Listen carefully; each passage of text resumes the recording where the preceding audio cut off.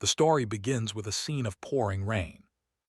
At that moment, Deculin was leaning against a wall, while a white-haired girl drove her sword deep into his chest. Her eyes were vacant, like a cold-blooded killer with no emotion at all. She gently twisted the sword in her hand, widening the wound. This made Deculin unable to stop himself from coughing up a mouthful of blood. However, Deculin did not seem to feel any pain. He stared at his opponent and thought, if she wants to kill me, she remains so beautiful and so heartless. As he thought that, he lifted his hand and gently touched that expressionless face. Then his hand fell limply to his side. The last thing he said inwardly was, "You damn bitch." At the same time, a notification suddenly appeared on the screen. Engagement cancelled. Request, Deculin's death. Congratulations, you have completed the stage. Watching Deculin's death on the computer screen, a young man clenched his hands in excitement. Finally fixed the bug. This damn bug took dozens of iterations to fix.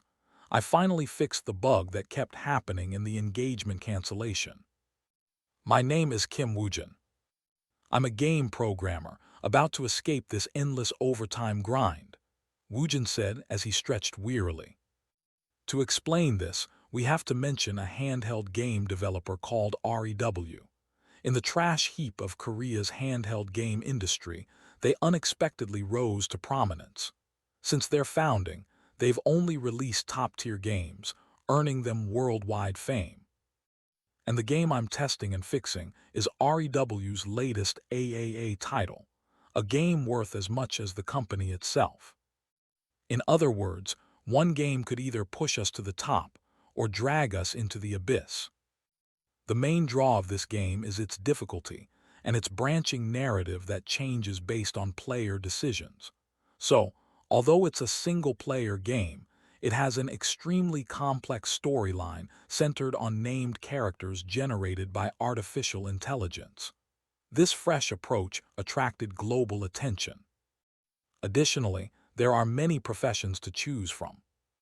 For example, knight, mage, adventurer, demon, ghost hunter, noble, and even royalty.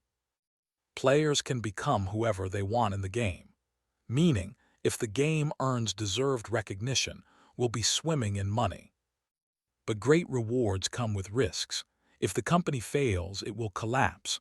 While we're here, let me explain why I've been working overtime for months. It's all because of this bastard, a profession, senior professor. Energy level, 3,357. He's the focal character in the death segment, the segment I finally got through without errors. A notorious villain, and one of the game's mid-to-late bosses. Because he's a major antagonist tied to countless roles, there were heaps of bugs to fix. But today, I finally succeeded in killing him without any trouble. The cause of his death this time was being beheaded by his fiancée. But now it's finished. Still, he caused a mountain of problems throughout the segment. Woojin thought as he clasped his hands together and stretched to loosen his muscles. Then at that moment, a girl's voice suddenly came from behind him. Woojin. How's the testing going?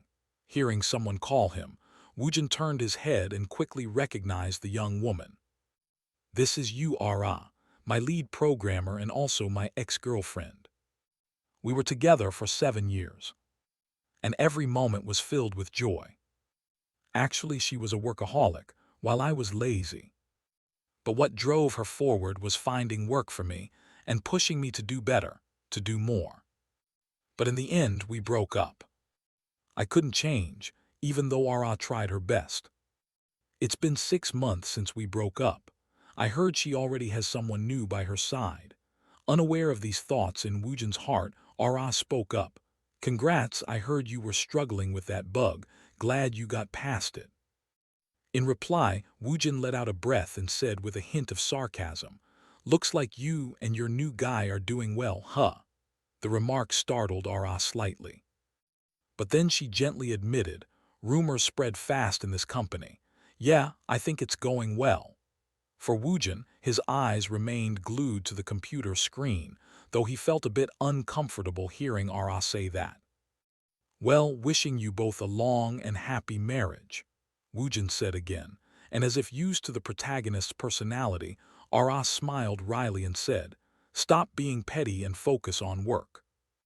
Then she remembered something and reminded Woojin, "Oh, by the way, the scriptwriters said they want to change the setting and have us alter some character templates." Hearing this, Woojin really wanted to slap the scriptwriter. "What? Again? They change it every day." The protagonist complained once before he changed the subject to Dekulin. "Speaking of that character, is he really a mid-boss? Players could kill him early if they're lucky." In response, Ara had to nod and admit, "That's the game's hook. The deeper Dekulin goes into the story, the stronger he becomes. Each player makes different choices, increasing difficulty along the way. Did you know this character was designed based on you? You didn't notice while shaping him. Both have that cheesy, fake look," Ara said, laughing with delight, while Woojin retorted, "But how many times have you met the scriptwriter? That's why I kill him every time I play before that point." Ara chuckled. Revealing this made Woojin glance and ask coldly, "What do you mean by that?" "Well, our personalities are similar," Ara shrugged, while Woojin widened his eyes in thought. "Really? I'm the one whose last line is 'you damn bitch' then." Putting jokes aside, Ara's tone grew serious as she asked Woojin's opinion. "Come on, don't worry so much. What do you think of the test level?" In response, Woojin candidly shared his thoughts. "The game itself is fun, but I'm worried. The company's survival depends on it." Behind him, Ara shook her head a little and said, "You don't need to worry about those things. The gameplay trailer has excited people all over the world. It definitely won't fail." Back in Woojin's view, he looked down and noticed something. He warned, "Hey, is your boyfriend standing down there? See, the guy leaning against that car." Hearing this, Ara looked out the window and saw a blond guy standing there. She scolded slightly, "He's late." Not letting her finish, our protagonist urged, "What are you still doing here? Don't make him wait. Go to him." Hearing that, Ara was silent for 2 seconds before answering, "You're right, I'll go then. Good job today, Woojin." "Yeah, bye," Woojin replied, but he didn't bother to look back. And so, after waiting until his ex-girlfriend had left the office, Woojin returned to his work, back to checking Dekulin. "But is that scriptwriter serious? He modeled him after me. He has 6 attributes. He's both a prodigy and a mediocre mage." When he was young, Dekulin was praised as a genius and hailed as a prodigy of magic. But in reality, he was much more mediocre than at first. So his combination of pride and arrogance created one of the worst personalities possible in a human. Honestly, at this point, can we even call him a person? They say the deeper he goes into the story, the stronger he becomes. But ultimately, he's surrounded by people who despise him, without exception. What else can I add to his personality? Subtle things that don't draw attention. After all, I'm his inspiration." As he said that, Woojin typed and clicked like a machine. And quickly an attribute called empathy appeared on the screen. "Let's see. This attribute is empathy. Will this give him compassion or pity?" "Yeah, do that. At least he should be more pitiable than me." "Since you're at it, go all the way. This one's good, I like this. And this one too, add that one." With that, Woojin began adding a total of 5 new attributes to Dekulin: empathy, wealthy magnate, Midas touch, good judgment, and a sturdy physique. At a glance, these were all excellent attributes. After finishing, even Woojin felt a little embarrassed for giving so many good traits to a character based on himself. "Oh no, I accidentally added too many good traits. Thinking back, I shouldn't have done that. I should restore him to his original state before anything happens. Return you to normal state," Woojin muttered and quickly typed on the keyboard. But just then a message arrived, startling him. "Holy shit, nearly gave me a heart attack. Who texts at this hour?" He glanced at the message and was even more shocked. "Wait, This is the scriptwriter. Woojin hurriedly messaged back. Ah yes, what do you want changed in the template? Tell me and I'll fix it right away. The scriptwriter replied, Nothing, I'm just here to watch. This message left Woojin a bit puzzled, not sure what the other person meant. So he sent another, Wait, what do you mean? You mean to check bugs together? To Woojin's question, the scriptwriter sent an even stranger message. Haha, no, look out the window. Curious, Woojin looked toward the window and wondered, the window, what's there to see? That was what Woojin thought. However, the moment he glanced out the window, his face went completely frozen. Above in the sky, black clouds swirled and lightning flashed within them. The most unusual thing was a large hollow in the center of the clouds, like a deep hole. Woojin's eyes widened as he wondered, what is that? Why is there a hole in the sky? Then, from inside that hole, a massive lightning bolt shot down, as if trying to tear the ground in two. Woojin's vision shifted. Countless chaotic images appeared in his mind, making him ask, what's happening? Hey, where is this? Who is this? A voice rang out. Remember this, always stay vigilant. Dekulin is not someone to take lightly. He may be down, but he can rise again at any moment. He's simply balancing the scale of his talent. After all, he's still a despicable villain. Cut to a lavish room where a loud voice rings out. Wake up, get up, wake up right now, Dekulin. The irritated shout made the young man, lying in bed, open his eyes wide. The speaker was a black-haired girl staring at the youth with a face that looked ready to devour him. How long are you going to lie there? Do you still call yourself human? Not answering the reprimand, the young man rubbed his face and sighed heavily. Ah, so that's it. It's been a few days since I possessed this body. But it still feels like a dream, Woojin whispered in a voice only he could hear. Meanwhile, seeing Woojin ignore her, the black-haired girl's lips pressed together. Then she shouted, How long will you lose yourself over a woman? Are you trying to disgrace the family name? I've left the documents here. If you don't want to be fired from the professorship you cherish, get up and go to work. With that, she stormed out of the room in anger. On his side, Woojin was still piecing things together in his mind. A week ago, the night sky suddenly flashed, and I woke up in an unfamiliar place, inside a strange body. I can say I'm in the world of the game I'm programming. The familiar scenery only reinforced my suspicion. Moreover, I'm in the body of someone who cannot escape death, regardless of how the world's plot unfolds. The worst character of all. I've become the villain, Dekulin. A week has passed since I arrived here. At first, I thought it was all just a dream. But as days went by, the feeling of being a living entity forced me to accept that this is reality. After dying like that, am I experiencing some kind of afterlife? In any case, what I'm sure of is, I am the antagonist of the game in development. Dekulin von Grahen Euclin. Dekulin is the mid-boss in the game, whom players must face no matter which route they choose. He is the enemy of the parents and lovers of countless characters, and also the source of all kinds of events. I've become such a villain. The biggest problem is, I don't know which stage of the game I'm appearing in. The only thing I know is the total mana I have, but I don't know how to use it. I can't defend myself in this state. I'm not kidding. During development, I tested playthroughs more than 1,000 times across all characters, including Dekulin, and Dekulin survives in only one scenario. He really is a villain created solely to fulfill his role as a mid-boss.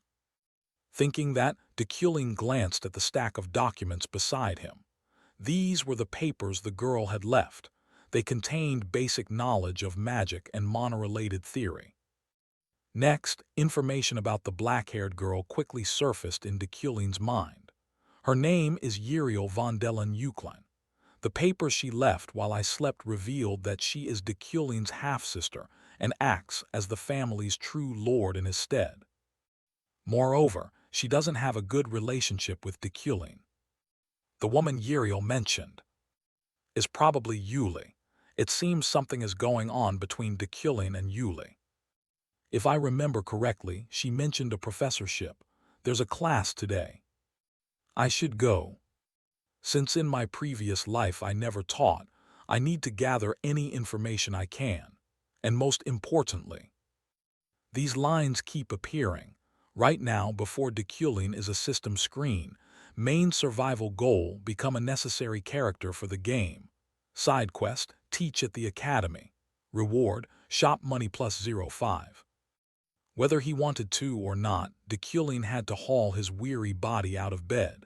As he moved, he kept reassuring himself, whether it's for it or for Yuli, I have to act. She's one of the factors that caused Dekulin's death. And the shop money is pretty important too, so how should I lecture? Of course I'm worried, but it's fine.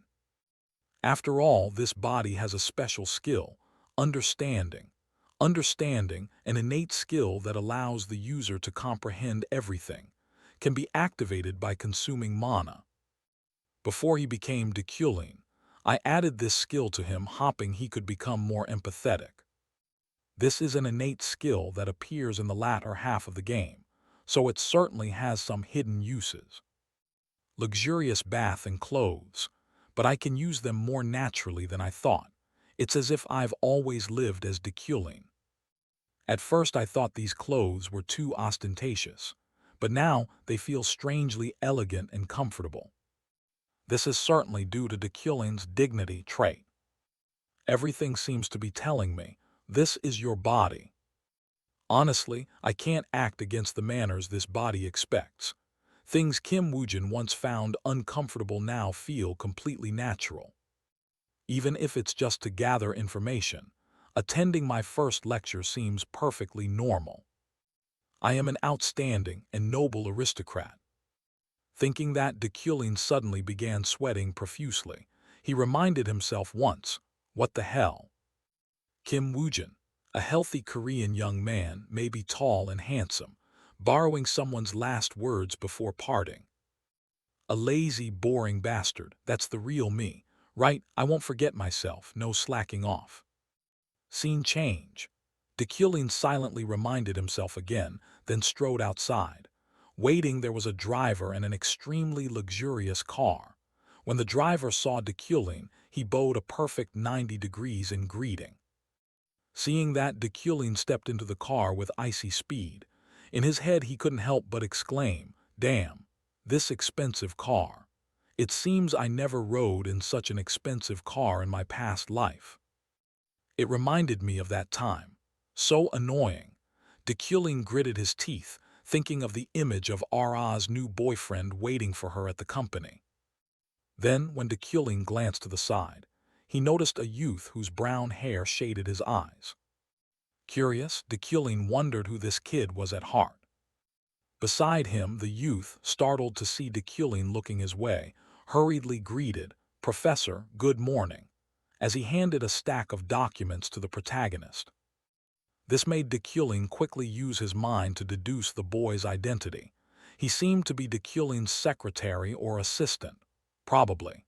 Thinking that, Dekulin reached out to take the documents and asked, "You're a mage?" Dekulin's unexpected question made the brown-haired boy exclaim in surprise, "What, huh? You've been teaching me for nearly 3 years." "Ah no, I was just joking," Dekulin shook his head. Next, while the protagonist headed to the school, he checked the stack of documents. These materials. I thought they were lecture notes, but it turns out they're lines I only need to read. The lecture content had been prepared from start to finish. I mean, there's no way this incompetent, arrogant Dekulin prepared a lecture himself. That kid must have done it for him. Thinking that, Dekulin felt a bit flustered and said, "Well done." But as soon as Dekulin said that, the student startled and cried, "What?" Dekulin said little and only instructed, "Rest until we arrive." "Yes, understood," the student hurriedly replied while the driver was also surprised. What has the young master just praised someone? He wondered inwardly. Back to Deculin. His face was now a little contorted and sweating profusely. What kind of absurd personality is this? My stomach twists just from one compliment. So this is Deculin's nature. I sensed it before leaving the mansion, but it feels like my mind is being influenced by Deculin's personality. The protagonist murmured inwardly, and not long after, the sleek black car stopped, accompanied by the driver's reminder. "We have arrived, young master." Behind him, Deculin said nothing and quickly opened the door and stepped out. Before him was an enormous complex of towering buildings. Inside the school grounds, countless students moved about, a sight that left Deculin overwhelmed. So this is where Deculin works, the Royal Academy. The lecture hall to go to is the Rodeo Auditorium. Time passed quickly. Cut to the Rodeo Auditorium. Inside, the hall was packed with students. They chatted excitedly. "Finally, I can attend Senior Professor Deculin's lecture." Hearing that, another asked, "Is he the genius who analyzes spells?" In response, someone with more info added, "Not only that, I heard he's a prodigy." Before the students could discuss further, a voice rang out. A figure appeared in the room and announced, "Attention, everyone." All the students immediately fell silent. "I am Deculin von Grahen Eucline. I have been assigned this lecture as a senior professor of the Mage's Tower." With the cold bearing of a true noble, Deculin calmly said, "Then let us begin." His handsome demeanor began to make the female students in the class swoon. "Wow, he's so handsome, and smart too, so cool." In another corner of the lecture hall, a girl who heard this clenched the paper on her desk. It trembled with excitement. "Cool, ha, we finally meet." Her gaze was full of hatred. "That filthy bastard Deculin. My father's enemy," she said, looking at the protagonist with a sharp glare. Returning to this strange girl's thoughts, memories of the past began to surface. 3 years ago, my father committed suicide. After years devoted to researching scriptural interpretation, he took his own life from the shock of his research thesis being stolen. The one who stole my father's thesis was hailed by the public as a genius of scriptural interpretation. Yes, I'm talking about that bastard Deculin. But I could do nothing. After my father's death, I lost everything. Once a noble, I lost not only my family but also our lands and all our possessions. In the end, I had nowhere to go. At that moment, I swore to myself, I will take revenge on that scum. After that day, I worked tirelessly day and night, until finally I was accepted into the Royal Academy where Deculin teaches.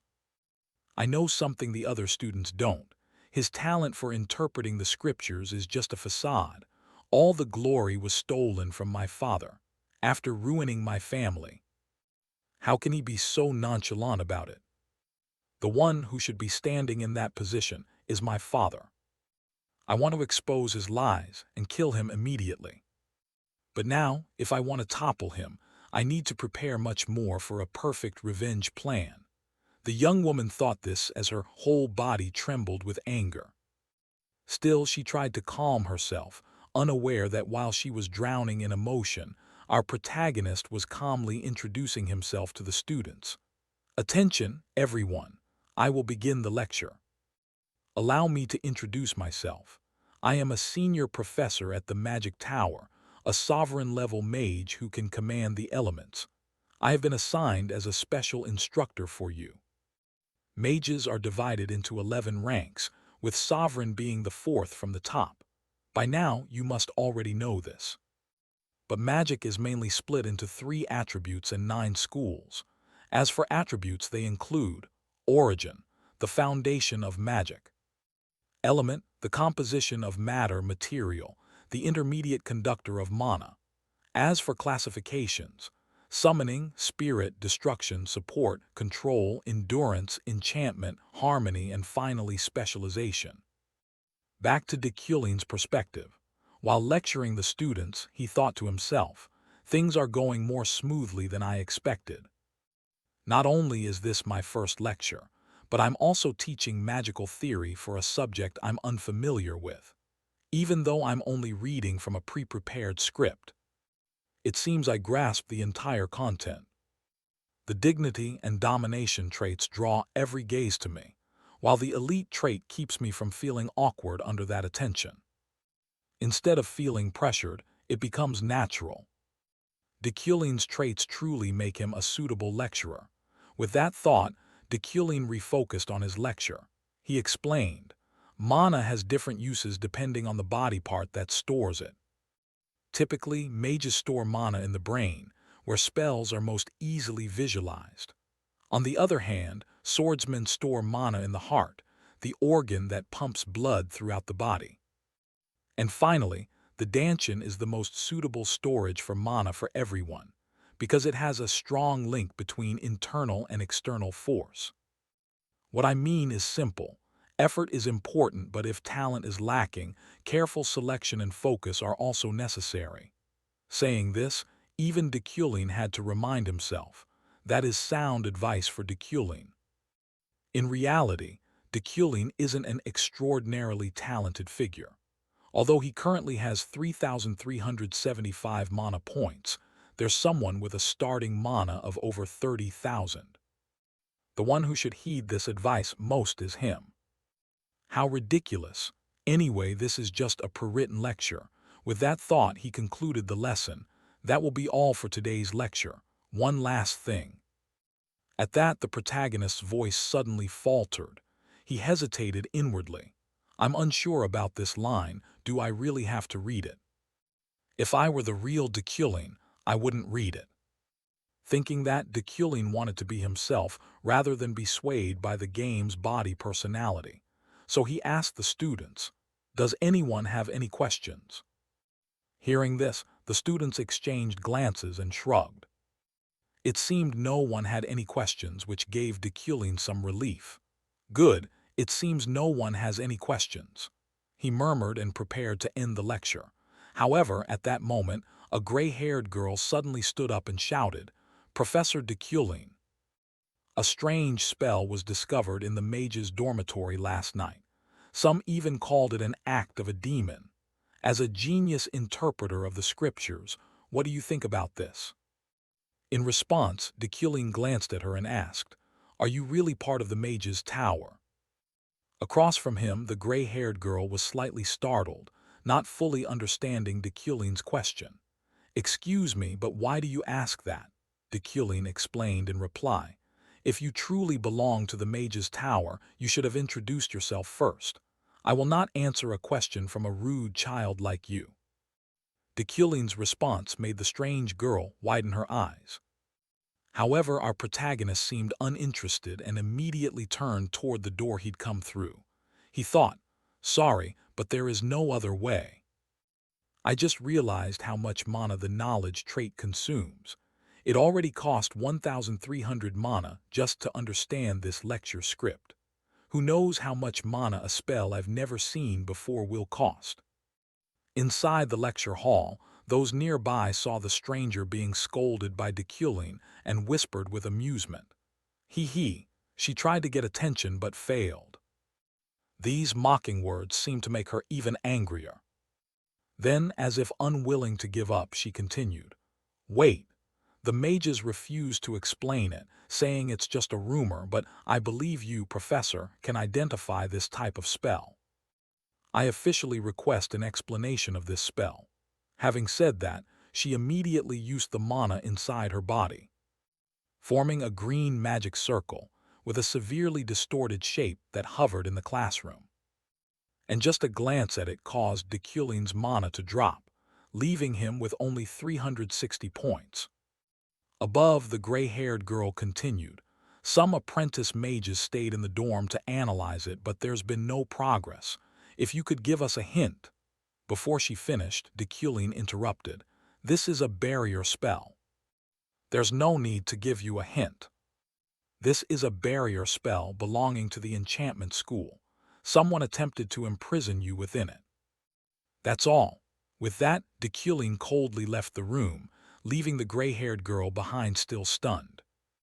And for completing his teaching duty, Dekulin also received zero point 0.5 shop points from the system. Time quickly passed, cut to the Mage's Academy dining hall. At this time, the gray-haired girl was still angrily recalling Dekulin's lecture. What a hateful man. I wanted to expose his fraudulent interpretive skill with an unknown spell. But instead he called me rude just because I forgot to say my name. I thought I'd die of shame. But he must have been caught off guard trying to escape the situation. He labeled it enchantment magic. Enchantment magic is very complex, so it usually requires an intermediary object. How could it be enchantment magic without an intermediary? What I showed him was an exact copy of the standard anonymous spell drawn on the dormitory's main door last night. Although people were initially alarmed, it became study material for newcomers. "I know he's lying," she muttered. Then from behind a red-haired friend came running up shouting, "Ephraim, Ephraim. The magic array from yesterday has been clarified when we restructured the incantation into a barrier." I was truly amazed. We were too afraid of the professor to ask anything, but you're really brave. On hearing this, Ephraim's face went blank. "Huh, wait, you mean, it really was a barrier spell?" To confirm, the red-haired girl nodded brightly. "Yes, Professor Dekulin is truly amazing, right? How could he know it was enchantment magic without an intermediary object?" "Thank you, Ephraim. We'll file a report on this. We'll make sure your name is included." Thanks," Ephraim replied awkwardly. Even afterward, she still couldn't accept that Dekulin had actually guessed the spell correctly. "Impossible. That can't be. It must have been a lucky guess. In the end, I only helped boost his reputation." Thinking that, she pulled a piece of paper from her bag. "Understanding Elemental Magic, Advanced Class, 5 credits, Instructor, Dekulin von Grahen Uklein." Looking at the paper, Ephraim pressed her lips together. She thought to herself, "A lecture taught by Dekulin this term. They say that if you know your enemy and yourself, you'll never lose. I'll have to steel myself to face that bastard every day." Ephraim vowed, a blaze of furious determination kindling inside her. Back with Dekulin, although he'd stepped out of the classroom, he couldn't help feeling a tremor of fear inside. That almost went wrong. The moment I glanced at that magic, my understanding trait accidentally activated. And merely looking at the interwoven lines of the magic circle was enough to drain all my mana. I still don't know what kind of spell it is. Even if I had twice my current mana, I couldn't fathom its rules. But at least nothing bad happened. As Dekulin thought this, a voice called from ahead, "Long time no see." The voice caught Dekulin's attention, and he quickly recognized who it was. She had white hair and bright eyes, the person he'd seen many times on his computer screen. Yuli von Dea Freyden. She was Dekulin's fiancée and a notable figure destined to reach the pinnacle of the knight vocation. He hadn't expected to run into her here. Yuli greeted him. "How have you been lately?" Dekulin replied with a frosty face, "I'm not sure, let's say I'm fine." For some reason, Dekulin's answer seemed to anger Yuli. Her brow tightened as she demanded, "You're fine, even though you broke the promise we made just last week." From Dekulin's perspective, he had no idea what promise she meant. "What promise? I don't know what she's talking about. Better to dodge this." Thinking that and wanting to avoid further trouble with someone as dangerous as her, Dekulin coldly stepped past. "I don't remember. Now then." Before he could finish, the knight blocked his path and snapped in a cold voice, "Are you planning to run away, just like before?" Dekulin began to sense that Yuli was determined not to let him go. So he had to stop and speak. "I seem to have forgotten because of the fever. Could you remind me what promise we made to each other?" At Dekulin's question, images from the previous week surfaced in Yuli's mind. At that time she had said to Dekulin, "Promise me." If you are honest with yourself and admit your pride and arrogance, I'll marry you, even if the world falls apart. Remembering that her trust had been betrayed, veins bulged on Yuli's face. She ground her teeth and said to the man before her, "It seems I was wrong to trust you.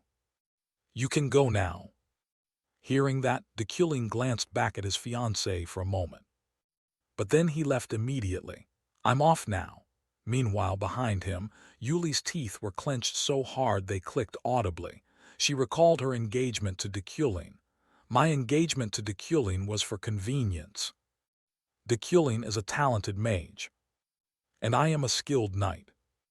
The union of the two of you will certainly be good for politics and lineage," Yuli's brother had said. Because both the Eucline and Freyden houses have royal bloodlines, no one opposed the marriage. Even Yuli accepted it at the time. "It's fine, for the sake of the family.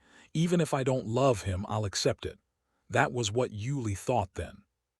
However, the two houses quickly discovered a truth. From the start, Dekulin's talent did not actually exist.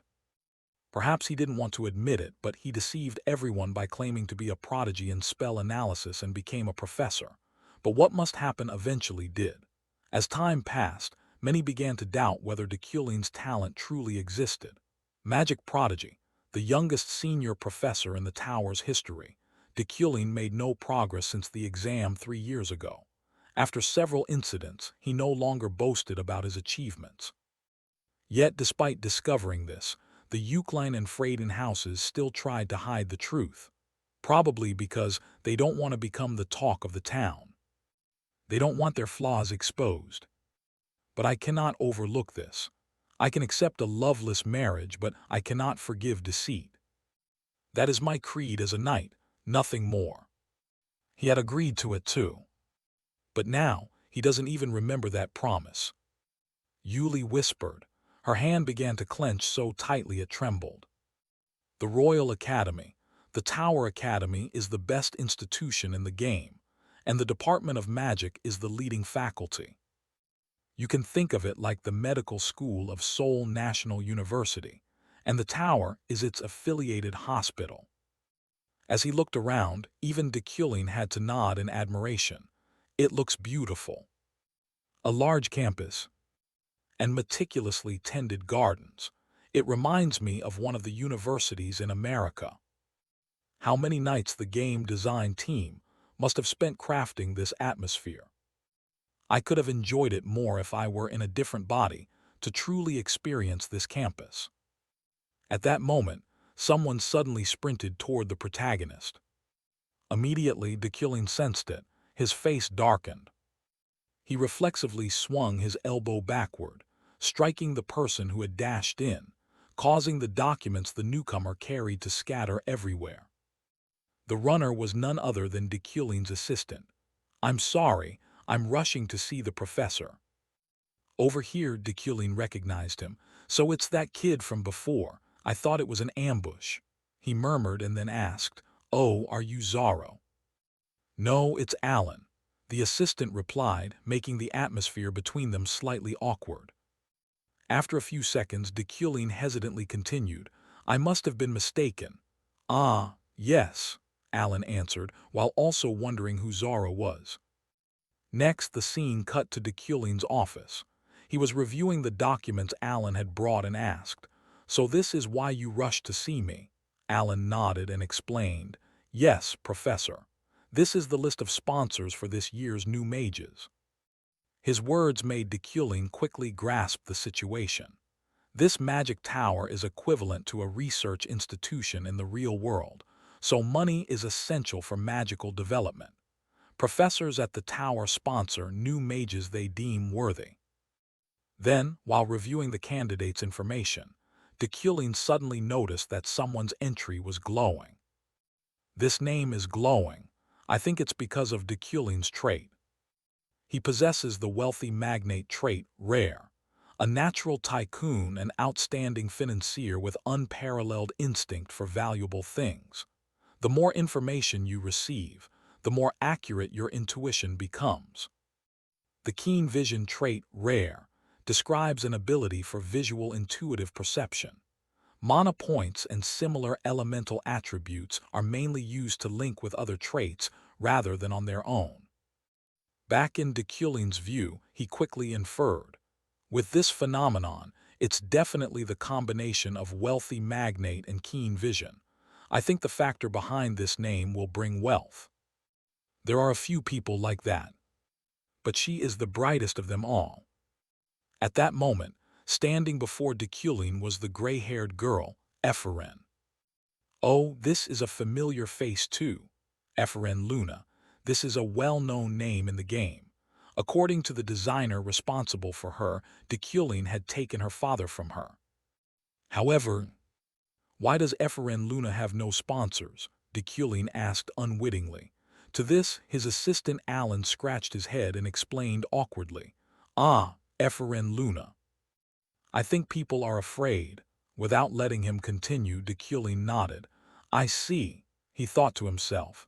It seems people fear what she'll do if they sponsor her. Let's see, she has enough talent to enter the Tower of Magic without the Academy. However, this Ephren Luna is Deculin's enemy. No, to be precise, Deculin is her enemy. If I let things play out exactly like in the game, I'll end up the same way, dead. A system notification appeared. Skill, villain's fate description. Everyone wishes him dead. However, what doesn't kill him makes him stronger. In the game, Deculin dies in many ways. Stabbed in the heart. Stabbed in the head. Poisoned in wine. Blown up. No matter the method, the fact of his death doesn't change. If I want to live, I have to make a different choice. A choice the original Deculin would not make. With that in mind, after about 2 seconds of thought, Deculin began to sign the paper. Then handed it to his assistant Alan. Alan, submit these and borrow a few books. I plan to write some things before I go home. Ah, yes, sir. Goodbye, Professor. Alan replied and hurried off to borrow the books. After watching him leave his office, Deculin fell into thought. I need a lot of money to survive. Money can prevent many deaths. Investing in a mage is a way to make money. However, that's still not enough. There are countless names in this world that hate me. They will kill me at the first chance they get. To survive, what I really need is an escape. I need to become stronger. However, Deculin's talent is only average. In this situation, I can't properly deal with future threats. I can't survive the many deaths still waiting ahead. Although I have one thing in my favor, my trait. Deculin can't control all 4 elements as he bragged, but he certainly has potential in manipulating earth and fire elements, combined with his magical manipulation talent. And as a result of combining earth and fire to form metal, Deculin developed a special characteristic called the Midas Hand. Midas Hand, unique rank, consumes the user's mana to unlock a target's potential. Thus, Deculin's talent for controlling metal allows him to manipulate floating swords with energy. Though calling them energy-controlled flying swords sounds grand, it's really just telekinetic control of objects. However, it's certainly not common in this world. What I lack in raw power can be compensated by manipulating the properties of metal. But to accomplish all that, first I must learn how to control it. I have to learn how to manipulate objects. Let's test it out. Think and do. Without hesitation, Deculin placed his hand on the basic manipulation magic guidebook in front of him. At the same time, he activated his understanding trait to learn faster. At that moment, a fierce surge of energy began pouring from him and formed an extremely complex magic circle in the air. Next, a storm of information began to flood directly into Deculin's head, causing sweat to stream down his face. The content and incantations of the mind tech were pouring into my mind, but very quickly the process ended. To test what he had just learned, Deculin glanced at the pen beside him and tried to focus his mind. Sure enough, shortly after, he was able to make the pen hover in midair. Our protagonist was quite satisfied with this result. Now I've memorized the basic mind tech and no longer need an incantation to cast it. Seeing something I only saw in the game realized like this. Even though it's only basic, if the result right after learning the skill is this good, once I learn advanced remote manipulation, I will reach nearly the level of power I want. But what should I do now? Could I inscribe magic arrays over my entire body? In this world, the larger the magic arrays, the more powerful they are. Then, if I fully understand my body with the understanding trait, not just the brain but the heart as well, I could enhance my object control ability by etching arrays across my whole body. Of course, there's a risk of overloading my body or encountering side effects, but this body has a trait called Iron Man, granting its possessor top-tier physical capability and innate bodily potential, allowing me to withstand those side effects. This is something that can only happen to me in this world. My remaining mana is currently 800, which should be enough to try a bit. With that thought, Deculin began experimenting directly on his body. The book in his hands erupted with a fierce light. Then countless strange runes began to flow into Deculin's body. Instantly, Deculin felt a terrifying pain descend. An incomparable agony, as if every bone in his body were shattering and each muscle being torn apart. Yet Deculin did not flinch. He would not utter even a groan, for that was the refined composure a noble should have. Time passed quickly, and eventually the process completed. And Deculin's remaining mana was down to a single point. His whole body trembled with pain. I feel utterly exhausted. I failed because of lack of mana. But I gained something. Now I have a magic array on my shoulder. At this rate, it will take me about 2 weeks to inscribe them over my entire body. Time passed quickly. A month after Deculin's lecture, today is the first day of class. Scene shifts to the Mage Tower. At this time, the students in the class were gathering together, intently watching the wooden board with Deculin's notice posted above.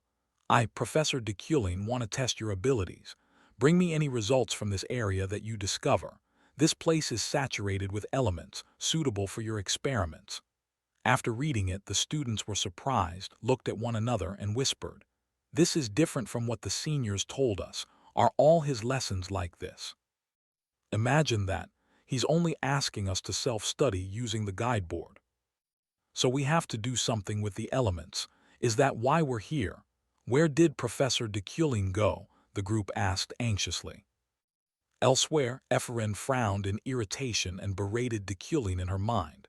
What an irresponsible man. Telling us to self-learn on the first day. What kind of bastard is he? No sooner had she finished speaking than a blonde girl came up from behind and bumped into her. However, the girl kept walking quickly and didn't offer a single apology. This annoyed Ephraim and she was about to curse her. But the moment she saw the blonde girl's face, Ephraim fell silent as she recognized who it was. It was Sylvia von Josefina Lade. Across from her, Sylvia tilted her head slightly toward Ephraim, but then turned and walked away. This left Ephraim somewhat dazed, wondering, she doesn't recognize me. Time passed quickly.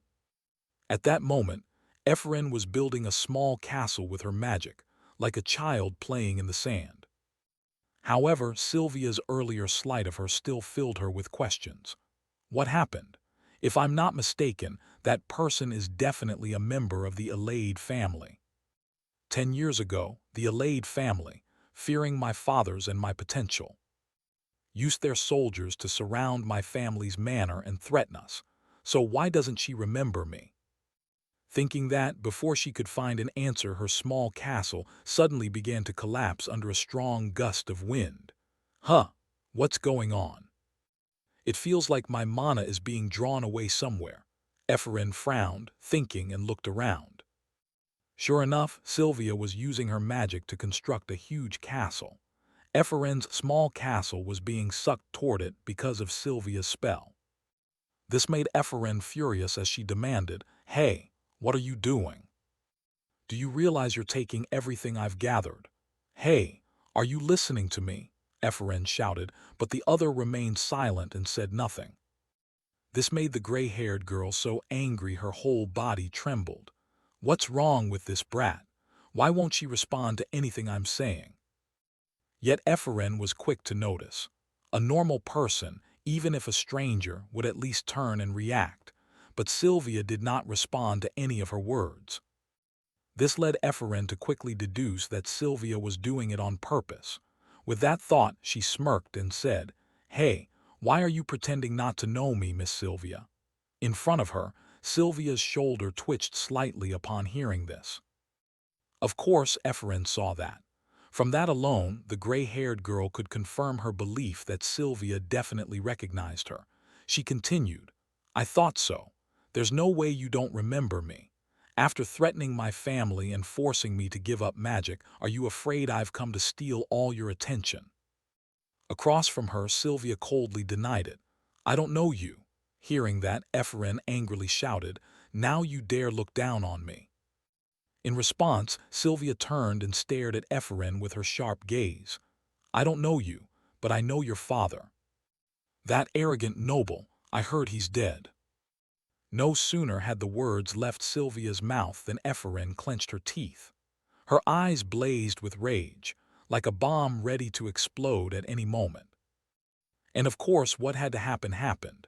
The students around them began to feel a massive magical fluctuation and turned to look. "Huh, look," a male student called out. Hearing that, everyone turned their heads and discovered. At that moment, Ephraim had concentrated energy into her fist and lunged straight at Sylvia without a second thought. She shouted, "What did you just say? Say it again." In front of her, Sylvia quickly used her magic, forming a barrier to protect herself. Ephraim's attack struck the barrier directly, producing a deafening explosion in the air. The students gathered around were pushed back by the force of it. Only after the blast subsided did panicked voices begin to ring out. "What just happened? Is anyone hurt?" someone asked anxiously. By their sight, Ephraim was now grabbing Sylvia's hair and demanding, "I told you to repeat that. How dare you insult my father?" Before she finished, someone in the group sensed a strange magical vibration and shouted in alarm, "What is that? What light is that?" Hearing this, Ephraim paused. She looked back and discovered that, without anyone noticing, a spatial rift had appeared behind them, radiating red-black energy. This sent the entire group of freshmen into a panic, screaming loudly. Even Ephraim, who had been so aggressive moments before, broke into a cold sweat at the sight. "It's a rift. It's where my mana and Sylvia's mana collided earlier. It's sucking everything around it in." Elsewhere, a student who quickly realized the urgency shouted, "Hey, it's about to explode. Run now." Hearing that, Ephraim felt her spirit lift. "No, if it detonates, metal shards will fly like stray bullets and everyone here will die." That was what Ephraim thought. However, she had no way to stop the rift. A few seconds later, the black rift detonated, releasing an incredibly violent shockwave. The ground around it was torn into pieces. Seeing this, Ephraim gritted her teeth and used magic to form a protective shield for everyone. But then she suddenly felt an unusual silence. "What is this? Why is it so quiet?" But it stopped, right? Ephraim thought as she looked ahead. What she saw was the cold, cool figure of Deculin standing there. All the shards of rock thrown outward by the explosion were suspended in midair, unable to move another inch. This made Ephraim start in shock. "Huh, when did he get here? And why did the fragments stop midair like that?" Unaware of the students' thoughts, Deculin began to manipulate the scattered fragments to converge. They flowed like a twisting stream, emitting brilliant colors that left the students in awe. The moment they saw Deculin use telekinesis, everyone around exclaimed in admiration. Because they were all students hunting their magical knowledge, they couldn't help but appreciate the beauty of this spell. It was a mesmerizing form of magic, whose beauty no one could deny. Back to Deculin, after tossing the entire pile of fragments aside like trash. Our protagonist also went cold and said to all the students, "Attention, today's lesson will end here. Everyone except those who caused this incident, please leave." Seeing Deculin's icy expression, Ephraim swallowed nervously. "It's over. I'm done for," she told herself. Time passed quickly as the scene shifted to the interrogation room. Because the chaos caused by Ephraim and Sylvia nearly sent the whole class into a disaster, the academy immediately launched an emergency investigation. As the professor responsible for the lesson, Deculin was present. Outside the entrance, a portly man saw Deculin and greeted him with a smile. "Professor Deculin, you arrived early. As expected, your serious demeanors are a model for all mages." This man was Ritlan, professor of spirit studies. The man behind him was Rilin, professor of support studies. Responding, a girl in a wizard's hat tilted her head and said, "Welcome, Professor Ritlan, Professor Rilin. Sorry for summoning you without notice. Thank you for coming so quickly." This girl was Adeline Sigilian, president of the Royal Academy of the Mage Tower. Hearing this, the two professors nodded and quickly took their seats. Next, a woman entered the room and spoke with a sour tone. "So who is it who dared lay hands on the Allied family's lady?" In response, the portly old Professor Ritlan laughed. "From what I hear, it's just a lowly brat not even enrolled in the academy, truly of dubious origin. But I also heard that Professor Deculin handled what could have become a major disturbance satisfactorily." "I've heard the same. Quite admirable," Professor Rilin chimed in. From Deculin's perspective, with his abilities he could read Ritlan's true intent with a glance. The flattery was for show. All the professors here were adept at shifting outcomes, so the result of this disciplinary meeting was essentially predetermined. On one side was the daughter of the powerful Allied family, Sylvia, while on the other was a fallen noble, actually a commoner, Ephraim. It was obvious who they would side with. So I had to change the outcome of this disciplinary meeting. Earlier, I could already perceive a deep red aura surging from Ephraim. Only I could see it because I possess keen sight.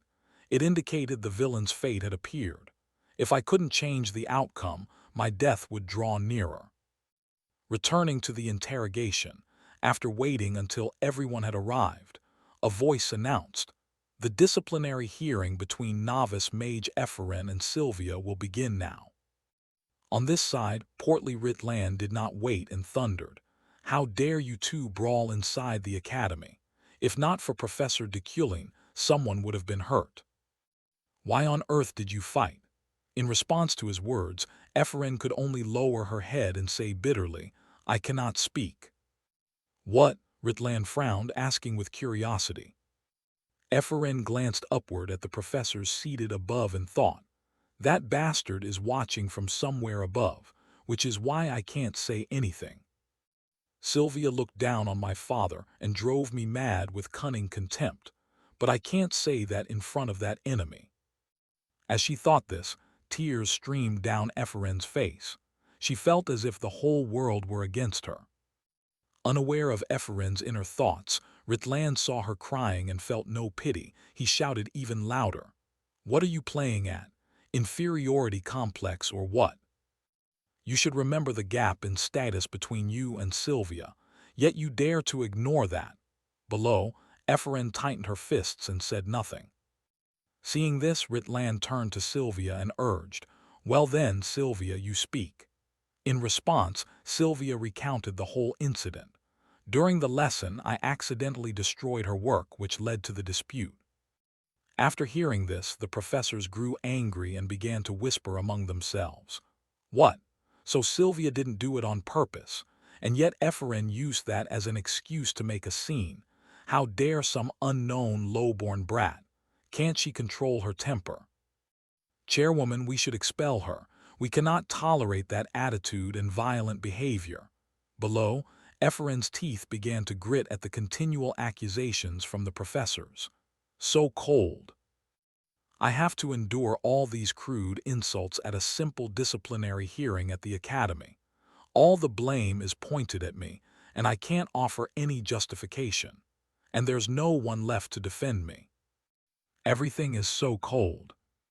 Deculin, it's all because of that name. The more she thought, the more her eyes filled with hatred. On the other side, seeing that everyone had reached a consensus, Chairwoman Adeline made a declaration.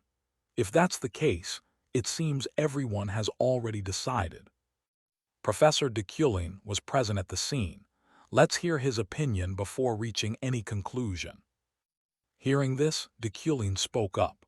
I, Deculin, ask you as a senior tower professor and member of the disciplinary committee. Do you think you bear no fault in this matter? Sylvia von Josephine allayed. Hearing this, both Ephraim and Sylvia flinched. Then Sylvia blinked and asked blankly, Pardon. Deculin's voice rang out again. Let me ask once more, do you truly believe you are not at fault in this incident? At this, Ephraim really had no idea what was happening. Not only she, even portly Ritlan was at a loss and stammered. What are you saying, Professor Deculin? Ignoring his words, the protagonist kept her icy gaze fixed on Sylvia and made it clear to everyone in the room. You certainly could have prevented that incident, but you did not. Or perhaps the ability everyone has such high expectations for in you is actually insufficient to do so. Deculin's sharp words left Sylvia stunned. But then she reacted quickly. She immediately lowered her head and accepted responsibility.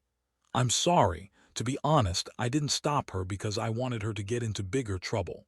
Beside her, Ephraim widened her eyes and thought, what the? Why did he ask Sylvia instead of me? No matter how you look at it, this is my fault. With that thought, she cast a suspicious look upward. Meanwhile, portly Ritlan thought similarly and advised. But still, Professor Deculin, the fault shouldn't lie with the defender. The attacker is the one to blame, right? In response, Deculin turned to him with a cold look. Contextually, the fault lies with me, the one who held the class. Professor Ritlan, do you want me to take the blame? Of course not, I just thought that would be unseemly, Ritlan replied hesitantly. To Ephraim, Deculin's words left her even more astonished. He even contradicted the professor siding with Sylvia. Why would he go that far? Could it be to protect me? Ephraim wondered inwardly. Then, to dispel the tense atmosphere, Chairwoman Adeline clapped her hands to draw everyone's attention. All right then. They're children. They need friction to grow.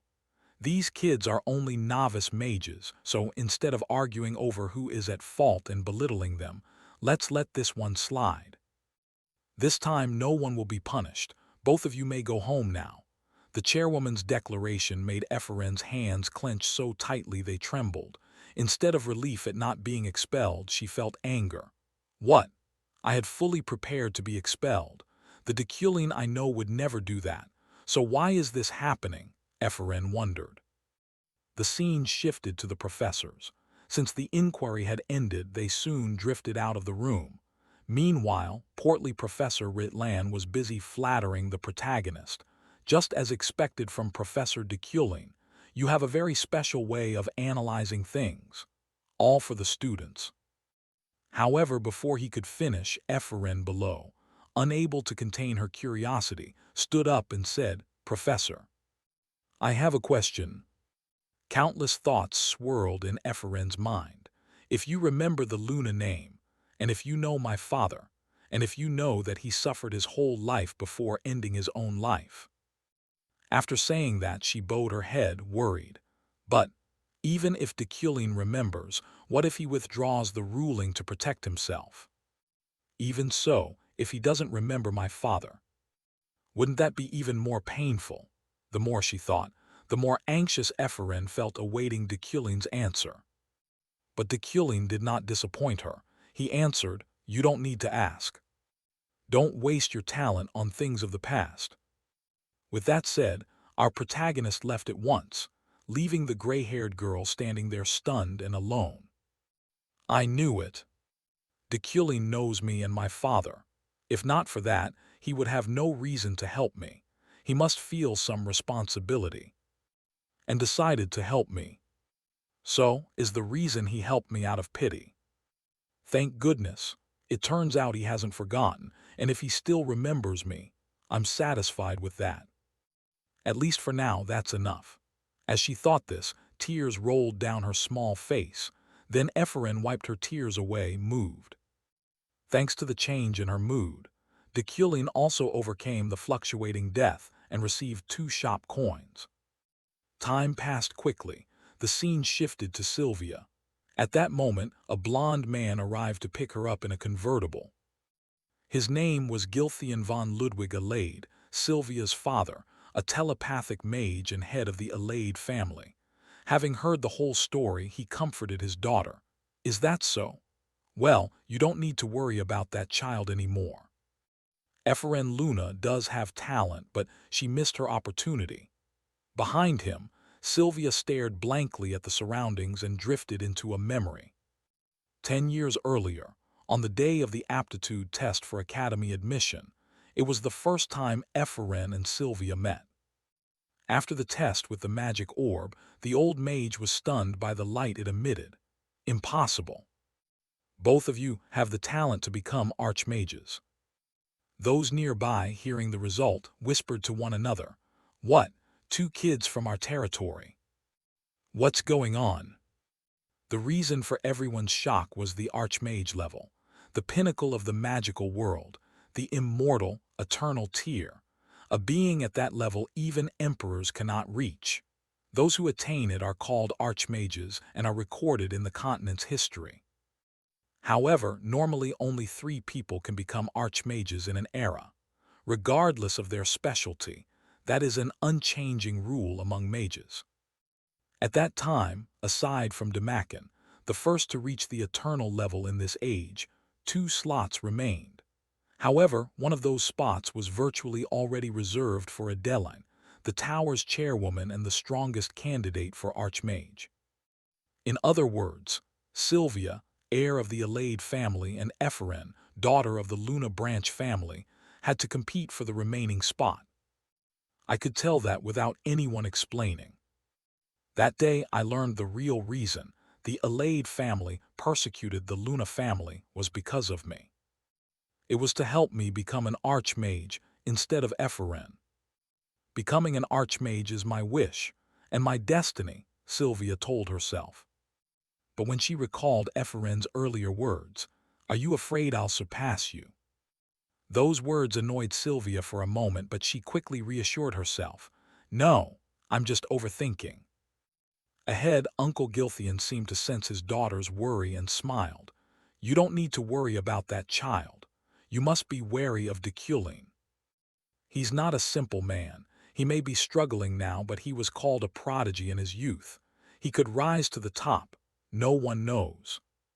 Sylvia, reassured by her father's words, thought, "I know. Professor Deculin saw through my trap."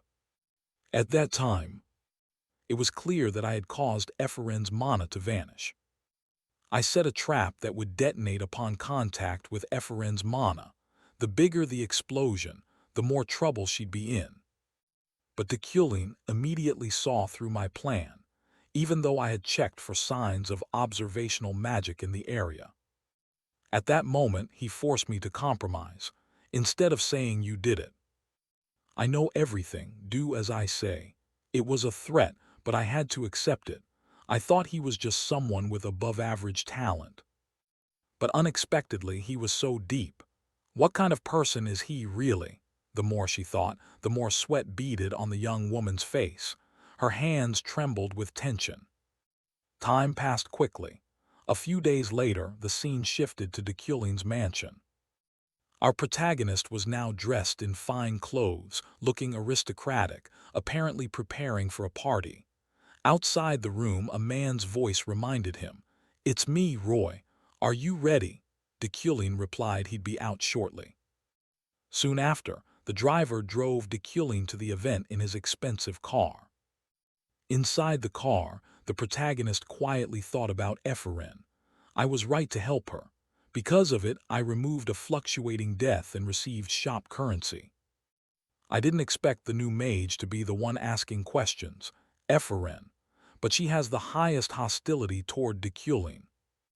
Of course, Sylvia might still resent me no matter what, but I had no other choice if I wanted to save myself. With that in mind, he paused and shifted the topic to today's trip. Social events, I'd rather avoid them. However, I can't miss the chance to earn more shop currency. He glanced at the system screen beside him. Side quest, attend the New Year's Bloom event. Reward, shop currency plus 0.5. Seeing the quest, Deculin reminded himself. I need at least 5 more shop coins to access the store, so I must check if any famous figures are at this event. Not long after, the car stopped at an elegant castle. When Deculin entered, 2 footmen at the door bowed to him. "Welcome, Professor Deculin." Paying no heed to the greeting, Deculin scanned the great hall, mindful of his purpose, to see if anyone could help him earn more shop coins. They all looked like high nobility, and I recognized many famous people. Especially Ihelm, the one I designed myself.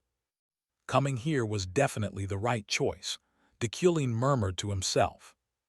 At the same time, an elderly man in the crowd quickly recognized Deculin's arrival and hurried over to greet him. "Look who's here. Isn't that Professor Deculin? My daughter studies in your class." Around them, other guests heard this and turned en masse, swarming like sharks at bait. "Oh, Professor Deculin, I've always wanted to meet you." Seeing the crowd closing in, Deculin had to retract his earlier thought that coming here was a good decision. Then, before Deculin could greet the nobles in front of him, a voice caught his attention. "Ganesha, I read about your exploits in Continental Magazine." Beside him, the elderly man was about to invite Deculin to dinner, but Deculin raised a hand to stop him and scanned the room as if searching for someone. "I just heard someone say Ganesha. Getting to know her could be a major turning point in the plot. This is the best move I can make today." "But where is she? I heard her name somewhere around here. I need to seize this chance to meet her." With that thought, Deculin looked around. At that moment on the second floor, a girl dressed like a captain was watching him intently. She was Ganesha, the 5th strongest character introduced earlier. Back to the protagonist's perspective. After a moment's search, he quickly spotted Ganesha's silhouette. She must be nearby. There she is. The woman with a red ponytail, wearing a faux explorer outfit. I need to hurry, Deculin reminded himself and quickened his pace. However, it seemed fate wanted to obstruct him. Just then, some random blonde bothered him, preventing him from moving. Professor Deculin. The one approaching was that blonde fellow Ihelm. His full name was Ihelm von Girion Rewind, a royal Dominion-level mage. Ihelm strolled up to Deculin and spoke casually as if they were old friends. "Ho ho, impressive. Senior Professor Deculin remembers me. What an honor. It's been a long time. How's your research going? A bit sudden, but I've heard some rumors." Deculin frowned and asked, "What are you talking about?" Ihelm replied with a pleased look. "Oh, nothing. It's just that your research hasn't progressed in 3 years and some doubt your ability. If you need help, I'm willing." Back in Deculin's perspective as the creator of these characters, he instantly guessed why the blonde had come, to provoke him. This man was Deculin's rival from school. They had been close, but after losing the senior professor position to Deculin, he grew jealous. Deculin would have been bothered at first, but such provocation meant nothing to him. And in truth, Ihelm wasn't entirely wrong. The rumors he spread were true. Thinking that, Deculin glanced up to the second floor and discovered that Ganesha's figure had vanished. She was gone. Ganesha disappeared. I lost track of her because I stood listening to this idiot. Behind him, unaware that Deculin was seething, Ihelm continued mechanically. "If you keep being arrogant like that, no one will like you." Back to Deculin. By now he could no longer contain his anger. He stepped closer to Ihelm and warned him coldly, "Hey, Ihelm. Enough with the nonsense. Get lost, you bastard." Having said that, Dekulin walked off, leaving Ihelm still stunned behind him. Damn it. I need to find Ganesha quickly before she leaves the party and meets that person. Otherwise my plan will fall apart, Dekulin murmured inwardly. Time passed quickly. At this point, the protagonist still hadn't found the formidable woman. Instead, he had to spend time shaking off the crowd clamoring to talk to him. Phew, even after losing Ihelm's tail, there were still plenty of idiots blocking the way. That's why I hate these social gatherings, Dekulin sighed in frustration. Then suddenly a voice called from beside him, Professor Dekulin. Recognizing the somewhat familiar voice, Dekulin looked toward the caller. To his surprise, it was Ganesha. In front of him, Ganesha looked at Dekulin with a teasing expression and said, "Did we meet by chance, or were you looking for me?" Hearing that, Dekulin didn't reply immediately, still taken aback by Ganesha's attitude. He hadn't expected to run into her while hiding from those lunatics. More importantly, were Ganesha and Dekulin already acquainted? Thinking that, he gave a wry smile and answered, "I just got lost." The redhead couldn't help but laugh. "How funny. I know you were looking for me. You must have something to say to me." "I'm sorry about that quest back then, but I returned the mission fee. Can you let it go this once?" At this, Dekulin immediately inferred. It seemed he and Ganesha had connected over some quest. Unaware of these thoughts in the protagonist's mind, the adventurer continued, "I'm sorry I didn't bring those magically talented children you mentioned. No, it's not that I didn't bring them. I grew close to them, so I couldn't hand them over to you." She said this with a complicated expression. Meanwhile, our protagonist still couldn't piece together the full story. I don't know what she's referring to, but it seems Dekulin has done this many times, trying to make up for his shortcomings with talented children. Turning to Ganesha, her tone shifted slightly as she asked, "Let me ask you something. How long do you intend to keep living like this?" Her voice dripped with sarcasm, and her words made Dekulin reflect, recalling many things. How long, huh? Before I entered Dekulin's body, he listened to the temptations of worthless people, destroyed the trust around him, and hurt many people for his own benefit, but I'm different. With that thought, Dekulin leaned on the balcony railing, looked into the distance and said slowly, "From now on I will live differently." To Ganesha, her remark had been pure mockery, yet she received a completely unexpected answer. This made her stare at the protagonist in astonishment. "I didn't expect that. I thought you'd kill me, because I opposed the secret mission and ran away." "You're worrying too much," he said. The protagonist waved his hand, secretly admiring the stupidity of his former self. He actually seriously tried to kill Ganesha, the top combatant right now. He must have wanted to die. I knew nothing about Dekulin originally, but Ganesha is someone who could kill anyone with a single hair. Her attributes are immortality and master martial artist. She is a warrior who has reached the pinnacle of martial arts. Now that I'm in his body, Dekulin couldn't send assassins to kill Ganesha. If he had, he'd probably be in a coffin by now. It's a bit different from what I expected, but I still achieved my goal at this networking party. There's no reason to stay here any longer. Thinking that, Dekulin didn't want to stay at these social events any longer, so he told Ganesha, "I'll be back, so don't worry about things." Seeing him leave like that, Ganesha curiously asked, "Are you really just going to leave? Is that okay? No assassins or murders coming after you?" "I don't have time for that," Dekulin replied coldly. His words left the redhead momentarily stunned. Back with Dekulin, as he walked he was thinking over a few things. With the power of the Yuklan family, as Ganesha said, he could use the Adventurers Guild to put pressure on her. However, Doing so would increase the variables around his own death. Just as Dekulin considered this, almost as a reward for his correct decision, the system issued a reminder: villain fate avoided, cause of death averted. Shop coins +1. The notification left Dekulin looking dazed. What? Before it was overcome, now it's avoid. I didn't notice, but that conversation was one of the causes of my death. I can't be careless here. The more he thought about it, the more anxious Dekulin became, and he wanted to leave the party immediately. A careless word could lead to a painful ending. Cut to another corner of the party where a brown-haired girl complained to her friend, "Hey, how much longer are you going to sit here?" Her name was Rayleigh.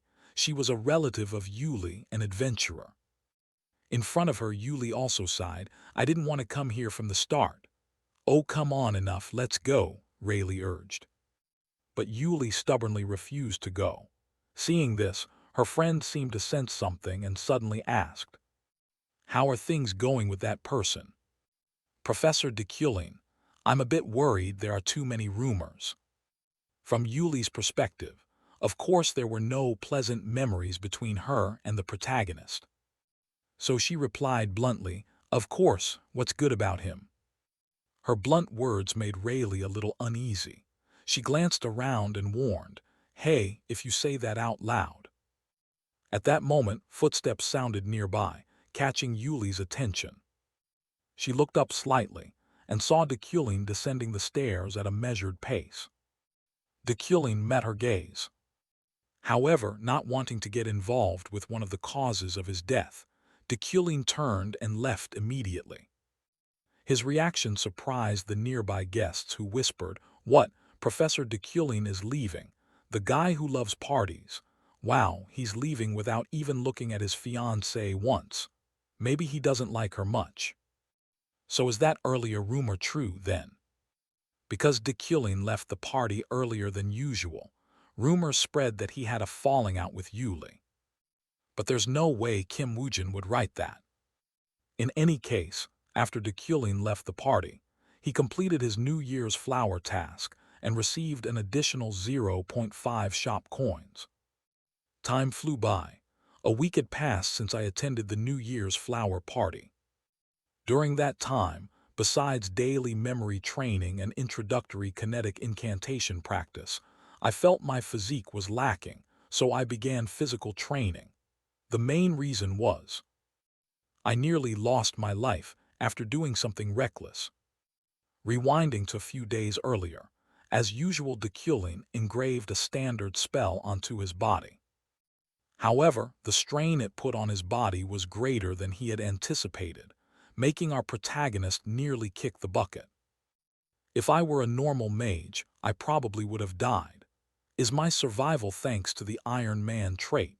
After meeting Ganesha the other day, I craved greater power and carved the kinetic incantation, metal control next to the object subjugation incantation, ready to enhance metal manipulation. The aim was to upgrade by implanting a magic core into the kinetic incantation. This method shortens the time needed to learn spells, but in return, it's extremely dangerous. After realizing the terrible pressure it exerted on my body, I decided to train my physique. As a result, I established a morning routine. With that thought, Dekulin finished his exercise. Perhaps because of the Iron Man trait, after only a short training period his muscles became remarkably defined, no different from long-time practitioners. Phew, time to head to work. Dekulin exhaled softly. Time passed quickly, cut to Dekulin's office. At which point his assistant Alan arrived and handed him a document bag, explaining, "This is a notice just received from the Mage Tower. The sender is the Professor Qualification Review Committee of the Mage Tower." Hearing this, Dekulin's expression changed and he quickly inspected the letter. Inside the letter it read, "We hereby inform you of a hearing scheduled within the next 6 months concerning the progress of the research you are conducting, Professor Dekulin. Until then, please prepare all relevant documentation." For Dekulin, such a sudden investigation was difficult to deal with. If an audit hearing is held, it means his research has been stalled for some time, even before I entered this body. This is an unfavorable situation for me. In the game, Dekulin was always a bona fide professor. Perhaps the prerequisite for this mission is to retain the title of professor. If I lose it, all hope of returning will vanish. Therefore, I must find something, anything, in Dekulin's laboratory. To find a way to save myself, Dekulin was standing at the lab door. However, after opening the door and entering, the sight before him left him speechless. It was a complete mess. Books, papers, and furniture were tossed everywhere, a chaotic jumble. It looked like no one had set foot in here for a long time. If Dekulin had actually been here regularly, the lab would never be this disordered. Thinking that, Dekulin cast an eye toward a pile of muck not far away. He sensed something about it. That trash heap looked particularly odd. Was it hiding something? I don't know whom to blame, but this is probably the most effective way to hinder Dekulin. Fortunately, I had learned the kinetic incantation in time.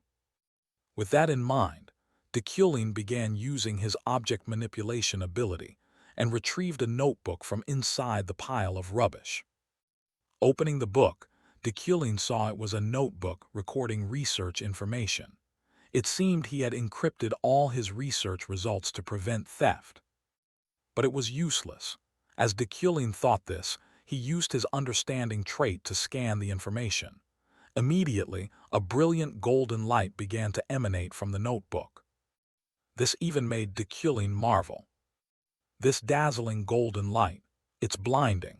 It seems his research truly is extraordinary. Thanks to combining the prosperity magnet and keen vision, I could perceive this splendor. However, the research was still incomplete. It was torn and had many gaps. Even the logic in parts of it was entirely flawed. Even so, the research was grand enough to trigger the prosperity magnet. Next, he also found a pendant clipped inside the notebook. Inside was a photo of the little Epherin posing with a man, seemingly her father. This child is Epherin Luna, right? So that's it. It seems that when Epherin's father worked as a researcher for Dekulin, he desperately tried to hide this. The grudge the Luna family's mages hold against Dekulin. Clearly, Epherin's tragic life was because of him. But don't worry.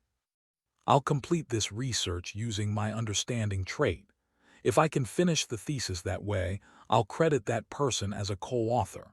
Of course, I need my own achievements too, so I can't just list only your name. In another scene, cut to the Academy campus cafe, Epherin was sitting there discussing with a group of classmates. Among them, the orange-haired girl loudly said, "Got it. We commoners have to stick together. There are only 30 of us from common backgrounds in this class. If we don't cooperate, we'll suffer sooner or later." "You think so too, right, Epherin?" She said this as she turned to look at Epherin, causing Epherin to startle and think. "I used to be nobility." Whatever. Never mind fulfilling noble duties. If I don't even have a house or land, what kind of noble am I?" Thinking this, Epherin sighed heavily. Unaware of these thoughts in her heart, the orange-haired girl continued to urge, "Right, Epherin, you must be there. You're the representative of the commoners." "Exactly. You were also a victim of Sylvia." The group spoke over one another and turned to Epherin with expectant looks. This made Epherin force a strained smile inwardly. "Ha ha, so they think I'm some sort of commoner representative." In another corner, a female student stammered, "Actually, if we want to form a club, we need a supervising professor's permission, right? I don't think the professors will like us gathering like this." This reminder made the orange-haired girl rub her chin and admit, that's the biggest obstacle. Maybe ask Professor Relin." She suggested that, but the male student opposite shook his head and explained, "He's famous for currying favor with nobles. The fat noble himself." "What about Professor Carmel?" she asked, but was immediately shot down. "Don't mention that name. The moment that Professor sees commoners, he turns his back. And of course, Professor Deculin is out of the question." Back to Ephraim's viewpoint. Unlike the others brainstorming ways to form the club, her head was fixed on the pile of food, making her mouth water. "They don't like that food, do they? Hopefully they won't eat it," she silently prayed. But before her wish could come true, the orange-haired girl suddenly slammed the table and proposed. "Right. Ephraim, go ask Professor Deculin." "You'll ask for us, won't you?" The friend's words made Ephraim's face flush purple. While the others seemed to think this wasn't a bad idea, the male student beside Ephraim said, Come to think of it, he's fairly fair. He looks down on everyone, nobles and commoners alike." Opposite them, the orange-haired girl excitedly added, "You avoided punishment thanks to him. Doesn't that mean you're on his radar?" Hearing this, Ephraim began to reply with an embarrassed look, "No, that's not it. Do you really think he's that kind?" As she said this, sweat poured from her face in fear. "Why is the atmosphere getting so weird? I don't want anything to do with Deculin." Thinking this, and to avoid the task of asking Deculin falling on her, Ephraim immediately bolted away. "I can't do it anyway." "Don't say that, think it over." The orange-haired girl chased after her, holding the petition to give to Ephraim. However, Ephraim resolutely refused. "I told you, you're completely wrong. If I do it, it'll only backfire." And so the two of them chased each other for a while. But just as the orange-haired girl caught Ephraim's arm, her face suddenly went blank. This made Ephraim unconsciously ask, "What's wrong, Julia?" Before Julia could answer, a familiar voice sounded from behind. "Ephraim, step aside." The voice belonged to none other than our protagonist, Deculin. Seeing Deculin appear, Ephraim's expression stiffened and she couldn't react. When she turned around, she realized that sometime earlier her close friend Julia had slipped into the cafe and given her an encouraging look. "Good luck, Ephraim." "Julia, when did you sneak in?" "Coward," Ephraim yelled inwardly. On our protagonist's side, he had no time to watch the exchange between Ephraim and Julia, so he simply walked away. Seeing this, though a little frightened, Ephraim tried to steady herself. She carefully held the petition forward and said, "Professor Deculin, I want to form a club, and I need your signature. I don't want to bother you, I'm just worried you might not approve a club that includes commoners." Turning to Deculin's perspective, Ephraim's words made him pause for a moment and consider the issue. "I don't want to be involved with Ephraim, but she's right. The truth is other professors won't cooperate with me. So instead of wasting time on those liars, why not just give it a try?" With that thought, Deculin reached out, took the petition, and quickly signed it, admonishing, "Send the details to my office." "Here, take it." Deculin handed the petition back to Ephraim, who still couldn't believe her eyes. "He actually signed it. He actually agreed, Deculin." Meanwhile, Julia rushed over and hugged her in celebration. "Wow, you really got his signature. I didn't expect that." Ignoring the comments, Ephraim kept her gaze fixed on Deculin. She truly couldn't understand why he acted that way. Why, like at the disciplinary council, why is he being kind to me? Time passed quickly, cut to Deculin's lecture hall. By now his lecture had begun. Today's lesson is understanding the pure elements. As you know, elements are the foundation of all magic. However, many mages still don't grasp the difference between classificatory magic and pure elements. Below, Ephraim remained lost in the chaotic thoughts caused by Deculin's sudden kindness. She began to wonder inwardly, is it because of guilt or empathy? He led my father to his death. Even if he's kind to me, it would feel fake. If he truly knew he was wrong, he should reveal the truth and show remorse. The more she thought, the more her hands clenched and trembled. Julia beside her noticed this and anxiously asked, "Are you okay, Ephraim?" "Don't worry about those people. They know nothing but gossip." Julia said, looking away in disgust, which made Ephraim a bit puzzled. What the hell is she talking about? At that moment, following both their gazes, a few noble students not far off were staring at them with expressions full of contempt. This made Ephraim force a bitter laugh. Ha ha, I've become an enemy of the nobles after that incident, although I'm a noble too. Thinking that, accustomed to others' scorn, Ephraim exhaled softly and turned to say, I'm fine, Julia. They always are like that. Let's focus on the lesson. After saying that, she listened attentively. She'd heard rumors that Deculin's classes were very different. While these thoughts ran through her mind, our Deculin continued his lecture. The magic circles you've been using so far also have meaning in each stroke. At that, Deculin immediately used his magic, forming a magic circle above his palm. A small flame rose from it. Then Deculin continued. This magic can change color by adding 2 strokes to the circle, because those 2 strokes determine the flame's color. That's what we'll learn today. The flowing flame. As he spoke, he used his telekinesis to make the book float in his hand.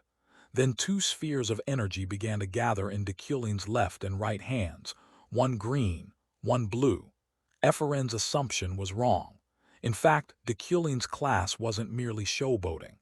As a professor, Kim Woojin's lecture was beautifully demonstrated using magic to explain things with deep understanding. This shocked the new students in the lecture hall. And the same went for Sylvia, who had lost interest in study because of her own talent. Unbothered by the astonished looks below, Deculin kept explaining step by step. As you know, this magic circle summons water. However, if you combine this with pictographic magic, it becomes like this. Saying that, he demonstrated it for his students. At that moment, the magic circle deepened to a rich purple, and the flame it produced undulated like a river flowing through the air. This left the students in the class dumbstruck. It actually turned into a current. The fire is flowing like water. Opposite them, the most astonished was none other than Sylvia. Impossible. I didn't expect his class to be so theoretical. Most mages called prodigies use intuition to wield magic, so their theory is like a template. If all mages prioritize theory, then all magic would fit the same mold. If you focus too much on theory, you have no time to practice magic. Trying to understand every spell purely through theory is inefficient and makes training difficult. This is the paradox of magic. To become a high-level mage, you must have strong intuition. But high-level mages cannot explain their intuition with theory. For someone whose genius is being questioned by others, dedicating a lesson to theory like this is unthinkable. The more she thought, the more curious Sylvia became. Time passed quickly, cut to the Magic Tower dormitory. Ephraim had just finished Deculin's class and returned to her room. As she walked, she sighed. It's really different from the rumors. I've never focused so much in a class like that. She said this as she frowned slightly at the door, which had countless insulting phrases scrawled on it. But Ephraim wasn't angry about it. She just found it bothersome. How long are these people going to keep pulling this prank? It's only gotten worse since I had that run-in with Sylvia. Saying that, Ephraim paused when she noticed a paper bag wedged in the door crack. Reading what was written on it, Ephraim's face showed confusion. A sponsorship certificate. Wow, I almost believed it was real. There's no way this is real. Who would sponsor me when both the Alade family and Deculin hate me? Actually, it's a good thing. I can report this and claim the reward. Ephraim gave a wry laugh and quickly went to the Magic Administration office to inquire. However, after receiving confirmation from the staff, Ephraim's face went vacant. It's real. Ephraim recalled the moment the clerk announced, "This isn't a joke, the seal is genuine." She couldn't help shouting, "What? Are you kidding me?" Just thinking about suddenly having a sum of money made her face bloom with joy. She even doubted whether it was a dream and pinched her cheek to check. This will wake me up, wake up. Then suddenly, Ephraim's expression shifted to worry. Wait, did anyone see me? What if someone finds out I have 100,000 elni? I should pack in case something happens. I shouldn't go to the magic administration. That clerk had a strange look. Maybe she covets my money. Oh my God, I should have been more careful, Ephraim screamed. The moment she stood up, her small head banged straight into the front of the desk, causing her to clutch her head and tremble in pain. Pausing for a beat, a wave of emotion began to wash over Ephraim. Tears welled at the corners of her eyes. I'm still not dreaming. Someone noticed my talent. There are still kind people in this world. Keep going. Just a little more, Ephraim told herself. In another development, Uriel had just been told some bad news by the steward, prompting her to ask, "Are you serious?" Up ahead, the steward nodded in confirmation. Yes, he went to the Schatzenjewel auction. He should have arrived by now. This made ruffle her hair in frustration. He just lost 10 million last year. What disaster is he planning this year? If he causes trouble again, I won't forgive him, she shouted. Scene shifts to Luton City, Schatzenjewel. At this moment, de Kuelin's carriage had just arrived at the auction house. Of course, de Kuelin wasn't the type to waste time on trivialities. He always had a purpose when he came. Finally, I can buy what I want. Using psychokinesis as his primary magic for the first time, he realized he needed more metal to compensate for his limited talent. The items I always carry are made of steelwood, but that's only a temporary solution. What I truly need would be available at today's auction. With that thought, de Kuelin opened the door and stepped into the waiting room. However, the moment he entered, he immediately saw a person he hadn't expected. His fiancée-to-be, Yuli, was also sitting inside. Ah, damn it, why is she here? I didn't expect to meet Yuli in a place like this, de Kuelin complained inwardly. At the same time, Yuli noticed his presence. She frowned and took a few steps toward de Kuelin with an unhappy expression. I hope you're well. I heard you handed 2 young mages over to the disciplinary council this time. Hearing that, de Kuelin calmly replied with a cold face. That news is old. Is there a problem? Are you going to blame me? Yuli was silent for a few seconds. Then continued, they're all newcomers. Do you want to crush their dreams? One day you'll feel remorse. Don't repeat the mistakes of the past. This is my final piece of advice to you. Across from her, de Kuelin inwardly rejoiced at those words. Final piece of advice. Those are Yuli's last words to me. Perhaps she's planning to cut ties with me. Fine by me. I think that's for the best. No matter how beautiful she is, I don't want to marry. There's no need to be tied down in this world for something I've never experienced in real life. Besides, there are too many deadly variables around her, including herself. If I'm careless, I could die right at my own wedding. But isn't Yuli not the sort to attend auctions? So what is she doing here? De Kuelin wondered. De Kuelin also asked directly, did you come to the auction just to tell me this? The suspicion in his voice made Yuli startle. Then she puffed up like an annoyed cat and shouted, stop imagining things. I didn't come here to find you. I came because there's something I need. I told you I really am here to bid. Seeing her flustered, raised a hand to reassure her. All right, calm down. I got it the first time you said it. Yuli pouted, still seeming upset. Then turned and left decisively. Meanwhile, de Kuelin watched her retreating form and gave a small smile. How cute. This is the first time I've seen her like that. Thinking that, de Kuelin suddenly froze. Wait, what was that feeling just now? I was just thinking about how dangerous being with her would be. Could it be that I've been influenced by de Kuelin's emotions? I've been very careful to keep my personality from merging. Something's wrong. My heart suddenly raced when I saw her. Right, I'm probably overthinking it. He rubbed his chin in thought. At that moment, an announcement sounded. Attention all guests of Jewel, the auction is about to begin. Time passed quickly. Scene shifts to the auction hall. On stage was a large table with an object covered by a cloth. Then the host signaled an attendant to pull the cloth away, revealing the item inside, a porcelain vase. Seeing this, the host excitedly announced, presenting the first item, an oriental vase. Behold these graceful curves. This is the work of an Eastern artisan. Back in Deculin's view, he began to see intense golden auras radiating from the vase. The light was so brilliant it nearly blinded him. This is the light I saw when inspecting Yuli's documents. That light keeps getting stronger, if that's the case. Above, the host also began calling out bids. Number 993 bids 700,000. Number 1038 bids 750,000. Number 1413, 1,500,000. Oh, customer number 777 bids 2,500,000. Congratulations to customer 777 on winning the item. From Deculin's perspective, thanks to his affluent mogul status, he could easily assess the value of the auction items and spared no expense to buy them.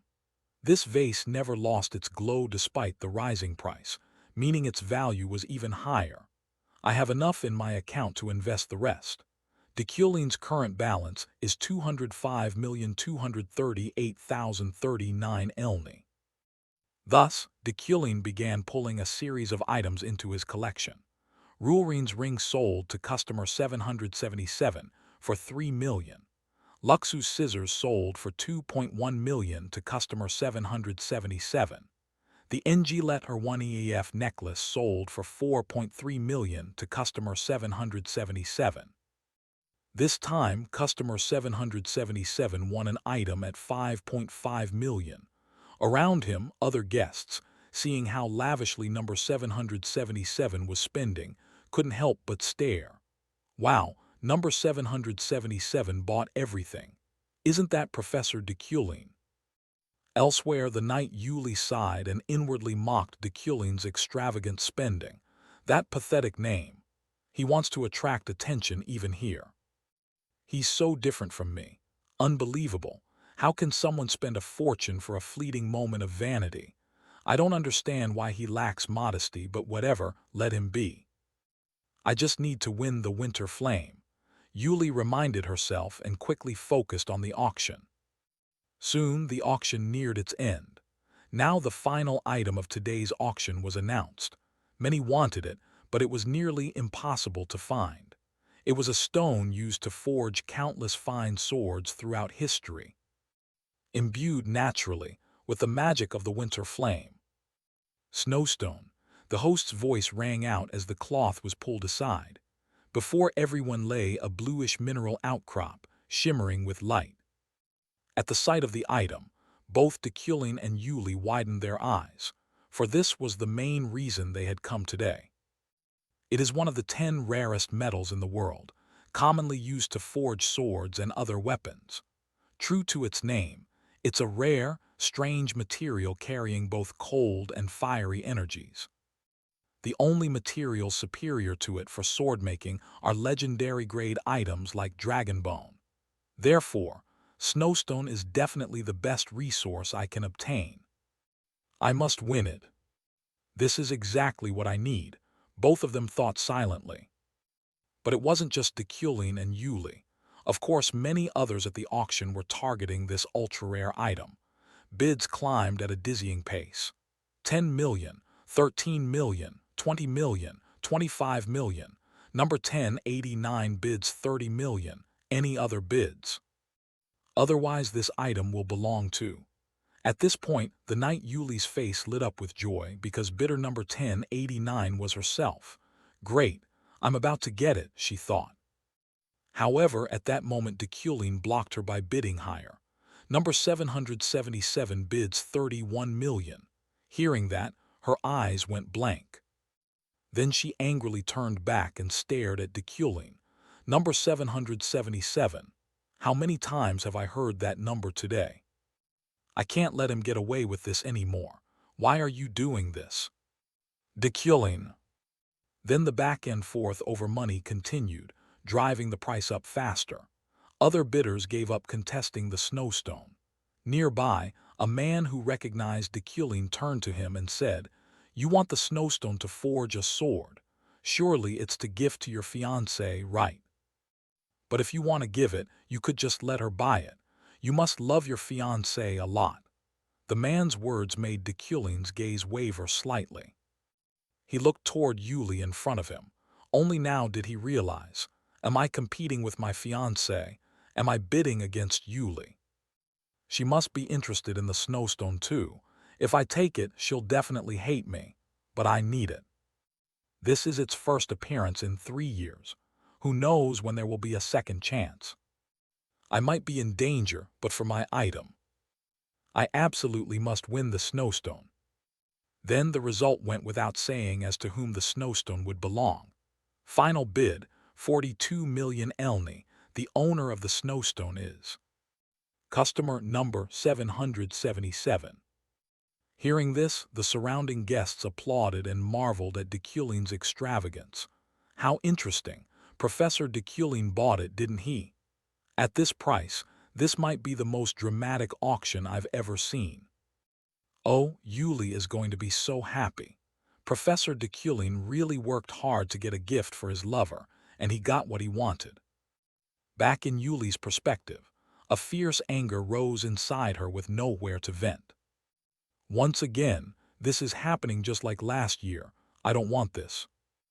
Images of Deculain arranging countless gems and jewelry on a table and proudly saying, "I can give you all of this, and if you want, I can buy more. I'll do anything for you," began to appear in Yuli's mind. For her, that engagement day was the worst day of her life. "This will win me her heart. Look how magnificent I am." That was what Yuli recalled Deculain saying. In the face of the wealth he displayed, all she felt was humiliation. "Do you know what I truly wanted from you?" So I left and personally destroyed my own engagement. However, that was not all. After that day, countless rumors surfaced. She tried to act strong but ultimately ended up in Deculain's arms anyway. I heard she only did it because she got the knight captain position. They said she had to beg him. At such slanderous words, Yuli's hands clenched. It was obvious who had spread the rumors that ruined her reputation back then. "Do you think I'll get revenge? That man is someone I can never love, no matter how hard I try," Yuli thought as she clenched her hands until they trembled. Then, just as she stood up, preparing to leave the auction in fury, when she noticed Deculain slowly approaching her, and spoke, "Do you want the snowstone as well?" The protagonist's words angered Yuli. Her expression darkened. She silently asked, "How long does Deculain intend to insult me?" However, before Yuli could retort, Deculain spoke a line that surprised her greatly. "I'm sorry. Please forgive me right now." After saying this, the protagonist turned and left immediately, leaving his fiancée standing there stunned and alone. Yuli wasn't sure if she'd heard wrong. What? Why did he apologize? Because he bought the snowstone.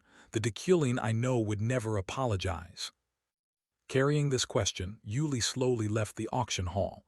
As she stepped outside, someone called out, "Hey, Yuli, get in the carriage." The voice belonged to a beautiful young woman, the eldest daughter of the Freyden family and Yuli's sister.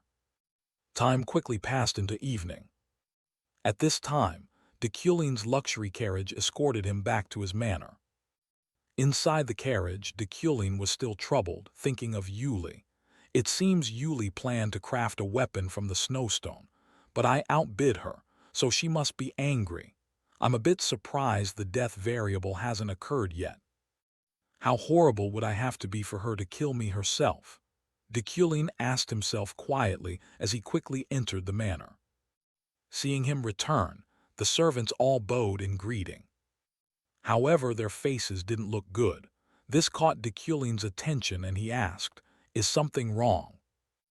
Answering him, the butler awkwardly said, "Miss Uriel has returned home." Without many words, Deculin guessed he was about to be scolded by his sister. What must happen will happen, so he calmly went up to the second floor. There, his sister Uriel was waiting. As Deculin passed by, as usual, Uriel spoke up. "That's my money. You said you'd hold it for a while, and this is what you do." Hearing this, Deculin realized why his personal account had so much money. At the same time, he felt a twinge of guilt. "I didn't realize you had so much. Have I always been so thoughtless?" He then assured her, "Don't worry, I only buy things that make a profit." In response to his words came a scream that echoed through the manor from Uriel. "You treat me like a trash can. You think I'm the one to clean up your mess?" Deculin felt a chill. He slowly turned and saw the hateful, tear-filled look Uriel gave him. Uriel continued recounting the hardships she'd borne caring for that scoundrel Deculin. "Our family's finances are unstable. The workers and I have been working non-stop to hold this house together, and you squandered that money. How rotten must you be to gamble away the family's funds like that?" From Deculin's perspective, he began to see a black-red aura emanating from Uriel that made him shudder. This was a sign that his fate death was drawing near. This made Deculin's face sour. "Damn it, has my villain fate been triggered?" There was a golden gleam within her red aura. The prosperity magnet had also activated. Its meaning was simple: if I don't survive this, I'm done for. But if I do, I'll end up with a pile of money. I know how to handle it. Then, to save his own miserable life, Deculin lowered his voice and counseled, "Don't worry, Uriel." Before he could finish, his sister shouted, "Shut up! Do I look like I'm worried? Have I worked hard just for you to throw it out the window? Do you think I wanted this? Do you know I dropped out of university and have no chance to find a lover because of you?" "You didn't have to do that," Deculin said calmly, but that only made Uriel angrier. Her hands clenched as if preparing to teach her brother a lesson. "What the hell are you saying? You do nothing but burn money. After our parents died, you spent 150 million elni in one day, you." Not letting her finish, our protagonist cut her off with a tempting proposition. "I'll give you back the headship of the family."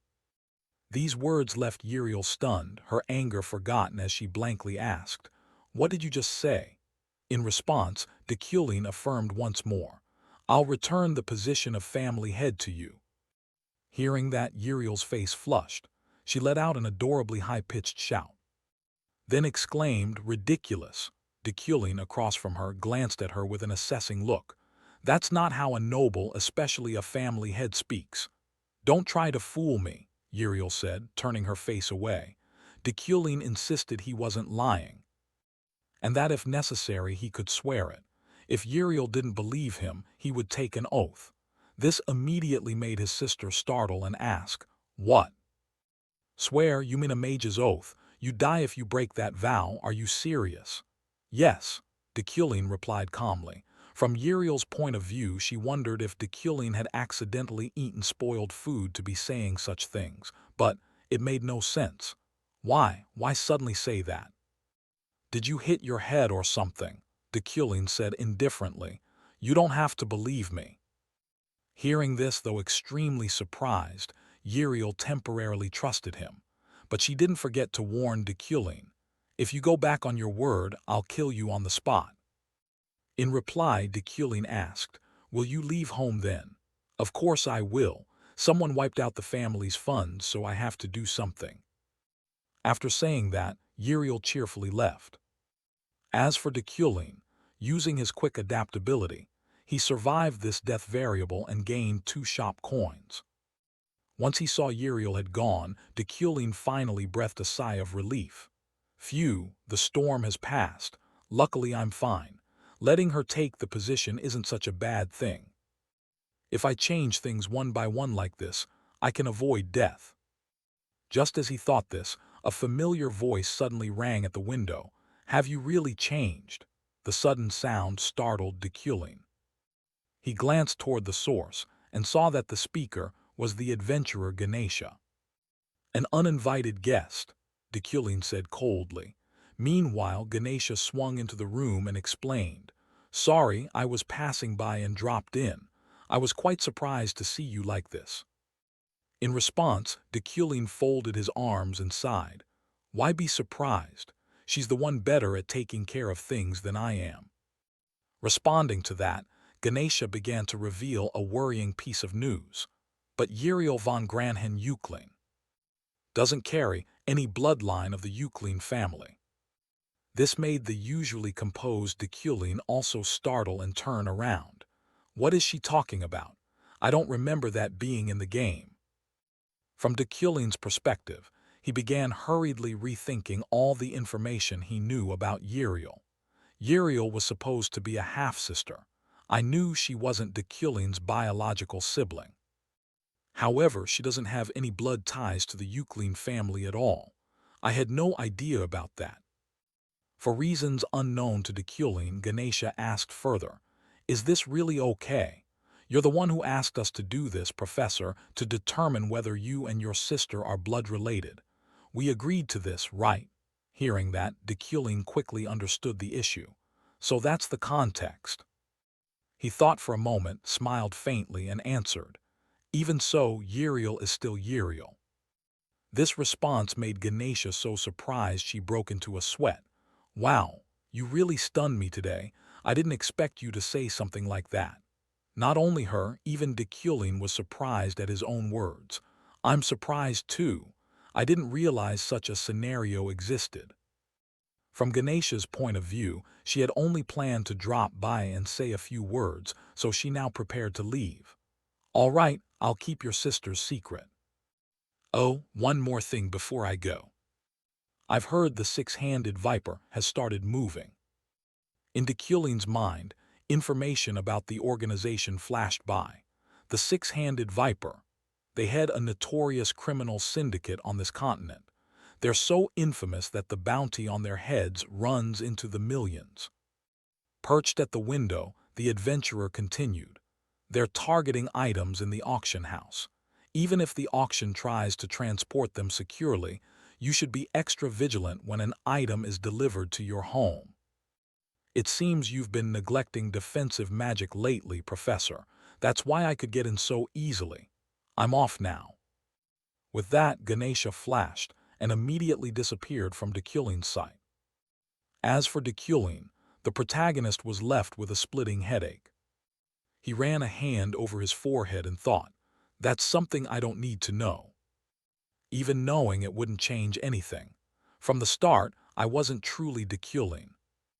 Whether Uriel is my biological sister or not, I'll treat her the same as before. Uriel will always be Dekulin's sister, so it's better to hide the truth. Scene change. Elsewhere, Ganesha was now recounting the changes in Dekulin's behavior to her teammates. "I told you so. Professor Dekulin has changed a lot.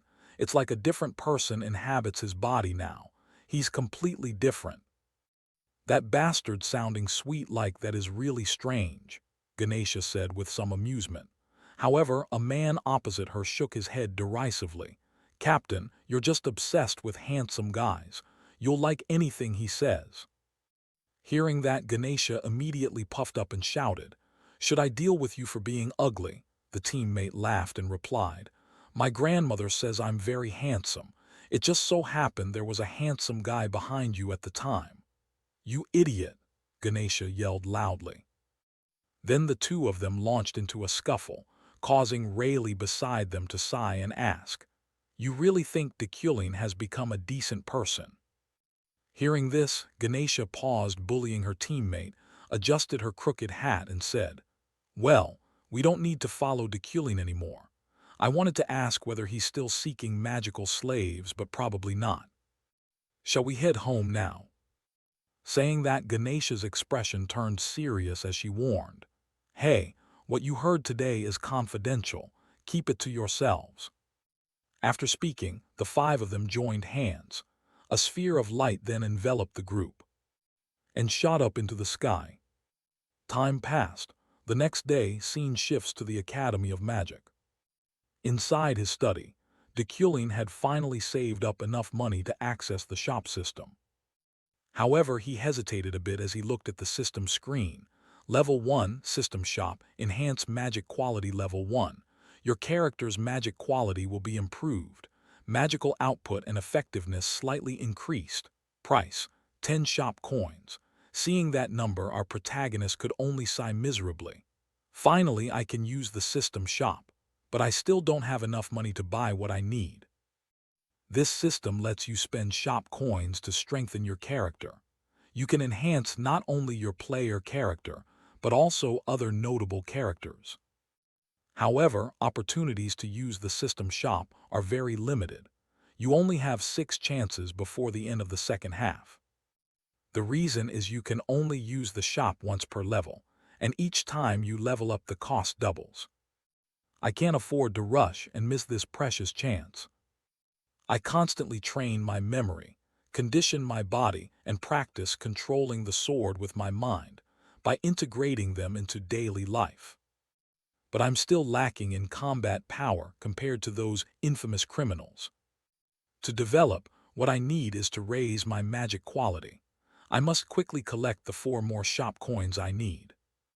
Deculin reminded himself just before a knock at the door outside pulled him from his reverie. He nodded and said, "Come in." Outside, his assistant Alan poked his head in to greet him. "Hello, Professor. Take a look, I just received this." Alan grew serious. "I think you should be careful. This was just published in today's Wizard Gazette." Opposite him, Deculin reached out and took the paper. On the front page, the image of a long-haired criminal appeared with a huge headline. WANTED. LOCKHARK. Witnesses report the killer of the wizard Lockhart is in the outskirts. Be careful when going out. For someone like Deculin, who had played this storyline thousands of times, he was all too familiar with this character. The killer of Wizard Lockhart. He's the biggest threat to mage players in the early stages of the game, so he's appeared already. Of course, if I were a normal mage, he'd be a threat to me, but now I don't have to worry. Maybe this will help me earn a few shop coins. Hopefully, I'll run into him. With that thought, Deculin reassured Alan, "Don't worry about the killer.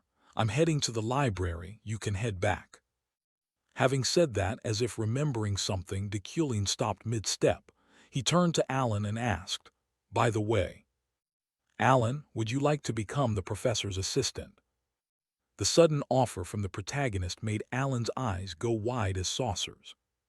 He shouted out loud, "You want me to be your assistant, but you've always said I'm incompetent." "I'm asking because I see you're serious now," Deculin shrugged in reply. But to be honest, he didn't come up with the idea out of nowhere. He'd previously been reminded to choose an assistant since every professor had one and Deculin was the only one without. He'd been a senior professor for a few years. Beside him, Alan still stammered as if wanting to explain something. However, our protagonist didn't want to waste time on this and cut him off. "Enough, take this." Saying that, Deculin produced a bracelet engraved with the Euclid family crest. "Keep working hard." Alan looked at the bracelet in surprise. But by then, our friend Alan was no longer foolish enough to refuse. He hurriedly took the bracelet and bowed in thanks. "Thank you very much, Professor." "A bracelet engraved with the Euclid crest," he said, looking at the bracelet with teary eyes. Seeing Alan so happy he could cry, Deculin had a thought. "Alan is excellent at paperwork and running errands.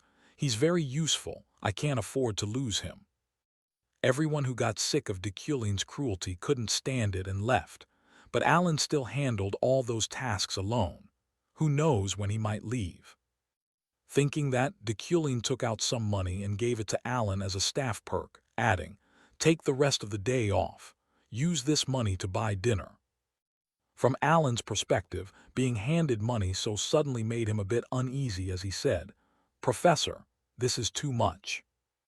Paying no mind to Alan's words, Deculin quickly headed to the library, leaving his bewildered friend Alan staring after his retreating back.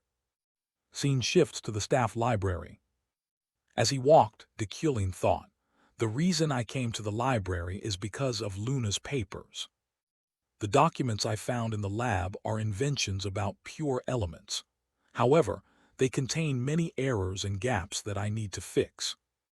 If I can find any useful magic books related to manipulation, that would be even better. With that in mind, Deculin quickened his pace a little. However, as he passed a bookshelf, his gaze was drawn to a small figure. "Why are you in the staff library?" "New student Sylvia." Across from him, Sylvia froze when she caught Deculin's eye. To explain this, we have to go back about 10 minutes. Sylvia had gone to the librarian to request use of this library. The staff then contacted some professor. "Yes, professor, Sylvia is looking for her study materials, but this is a reading room reserved for senior members." In response, the plump Professor Ritland smiled and accepted. "It's fine. No need to bar the heir of House Alade and this year's new student. Let the girl use it freely for her studies." Seeing that, the librarian stopped protesting, nodded, and told Sylvia, "He says it's fine, Sylvia. Feel free to search." So Sylvia began wandering the library to find the books she needed. Sylvia's interest is literature and languages. She had come to this exclusive library to find materials that met her criteria. The novel she sought was ethanol, but with the disappearance of the fairies its value rose, making ethanol rare. That is why Sylvia had come to the exclusive reading room, a place she didn't usually visit. And of course, she didn't expect to run into Deculin here. "Deculin, why is he here? Clearly I heard he doesn't go near the library," Sylvia wondered in confusion. But quickly explained, "I'm here to look for materials. Professor Ritland permitted me." Ahead, Deculin still wore a stern face as he said, "So that means that Professor ignored Academy rules, and the librarian let you in anyway. If that's the case, they deserve to be disciplined." Deculin's words made Sylvia flustered, at a loss for what to say. Then, before she could explain further, Deculin used his telekinesis to take the book from Sylvia's hands. "To check, let's see. This is the ethanol novel. You broke the rules just to find a romance novel written in ethanol." Deculin's tone was teasing, causing Sylvia's face to flush slightly. She hurriedly said, "Huh, how can you even read ethanol? Wait, that's not the point. I just like literature and languages." Then somehow, Deculin tossed the book back to Sylvia and warned, "I'll let this one slide. However, if you come here again without proper permission, I will discipline you. So, if your aim isn't to flaunt your family's influence, have someone borrow the book for you." Having said that, Deculin left immediately, leaving Sylvia standing there in a daze. She hugged the book to her chest and thought, "Did he humiliate me? I just wanted to learn about the fairies through the novel Ethanol." But how could Professor Deculin read ethanol? The ethanol language lacks consistency, making it hard to read. The more she thought about it, the more puzzled the genius became. Cut to a pine forest somewhere. At this time, there was an outdoor lesson for the new students. They chased small beasts one moment, then gathered herbs the next. To ensure safety for this class, 3 professors, including Deculin, were on duty supervising. Nearby, the plump Professor Ritland wiped the sweat from his face with a cloth and said, "This is their first field experience. They look too calm. I thought they'd be afraid of the dark mountain. Training must stop at dusk, but I'm still proud of them." Deculin also looked around and thought, "The dark mountain. It lies far from the academy. The dark mountain is of great significance and strictly guarded by the magic tower. Its woods serve as a training ground for students and a rich source of magical materials. Therefore, the risk of attacks from monsters and venomous creatures is very high. Thus, the magic tower must reinforce many protective barriers and ensure patrols by on-duty professors." In response, Deculin volunteered immediately. "Let me do it." Hearing him, the fat Ritland's eyes briefly showed surprise. But he quickly agreed and didn't forget to praise Deculin. Just as I expected from a professor. The way you lead is a textbook example of an academy instructor. Back to Deculling, he maintained a cold expression in the face of such flattery. And of course, he's not stupid enough to take on heavy work for noble reasons.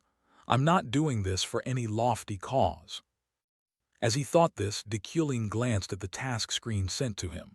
Side quest, the Shadow of the Magic Tower reward, plus 1 shop coin additional title reward.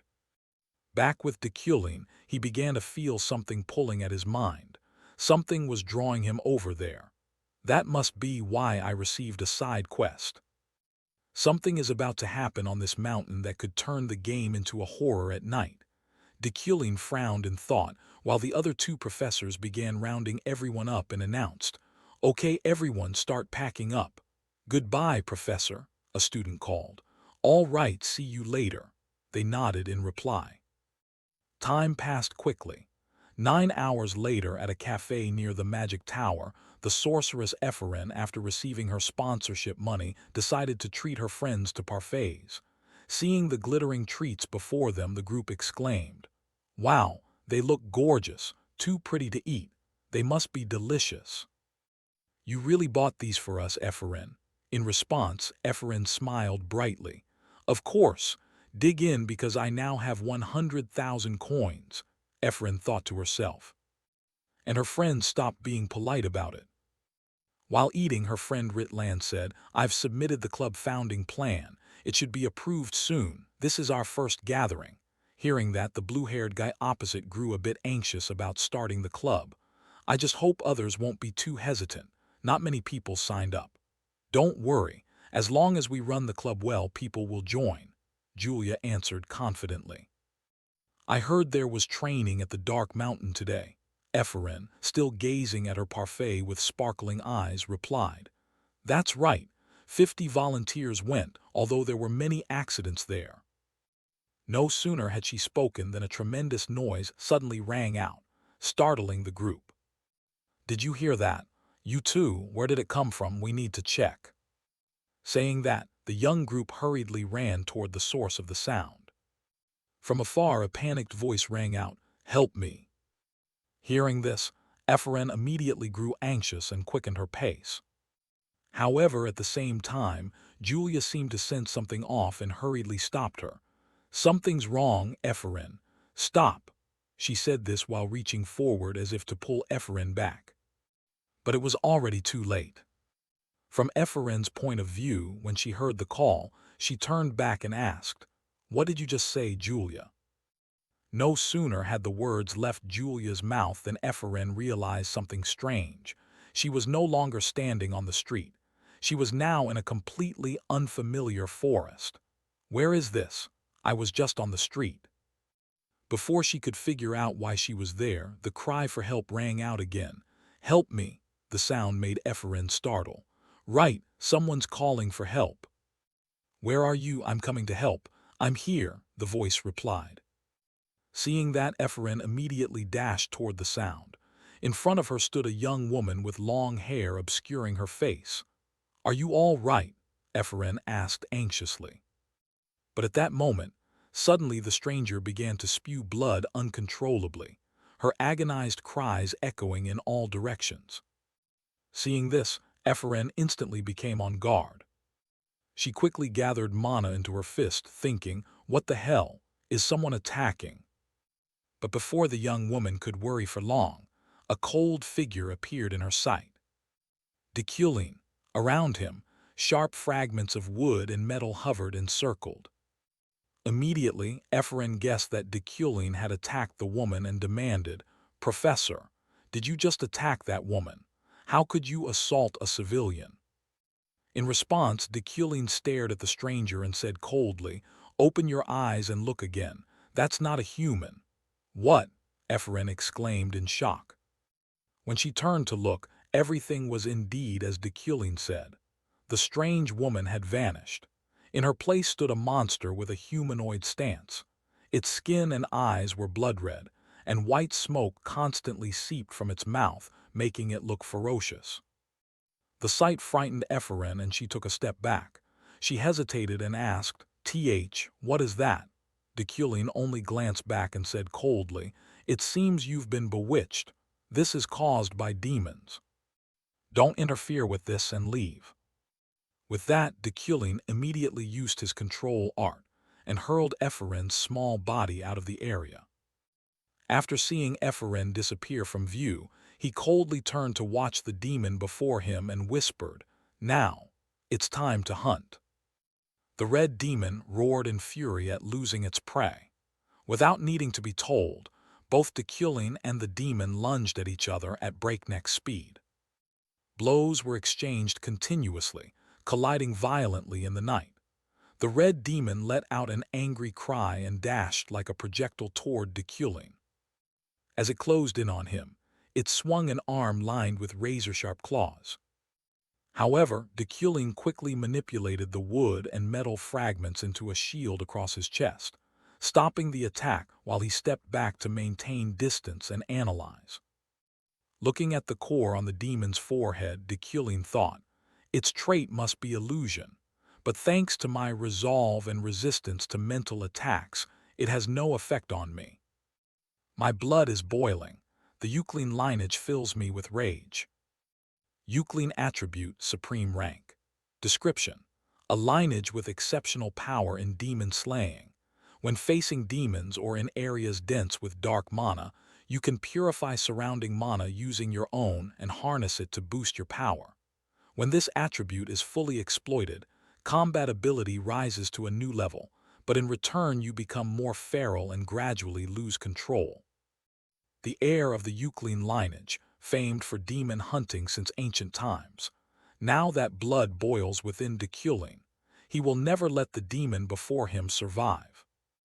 Rage erupted. Deculin clenched his fists, his gaze colder than ever. However, the red demon had no idea of the terror awaiting it. Like a frenzied beast, it charged to attack. "Die!" Deculin snarled. Sharp fragments of wood and metal shot forward at once, cutting through the air. Time passed quickly. Now the hulking demon lay collapsed in a pool of blood. There was no sign of life left in it. At the same time, Deculin received a system notification. Side quest: the Shadow of the Magic Tower completed. +1 shop coin, additional title reward, first demon slain, Euclid attribute unlocked. Deculin narrowed his eyes, looked at the corpse before him and sneered. "Filthy creature. Even in death it only spews filth." After saying that, he barely frowned. A trace of worry stirred within Deculin. The appearance of this demon is abnormal. This is a harbinger of beginnings. The start of a game more difficult than ever. Time quickly passed until morning. Cut to the Academy Hospital, where the genius Ephraim suddenly woke from her stupor. Beside her, a nurse, seeing this, spoke up, "You're awake, Luna." Hearing her name, Ephraim blinked, looked around in confusion, and asked, "What happened?" "I was in the forest and..." Before she could finish, the nurse anticipated her question and replied, "Yes, it seems you don't remember everything.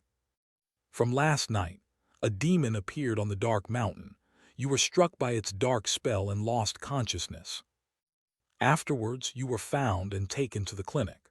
The dark mountain is currently sealed off due to that demon's appearance, and the magic tower is conducting an investigation."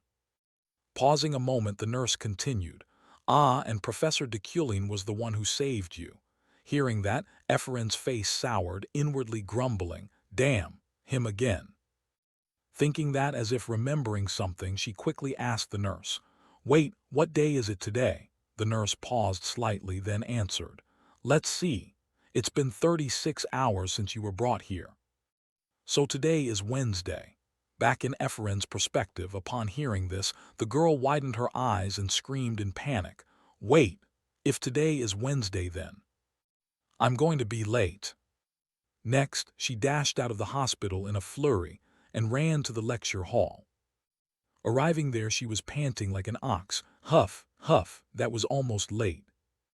Inside the lecture hall, her friend Julia saw Ephraim and waved excitedly, calling, "Ephraim, over here." "You okay? I went to the clinic to visit you, but you weren't awake then." Ephraim nodded and replied, I'm fine. Actually, I'm in the best state right now because I overslept. After saying that, she glanced around and noticed some strange ingredients on the desk. She frowned and asked, But, what are these? Is there a notice about a special class today that I missed? Julia looked too and shook her head. I don't know either. It's been like this since I got here. There must be a special lesson today.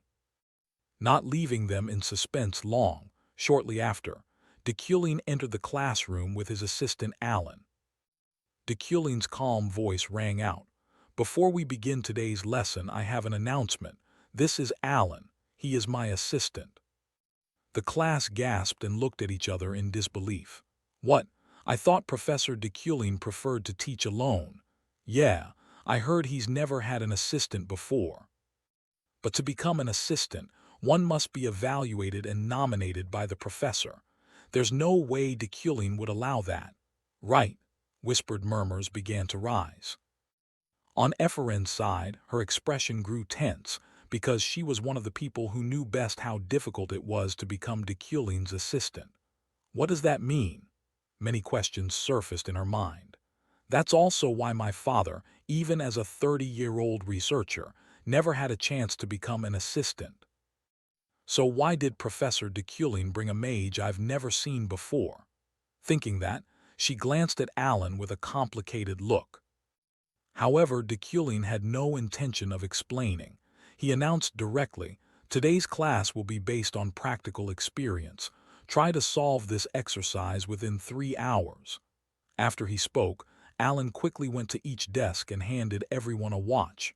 This is your watch, and this one.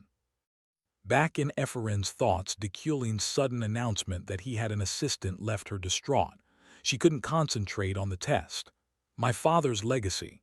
This bracelet, I've always asked myself. When? When will I become stronger? When will I be able to prove myself? Unconsciously, she looked down at her wrist, a habit she'd kept for a long time. To Professor Deculin, who is my father? Why won't he give my father a chance? And why is he doing these favors now? Ephraim shook her head, thinking, no, I can't lose focus. I have to finish this exercise.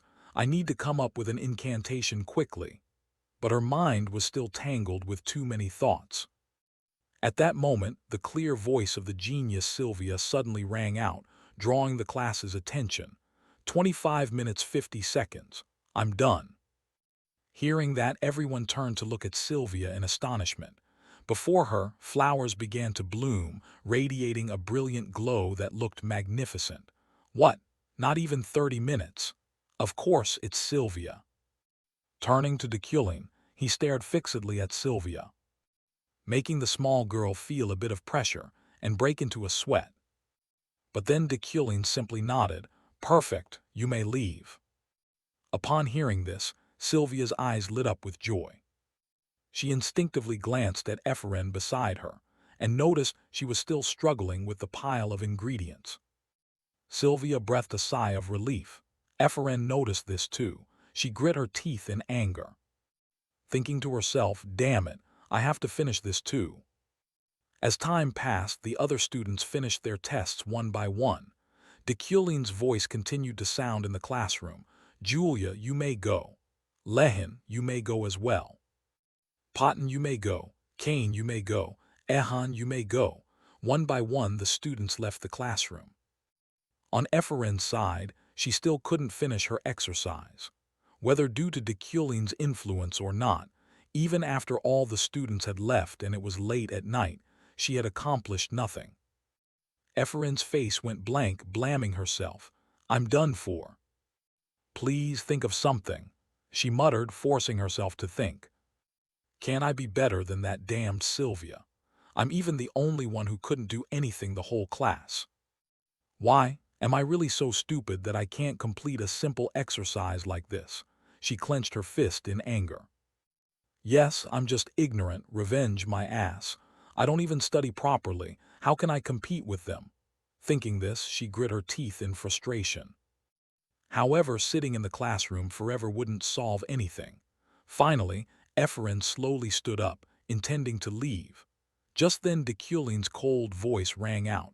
5 hours and 47 minutes. How long do you intend to make me wait? Ephraim widened her eyes in surprise. Deculin, he's still here. She was filled with astonishment. Deculin looked at her, his tone icy. You ran into trouble with a simple exercise and couldn't finish it on time, even though others finished before you. Even if someone you despise is standing right in front of you.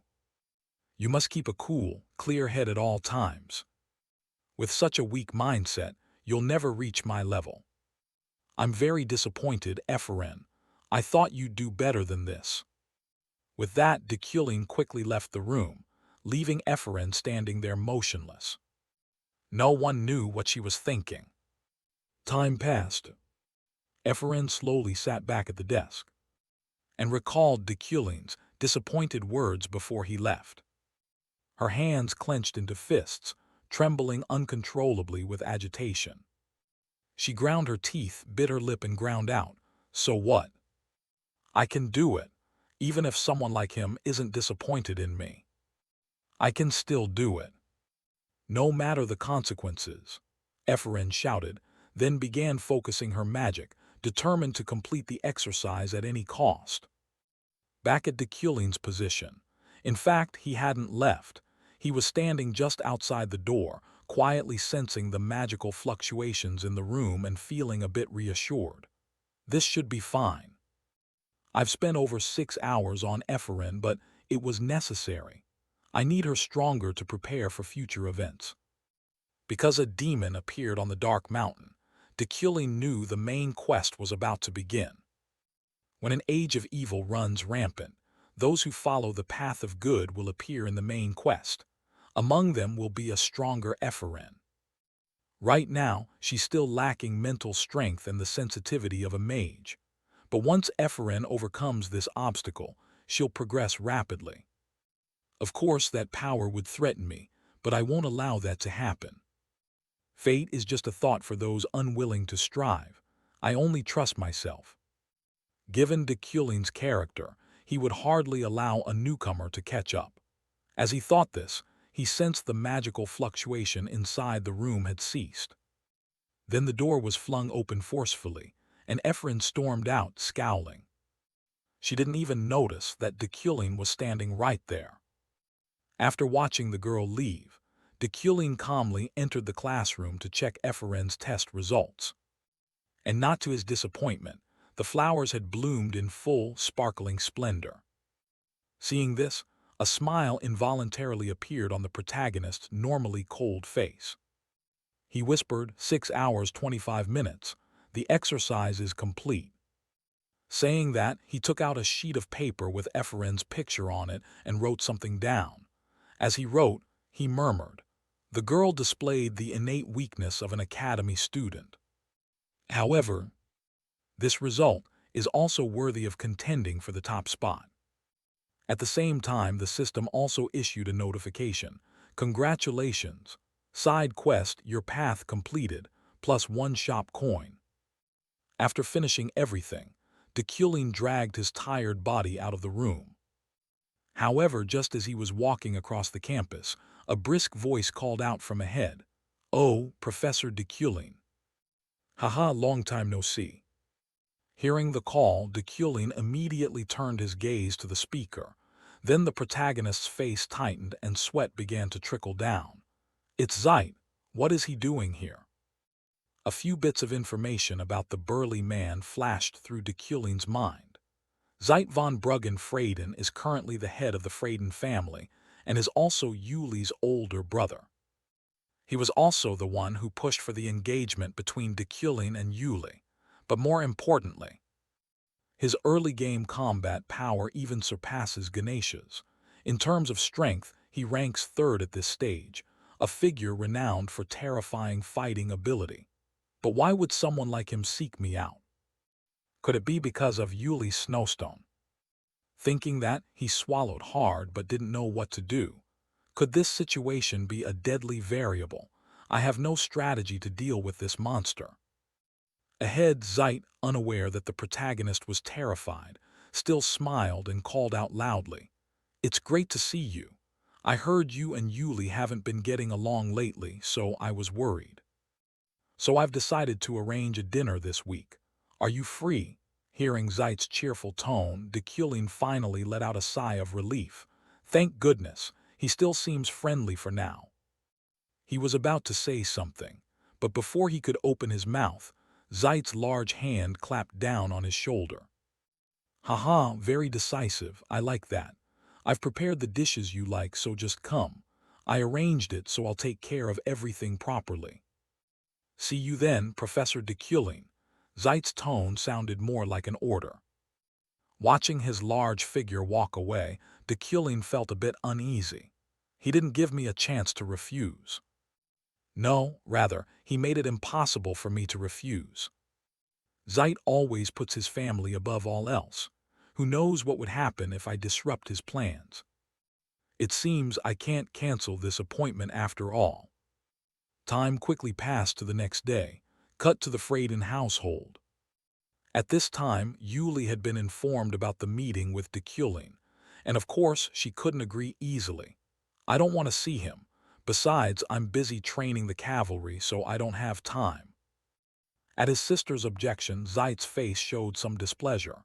You're angry because a snowstone was taken from you, right? Hearing that, Yuli immediately retorted. Angry? Listen, not a chance. Zeit continued. Why would he want a metal that's only useful for forging weapons, if not for you then?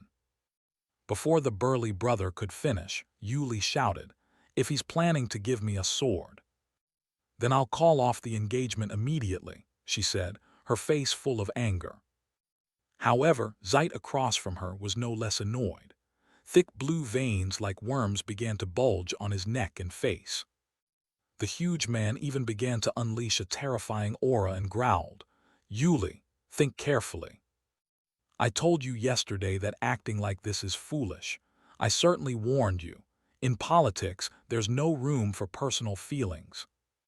And as far as I know, there's probably no man who loves you. Or do you already have someone who likes you? Opposite him, Yuli ground her teeth and replied, no one. Seeing her slightly resigned face, Zeit's attitude softened a little and he asked, are you that concerned with Dekulin's past? Yuli replied at once, it's none of your business. Then why? Zeit pressed. However, to that question she remained silent and did not answer. Seeing this, the head of the Freyden family had no intention of pressing further. Instead, he turned and left, but not before admonishing, be sure to arrive on time. If any issues arise, deal with them. Behind him, Yuli still stood motionless.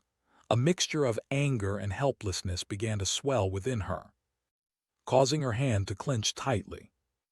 Then, as if to vent that fury, she began to train with the sword frantically. The sound of slicing through the air rang out continuously, and the ground around her became the victim of her techniques. Then, at that moment, a figure dressed in black approached from behind and warned her. Your sword work is getting sloppy, my lady. This black-haired man was Veron, Yuli's retainer. Seeing him appear, Yuli calmed slightly and replied, Veron, I'm sorry. I've shown you my worst side. Veron answered with a composed face, it's nothing, my lady. I still can't believe that scoundrel suits you enough for the head to force this marriage. Turning back to Yuli's perspective and not letting his retainer say more, she immediately cut him off. Enough. As a knight, speaking ill of others behind their backs is unbecoming. Don't soil your hands for me, I'm fine, Yuli said with emotion. Then quickly turned and left. I'm going home, prepare yourself. Yes, my lady, Veron replied from behind. Watching the small figure of her retreating back, the retainer seemed to reach a decision. He thought, my lady. At last I have found the answer to this suffering. I have found a way to prove my loyalty, as your retainer. This is something only I can do. I will make you happy, my lady. Thinking this, he unconsciously gripped the sword at his side. His voice carried a hint of killing intent. In another development, because a demon had appeared on the dark mountain, Elder Counselor Birch was holding a meeting. Inside the room, an older man spoke. They say a demon has appeared on the dark mountain. At first, the mages used secret techniques to suppress its demonic nature. But now that the demon has reappeared, we must act immediately. Send letters to the 12 great houses, instructing them to gather, at Birch's request. Time quickly passed to the next day. At this moment, Deculin was inspecting the items he had won at auction. Finally, he finished cataloging them. I can use Rupararin's ring. It can help me regenerate mana faster. This amulet can also store mana. I'll put the remaining items in the cellar per Ganesha's suggestion. No need to worry about theft. However, there remained one problem. The most important item couldn't be used right now. Deculin's gaze fell on the precious snowstone he had laboriously won at auction. It was currently locked away in a chest. I know I can't use this snowstone immediately, but it remains unyielding no matter how much spirit energy I apply. Is it resisting my mana? In the game it's so expensive, I can only admire it and don't know how to use it. If I melt it down, could I control it with spirit energy? Thinking that, suddenly, an idea occurred to Deculin. I can look up its properties in the library. A sword can be tamed through communication. So I have to communicate with and understand this stone, huh? If that's the case. Without hesitating another moment, he reached out and lightly touched the stone before him. Immediately, the snowstone erupted with a fierce burst of light. Not long after, Deculin reluctantly withdrew his hand. A notification appeared on the screen. Comprehension plus 0.1% mana 1357 3357 plus 300. Looking at the amount of mana he had spent to tame the stone, Deculin could only shake his head in dismay. Spent 2,000 mana points just to gain 0.1%. It will take me a year to tame this. Could I do better? Well, I should get out for a bit. Thinking that, Deculin glanced at the calendar beside him and whispered, "Tonight I have a dinner with Zeit. And there's also some event. Before I occupied this body, the plan was set 3 days before the day I died." Time quickly passed to late afternoon. Cut to the Von Meschel restaurant. This was where that burly Zeit held the meeting banquet. By now, Deculin had arrived. As soon as he appeared, the Freyden head cheerfully said, "Thanks for coming. Yuli left ahead. She's waiting inside." With that, the two quickly stepped into the room, followed by Zeit's admiring exclamation, "You look really beautiful dressed like that, Yuli." By everyone's eyes, inside the room Yuli wore an extremely alluring outfit, starkly different from the armor she usually wore. Her radiant appearance even caused the cold young man, Deculin, to change expression slightly. He thought to himself, she usually only wears armor, but dressing up like this she's surprisingly beautiful. No wonder Deculin likes her. Beside her, Yuli complained back, "Of course, do you know how much effort I put in?" Ignoring that remark, after Zeit sat down, he turned to speak with another person at the gathering. "You came too." The woman replied that she had come along to look after Yuli. Back to Deculin's perspective, the appearance of the unfamiliar woman at the banquet made him somewhat uneasy. "I didn't know she would come. I've been too focused on Yuli, but I don't want to meet her here." Josephine. Even though she came as my fiancé's sister, she can't be that simple. She's the person I must be most wary of. She's someone who would do anything to achieve her aims. She's like a mad woman. Josephine is the head of the Dark, a covert intelligence organization. She's also very powerful, comparable to Zeit. The only person she truly values is Yuli. Therefore, if anyone harms Yuli, she will become furious. I don't know why Josephine hasn't dealt with Deculin yet, but she certainly will. When I first stepped into this room, she emitted a great amount of killing intent toward me. Perhaps it's the fate of the antagonist. I can clearly sense her murderous intent. This variable will be very dangerous. In the end, I must show respect for Yuli to survive this death, Dekulin silently reminded himself.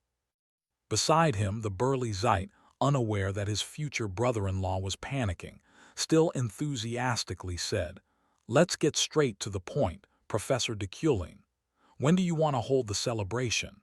It's been 3 years since you two got engaged, hasn't it?" Without letting Dekulin answer, Yuli, sitting to one side, was flustered and about to speak. However, Zeit gave her no chance to voice her thoughts and raised a hand to stop her.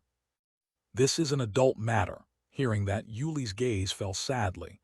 Her lips pressed tight, saying nothing. Returning to Dekulin, before voicing his thoughts, he glanced once more at the dangerous Josephine. From the protagonist's perspective, Josephine tilted her head slightly to one side, as if unconcerned. Yet her gaze, half hidden, seemed fixed on Dekulin, making the hairs on his arms stand on end. To ensure his own small life stayed safe, Dekulin began to prepare the lines he'd rehearsed. "I'll let Yuli handle this. If she doesn't trust this marriage, I'm willing to give it up." Dekulin's seemingly caring words made Yuli so angry she ground her teeth.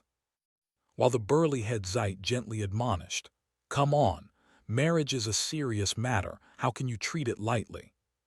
Have you two just been apart too long? If so, rekindle your feelings. Marriage isn't something you can just abandon. The elders of the family won't accept that either." Hearing this, Yuli could no longer hold back. She shouted, "Lord, please allow us to speak in private, please." Hearing Yuli's tone, Zeit immediately guessed his sister was somewhat unsettled. After about 2 seconds thought, he nodded in agreement. "All right, let's go, Josephine." The two stood and left the room. Before stepping out, Josephine even waved cheerfully. "Have a nice talk, Tilda." Then, once the door was firmly closed, Yuli's cold voice rang out. "What are you planning to do this time? What do you actually want?" she said, glaring at Dekulin with eyes full of hatred. At the same time, outside, Josephine stood frozen in the corridor, quietly eavesdropping on the young couple's conversation inside. Back to Dekulin. He dared not risk answering immediately and instead glanced toward the door. Worry plainly visible in his eyes. She was eavesdropping. "Right behind that door. Josephine is listening." She acted as if she had left, but it was surely to conceal her listening device. There's no way she actually left. However, this was also an opportunity. Josephine didn't know she'd been discovered. Dekulin truly loved Yuli. If I can make her believe that, I can avoid this fatal variable. With that thought, he turned on his acting skill to fool his little wife. He put on an emotional face and said, "Yuli, I will tell the truth. As you can see, I cannot annul the betrothal as I wish. No, more precisely, there's nothing we can do. Things have gone too far." Hearing this, Yuli on the other side clenched her hands and demanded, "So this time, what dirty method will you use to torment me? Before our engagement, you used your connections to force this marriage. You promised to compensate my family's elder. Do you remember what you said to persuade me? You said fighting is too dangerous. Because of that line, you forced me to give up pursuing the Empire's will, then suggested I take the captaincy of Haid Kine, the unit managed by the Euclid family. And when I refused, you spread all kinds of rumors about me. What are you trying to do?" As she spoke, tears welled at Yuli's eyes. She stared at Dekulin, waiting for an answer. But seeing her face now, Dekulin fell silent. He secretly told himself, "I know all these things." He mistook his obsessive, stubborn desire to keep her by his side for love, and he destroyed everything around Yuli so she had no choice but to stay. Dekulin had done unforgivable things. Therefore, I understand Yuli's resentment better than anyone. Thinking that Dekulin could only assert, "I won't do that anymore." "I don't believe you," Yuli shouted. However, the protagonist's next words truly surprised her. "I know I've pressured you too much. I realize that what I did was wrong. But I didn't do it alone. Your sister and brother also went too far. If not for that, they would have no reason to oppose annulling the betrothal, simply because of family honor. Moreover, shouldn't you leave your family behind to pursue your dream of becoming a guardian? A guardian is a knight not tied to any clan, serving only to protect the emperor. Yuli, I'm neither honest nor loyal. I'm completely the opposite of your ideal. I'm not suited for you. The only thing I can do for you is to maintain our betrothal without marrying. I truly want you to be free, but given this tangled web of interests, I cannot. You can use my name to protect yourself for as long as you need, until you can pursue your dream. I will wait, and I will maintain our betrothal. Across from him, Yuli's face had lost all anger. Instead, she looked somewhat doubtful and asked, "What are you planning? Why are you saying all this now?" In response, Dekulin kept his tone unchanged. "I'm not expecting anything by saying all this. However, if I could wish for one thing, I wish to see your smile once a month." "That's what I want," the male lead said with a melancholy expression. When Yuli heard this, her face flushed like a ripe pomegranate and her voice stammered. "What? Why would you suddenly want something like that?" Not only her, even Josephine eavesdropping outside couldn't help but be startled and blush, leaving Zeit beside her a bit puzzled. Back to Dekulin, he had been mulling over his thoughts. To avoid the deadly variable, he had spoken what she wanted to hear. However, seeing how flustered Yuli was after his words, she looked truly adorable. I have to admit that even the love Dekulin felt for Yuli had become mine. Across from him, Yuli's face reddened further. She said in an embarrassed voice, "Are you trying to trick me with such shameful words? Anyway, I don't believe you. I will never believe your scheme."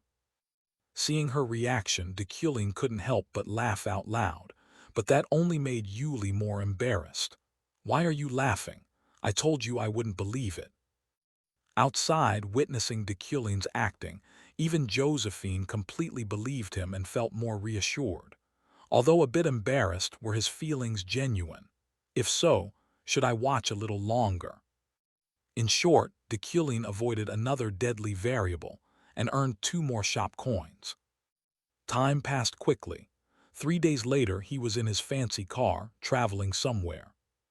Inside the car, Dekulin looked around at the scenery and thought, 3 days passed so fast. The anniversary of the death has arrived. Not long after, the car stopped. This time, the protagonist's destination was a cemetery. After instructing the driver to wait outside, Dekulin entered the cemetery alone. As he walked, Dekulin's mood overflowed with emotion. Only the sound of footsteps in a graveyard can stir a person's feelings, simply because of the atmosphere. Sunlight slipped through the blades of grass and the cracks on the tombstone. My heart melted into this place before my body had the chance to. This is where my memories are kept. Not Dekulin's but Kim Woojin's. Thinking that, Dekulin looked toward a particular gravestone.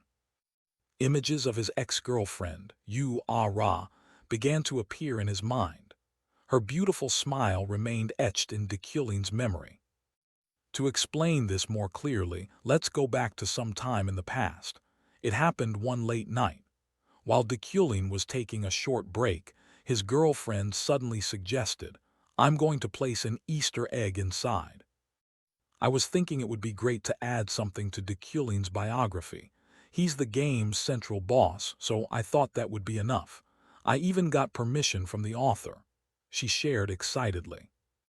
But faced with that attitude, Dekulin was only slightly annoyed. He tossed his empty coffee cup into the bin and shook his head, complaining, "That just increases our workload. We've been working all night. It doesn't directly affect revenue, so don't add more work for us, team leader." Hearing that, Ara crossed her arms and counseled, "Why not? This is pretty important. We have to put our hearts into the game." In response came the protagonist's sigh, "You're rambling again. Fine, do whatever you want. You didn't bring this up to ask my opinion anyway.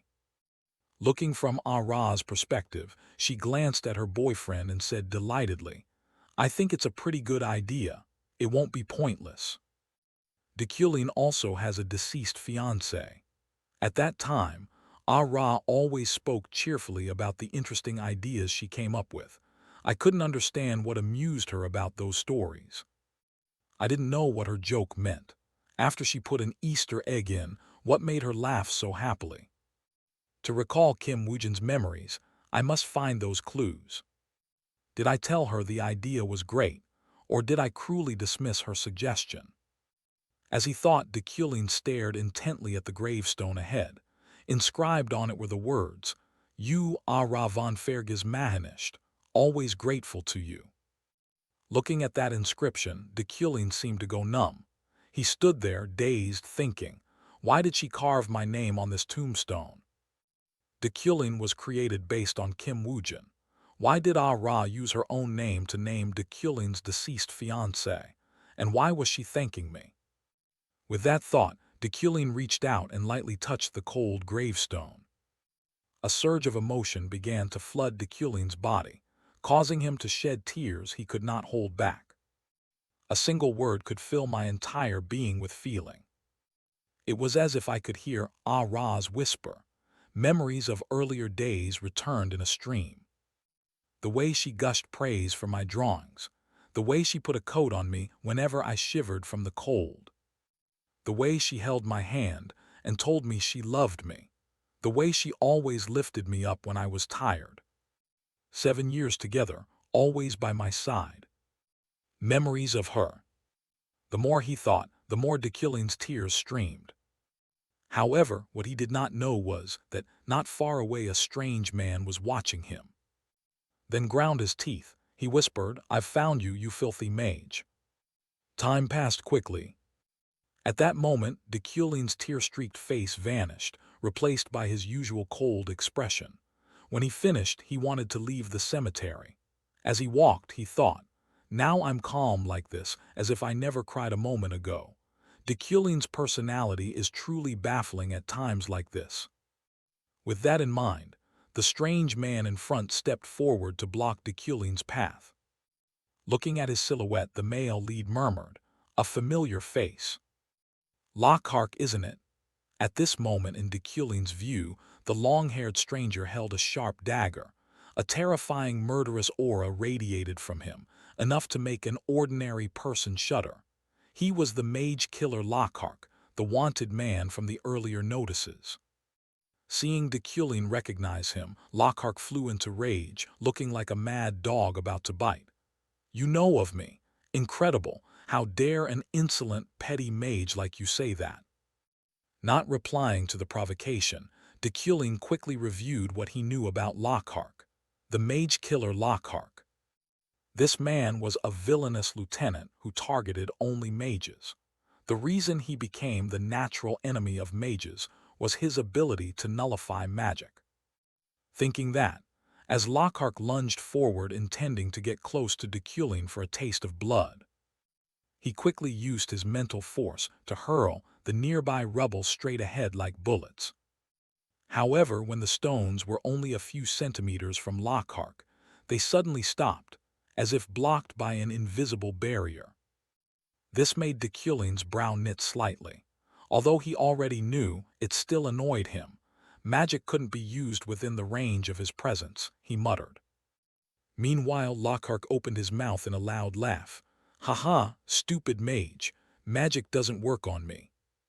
Having said that, he swung the dagger in his hand, slashing straight at Dekulin. Dekulin nimbly jumped back to dodge. Next, Lockhart charged repeatedly. His arm swung like a machine, attacking frantically. But with his observational skill, Dekulin easily read the direction of his strikes, and gently evaded without any difficulty. Most mages would tremble before Lockhart because of his special ability. However, Dekulin was different. At that moment, Lockhart leapt into the air, aimed the dagger straight at Dekulin and shouted, Die.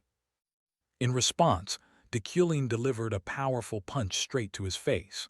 The force of the blow immediately sent Lockhart's nose gushing blood. After all, Deculin's daily physical training wasn't just for show. Lockhart's body was flung away like a torn sack. Looking at his pitiful state, Deculin said coldly, "It's meaningless to me." Lockhart howled in fury, "That bastard." But before he could utter another word, he took a full-force kick to the face from Deculin. "A few days ago, I managed to get 10 shop coins and buy mana quality enhancement. This helps improve my mana control. After the mana quality was enhanced, Deculin tried using mental force to move a chair. Immediately, the chair shot up onto the roof and got stuck there. It seems I need to recalibrate this completely. I only meant to lift it a little. But now I realize I can release much more mana than before. It seems this ability applies over a wider range than I thought. Now I'll just carry on with normal life."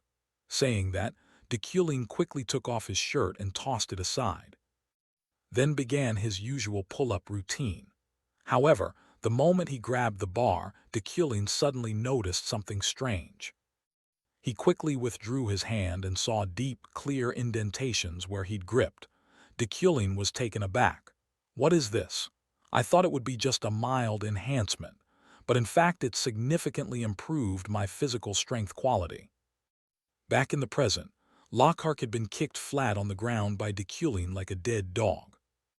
At the same time, the system announced, "Antagonist's fate surpassed indeterminate death. Shop coins +2. Paying little mind to the notification, Deculin silently stared at Lockhart, whom he had treated like a dog, and thought, "I know mana quality enhancement also applies as a stat. I could beat Lockhart with the Iron Man attribute, but because that trait has grown stronger, things were easier than I expected." In front, Lockhart's body began trembling uncontrollably as he tried to rise. He kept cursing, "Damn it, I could have eradicated those damn mages. You traitorous mages, betrayers against God Vissam, the Brecks, you arrogant brats, you're all insane, you're just useless bugs without magic." Deculin, with his noble dignity, did not rage at Lockhart's senseless curses. He began to consider this man's ability, a skill so powerful it could be called cheating, a fury aimed at mages, and within that expression, heresy. Deculin suddenly recalled something and asked, "Lockhart, are you of the Red Blood clan?" This unexpected question left Lockhart's face stunned. He stared at Deculin, then hesitated and asked, "You? How did you know?" "The Bloodcloth clan got its name because they are all born within a blood-soaked veil. Their bloodline is inherited from ancient demons. They hide their identities and live scattered across the continent, a race opposed to mages. Just as magic was created to fight demons, the conflict between mages and the Red Bloods is a key factor shaping the worldview, and is also one of the main storylines of the game. However, the Red Bloods constantly face mortal danger simply because of their ancestors. Purges are very likely happening somewhere right now." Thinking that, Deculin's face showed a hint of pity. He spoke, "Lockhart, I understand you. The oppression you've endured has been truly harsh. But if you kill an innocent mage, you'll become a monster like them." In response, Lockhart's face twisted with extreme rage. He shouted as if he couldn't accept that such words could come from a mage, "Shut up! What do you know? Stop preaching and just kill me." Yet Deculin calmly explained, "I know that because the Red Bloods are innocent too." This statement left Lockhart momentarily taken aback. But quickly he retorted, "What? You little mage just said what?" Deculin remained composed and replied, "I am Deculin of the Euclin family. It is a house of noble aristocrats, never having lost its dignity." Hearing Deculin introduce himself, Lockhart truly couldn't understand. He yelled, "Are you going to preach before you kill me?" But Deculin continued, "The only time I have lost my dignity was when facing a demon." The Euclidean lineage has hunted demons since ancient times. We begin to go mad as if waiting to see a demon. It's an instinct I cannot overcome. But did I lose my dignity and composure when standing before you? Or did I waver when you provoked me? Did I go mad as if I'd been waiting for it for a long time? You are human, you can trust me. Ahead, Lockhart's face indeed went stunned. An unusual thought suddenly crossed his mind. Perhaps this is the true dignity of a real noble. At the same time, a shout came from afar. "Over here, hurry up." Hearing the call, Deculin quickly gave Lockhart a kick to the jaw, making him spit blood and collapse unconscious on the spot. "So just stay there and surrender," he murmured, though Lockhart could no longer hear him.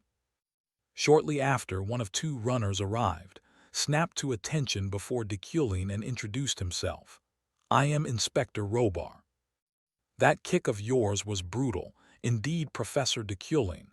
As for this killer, should I kick him a few more times?" He said this, glaring angrily at Lockhart. Fortunately, Deculin intervened in time. "No need, leave him be." Saying that, he began to use his mental force.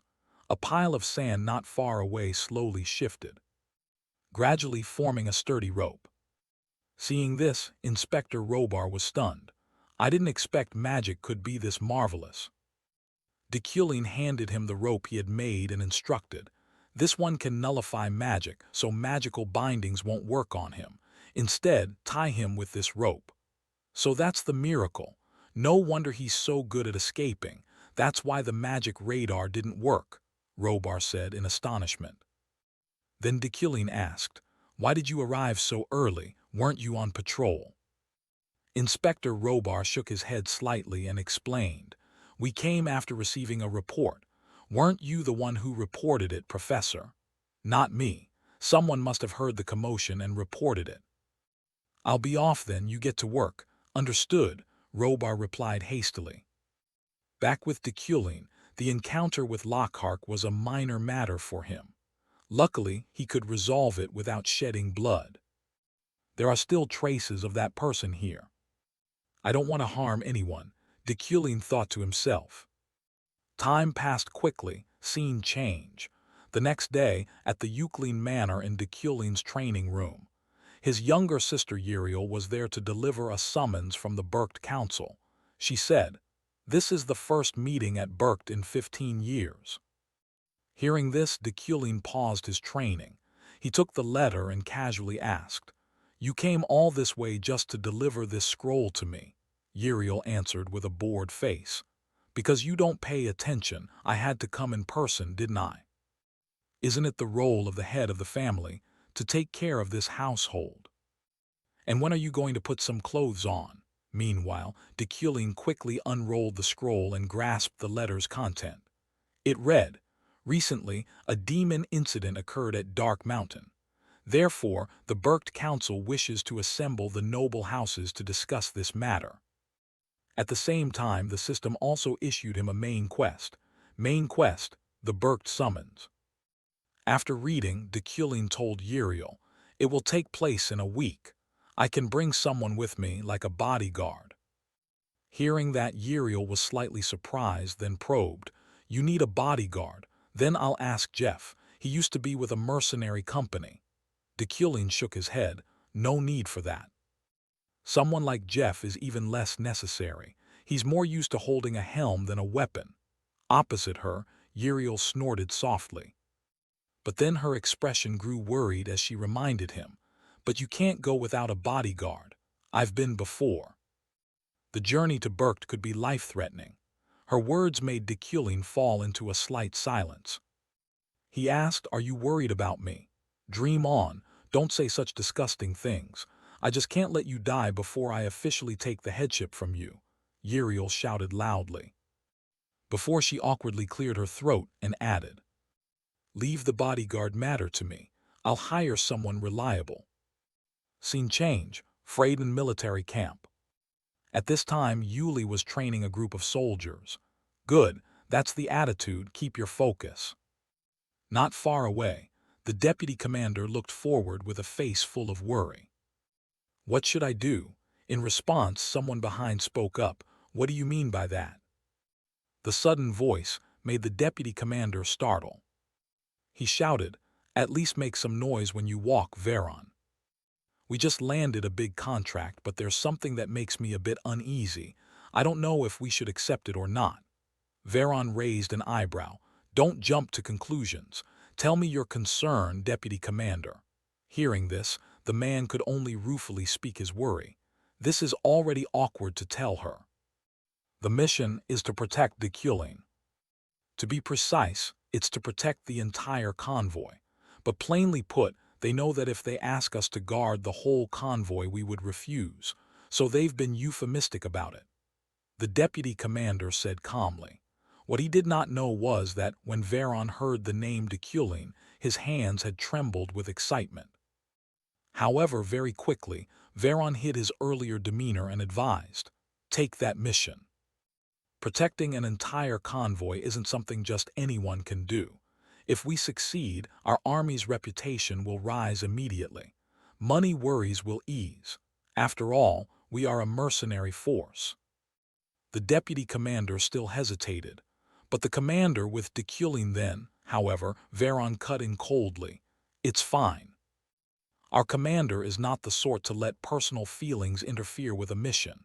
Hearing that, the deputy commander nodded in agreement. "That's true. Then I'll report back to the commander." With that, the man quickly left. Behind them, Veron simply stood there with a cold expression. Berkt is the name of the highland mountain range in the northern part of the continent, at an elevation of 3,500 meters. It is also the residence of mages known as the Berkt Elders. This place is the center of all magical schools across the continent, where every thought and study of magic converges. Magic towers are a given, but even the floating isles of mages cannot disobey orders from here. Berkt's influence is so vast that it can be considered the pillar of the magical world.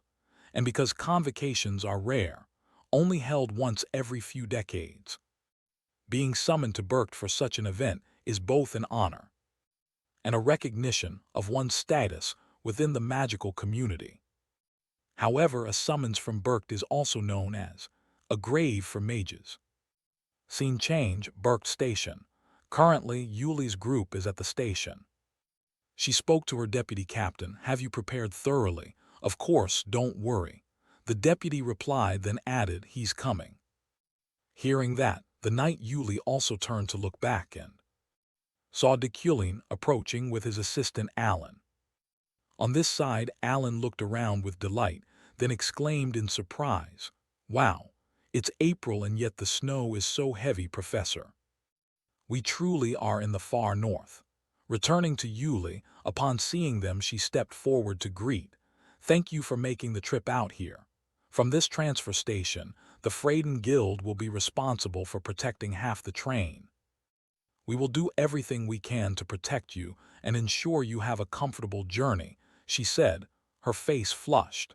It seemed the gathering from the other night still lingered with her. Recalling de Kulin's words from before, "I hope you'll show me that smile once a month." Yuli began trembling again. She kept asking herself, "What should I do now? Should I smile? If I smile, how should I smile? A bright grin? Or just a small smile? Why do I have to put up with this?" Behind her, the deputy captain, seeing Yuli's trembling, secretly wept inwardly. Even though she hates him to her core, she still gives her all for him. She truly deserves respect, Captain. Thinking that, he spoke up, "Captain, I'll take care of it."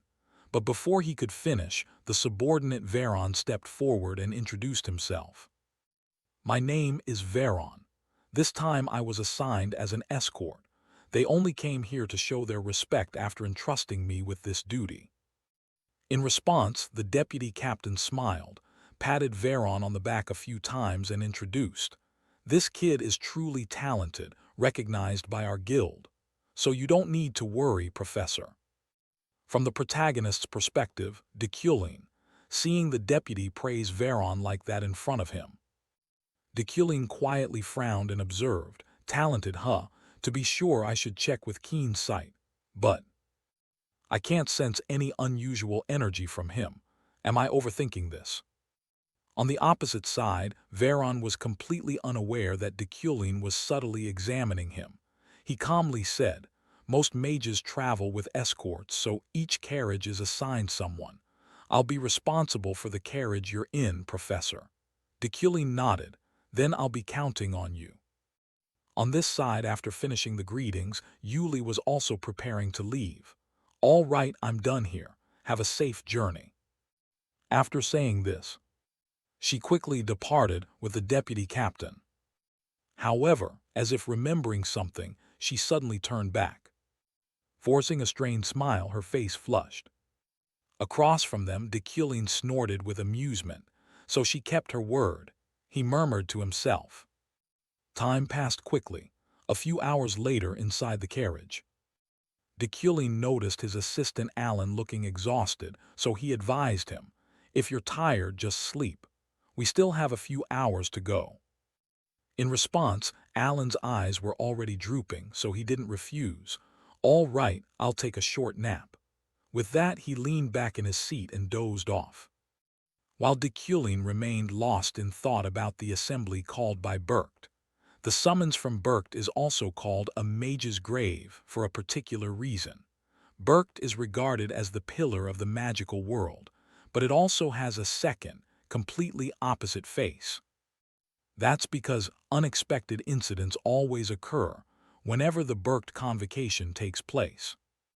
One of the greatest dangers is attacks on the trains. Surviving such events is not easy. One of the many causes of the original Deculin's death was a mind game. The game required guessing which train route would be safe among those heading to Berkt. If you want to choose the less risky option, you can buy information from the underworld about which train will be attacked. If he were the original Deculin, he certainly would have done so. However, that's not possible now. After I inhabited Deculin, I cut off all ties with the underworld. Therefore, before coming here, I prepared many measures to protect myself. For example, that's why I used insight to learn the legendary martial art Estran combat. And to be fair, Alan is sleeping deeply. He was so riled up before from excitement, yet now he can sleep so soundly. Back a few days when Deculin made the offer to his assistant, "Alan, would you like to go to Berkt with me? Be my assistant. Of course, since this trip is very dangerous, you may refuse if you wish." On the other side, Alan was so moved he nearly cried. "Thank you so much, Professor. For someone like me to be given this chance is a true honor." He spoke with snot and tears streaming, which angered Deculin, who hates messes. "If your nose starts to run, I won't take you." Returning to the present. To be honest, Alan's agreement surprised Deculin a little. Really surprised. I didn't expect him to accept despite knowing how dangerous it would be. Could he be more ambitious than I thought? Time flew by. The train made a brief stop to drop off passengers at some station. Deculin looked out and thought, now there's only one stop left, Berkt. Nothing's happened so far. Did I choose the right train? I prepared extremely thoroughly, but it seems it was all for nothing. Before leaving, I used the Midas hand on the outfit of a renowned master to enhance its defenses. I also reinforced various wooden and metal pieces and concealed them inside the carriage. I even cast spells on Alan's clothes. Thinking of that, Deculin's face grew somewhat somber. Lately, I've used the Midas hand so often that my mana is nearly depleted. Should I use it on something else? What a waste! Preparation is preparation, but it's best if nothing happens. Hopefully everything will remain peaceful like this, Deculin murmured inwardly. But things never go the way he wants. Just as the train passed over a large stone bridge, suddenly one of the carriages exploded with a tremendous bang. Rewinding to a few days earlier, before Deculin boarded the train to Berkt, the father and son Gilthian and Sylvia had already begun their journey. Inside the carriage, Uncle Gilthian complained to his daughter, "Aren't you even going to put your book down on the train?" Opposite them, Sylvia kept her head down over the exercise book in front of her. The professor assigned a lot of homework. Hearing this, Gilthian chuckled and advised, "Ha ha, you'll become an archmage in the future anyway, and yet you're more diligent than anyone." In reply, Sylvia said calmly, "If I can't even do this, how could I become an archmage?" She said this with a slightly annoyed look, her eyes thoughtful as she thought, "Honestly, I'm not worried about Epherin at all, but I still want to hear more of Deculine's lectures." Thinking that, Sylvia grew curious and asked her father, "Father, why did we leave early to attend the Berkt convocation? Couldn't we have gone in a few days?" Across from them, upon hearing the question, Gilthian suddenly fell silent. He was silent for a long moment, then his steady voice rang out, "Have you ever heard that? The trip to Berkt is a mage's grave." Sylvia, surprised, asked, "I thought that was just a ghost story." Then her father shook his head and slowly explained, "It's not a joke. Whenever there's a convocation at Berkt, a few mages always lose their lives. 15 years ago, as many as 11 people died. For a long time, being summoned to Berkt has been a sign of a prestigious family. If you are chosen among the 20 families and attend, your family's name will be etched into history. However, families summoned but unable to attend the convocation are permanently struck from the list. And there's an important rule: a new family will take that vacant spot. So what do you think is the easiest way to bring down a prestigious family?" Hearing this, Sylvia understood the implication. Surely families not among the 20 honored houses would try to assassinate attendees to take their place. Yet, she found it hard to fully believe. "No, this is." Before she could finish, Gilthian admitted, "That's exactly it. The trip to Berkt is like thin ice.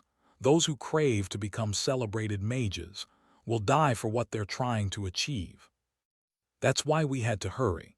We received word that a group was plotting to attack the train departing after hours. I took you along to be as careful as possible. However, if this leaks out, there will certainly be trouble." Saying this, Gilthian paused, then thought, "Should I explain this to Sylvia? After all, she'll have to face the world's cruelties." Having thought that, he continued, "Among the 12 traditional families, do you think any family always keeps its position? If someone must be punished for this, then it would be all mages. The deaths on the way to this convocation are essentially like magically induced natural deaths." Back to the present. The explosion from the carriage immediately put Deculine and Veron on alert. Deculine narrowed his eyes and began to use his mental energy. The nearby window instantly blew out. Because of the explosion, Alan slowly woke up. Seeing the scene before him, he was astonished. What's happening?" Alan panicked. "Professor, look. The entire train is hovering in midair." Back to Deculine. At this moment he breathed a sigh of relief inwardly. What a relief. Estran martial arts helped, but remembering the primary kinetic incantation before departure is what saved us. At the same time, on the roof of the carriage, the attacking assassins were also shocked. "This is absurd. The whole train is floating in the air. Are the senior professors really that different?" In response to the assassin who spoke up, another in the group growled, "This is a bit unexpected, but we're only getting started. Everyone focus. If we succeed, we'll get our deserved reward." With that, they dropped a rope down and used it to swing into the carriage, where Deculine was sitting. They kicked the window glass to pieces and climbed in, sending shards flying everywhere. However, Deculine had long since prepared for this attack. Seeing them appear, he spoke coldly. "What fools! Too bad for you that I anticipated this." No sooner had he finished speaking than he used his mental force, driving broken steel and splintered wood at the assassins like bullets. They had barely swung into the carriage and regained composure when they were perforated like honeycombs. Beside him, his assistant Alan watched in stunned shock and shouted, "Professor, this is an attack. What's happening?" Hearing this, Deculin glanced at him, then struck Alan sharply at the nape, causing him to pass out on the spot. "Rest for a bit, Alan," Deculin whispered, then turned to Veron. "Veron, right. Take this kid to a safe place. If there are any other passengers in other compartments, evacuate them." Following Deculin's request, Veron quickly lifted Alan out of the carriage. Watching their backs recede, Deculin pondered inwardly. Alan's nape feels so soft. I can sense the difference thanks to the steel body trait that enhanced my senses. Could it be? He had a fleeting suspicion, but very quickly Deculin pushed the thought aside. He turned back inward, facing the remaining assassins. "I'll finish this first, then think." Staring them down, he said coldly, "You started this, so you should know what's right. Yes, your deaths here will also be natural deaths." As the words rang out, Deculin's body erupted with fierce mana that made the assassin's hair stand on end. A profound sense of danger began to envelop them. Back with Veron, after arranging for Alan to sit safely leaning against a rock below, Veron looked up at the carriage floating in the air. He frowned slightly. No one knew what he was thinking. Time passed quickly. Back to Deculin. Inside the carriage now lay the corpses of the assassins everywhere. Pools of blood stained the floor. None remained breathing. Deculin sat back in his seat, exhausted, trying to steady his breath. "More tiring than I thought. Reducing damage from the explosion while fighting at the same time drained my mana." As he thought this, he looked at his hand, trembling constantly. His mana now was down to exactly 10 points. Next, the swordsman Veron returned to the carriage and reported, "I've escorted all the remaining passengers to safety." Hearing that, Deculin nodded in praise. "Well done." Then we should, before he could finish, Deculin's eyes flashed with surprise. He studied Veron's expression closely and thought inwardly, "This guy, his gaze is different now. Well, I was shocked by the attack too. He must be surprised as well, right?" That was what Deculin thought. But immediately after, he saw red auras continuously rising from Veron. This was the sign of death, a sign stemming from the fate of a villain. Sweat immediately broke out on Deculin's face. "He moved with me all this time while hiding his true attribute. I let my guard down." Ahead, the swordsman Veron no longer hid his intent. He drew his sword, pointed it at Deculin, and said coldly, "Luckily you survived. I must kill you with my own hands." Deculin was already exhausted. To buy time, he called out, "One last question. Are you doing this on someone's orders? Is it Yuli?" No sooner had he spoken than Veron across from him screamed like a mad dog, "Stop! If you mention my master's name one more time, I won't forgive you. She is a valiant warrior. She would never think of such things. Erase that notion immediately. You will die by my hand for my master." From Deculin's point of view, seeing Veron's determined face, he quickly inferred the situation. "It seems this has nothing to do with Yuli, judging by his expression. But the problem now is, I only have 10 mana points left. Can I defeat someone skilled enough to be considered an outstanding fighter of the Freyden team in my current state?" Deculin wondered. Veron had no intention of giving him more time to think. He launched a sudden attack. "Then my guarding duty ends here." With that, he rushed at Deculin, swinging his sword down with lightning speed. Seeing this, Deculin strained to manipulate a shard of steel-end wood, quickly blocking the strike. At the same time, he canceled the kinetic spell that had kept the train suspended in the air. So, the train began to plummet straight downward. Scene change: Sylvia's private room. Outside, a knight carrying 2 ice creams cheerfully offered. "Would you like to try some, milady? This is a Berked specialty, eternal snow ice cream." Sylvia the prodigy only sighed and refused. "I'm fine. You can have more, Sirio. I'm sick of them. I've eaten plenty." "Is everyone here?" Hearing this, Sirio asked, "Who do you mean?" "Except for Euclid and Rewind, everyone else is here." "Milady, are you waiting for someone? Oh, never mind." Sylvia shook her head. Her expression grew thoughtful. Sensing something, Sirio quickly left the room and said, "Then, I'll take my leave.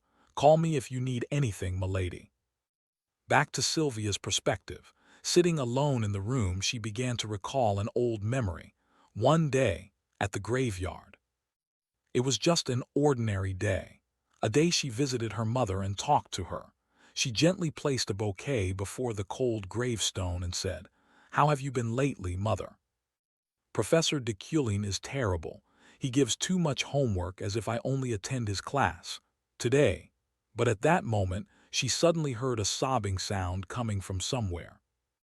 Unable to contain her curiosity, Sylvia quietly followed the sound. And then she witnessed an unexpected scene. Ahead, a figure knelt before a grave. It was de Kulin. Even seen from behind, she could immediately recognize her professor, even from his hunched back.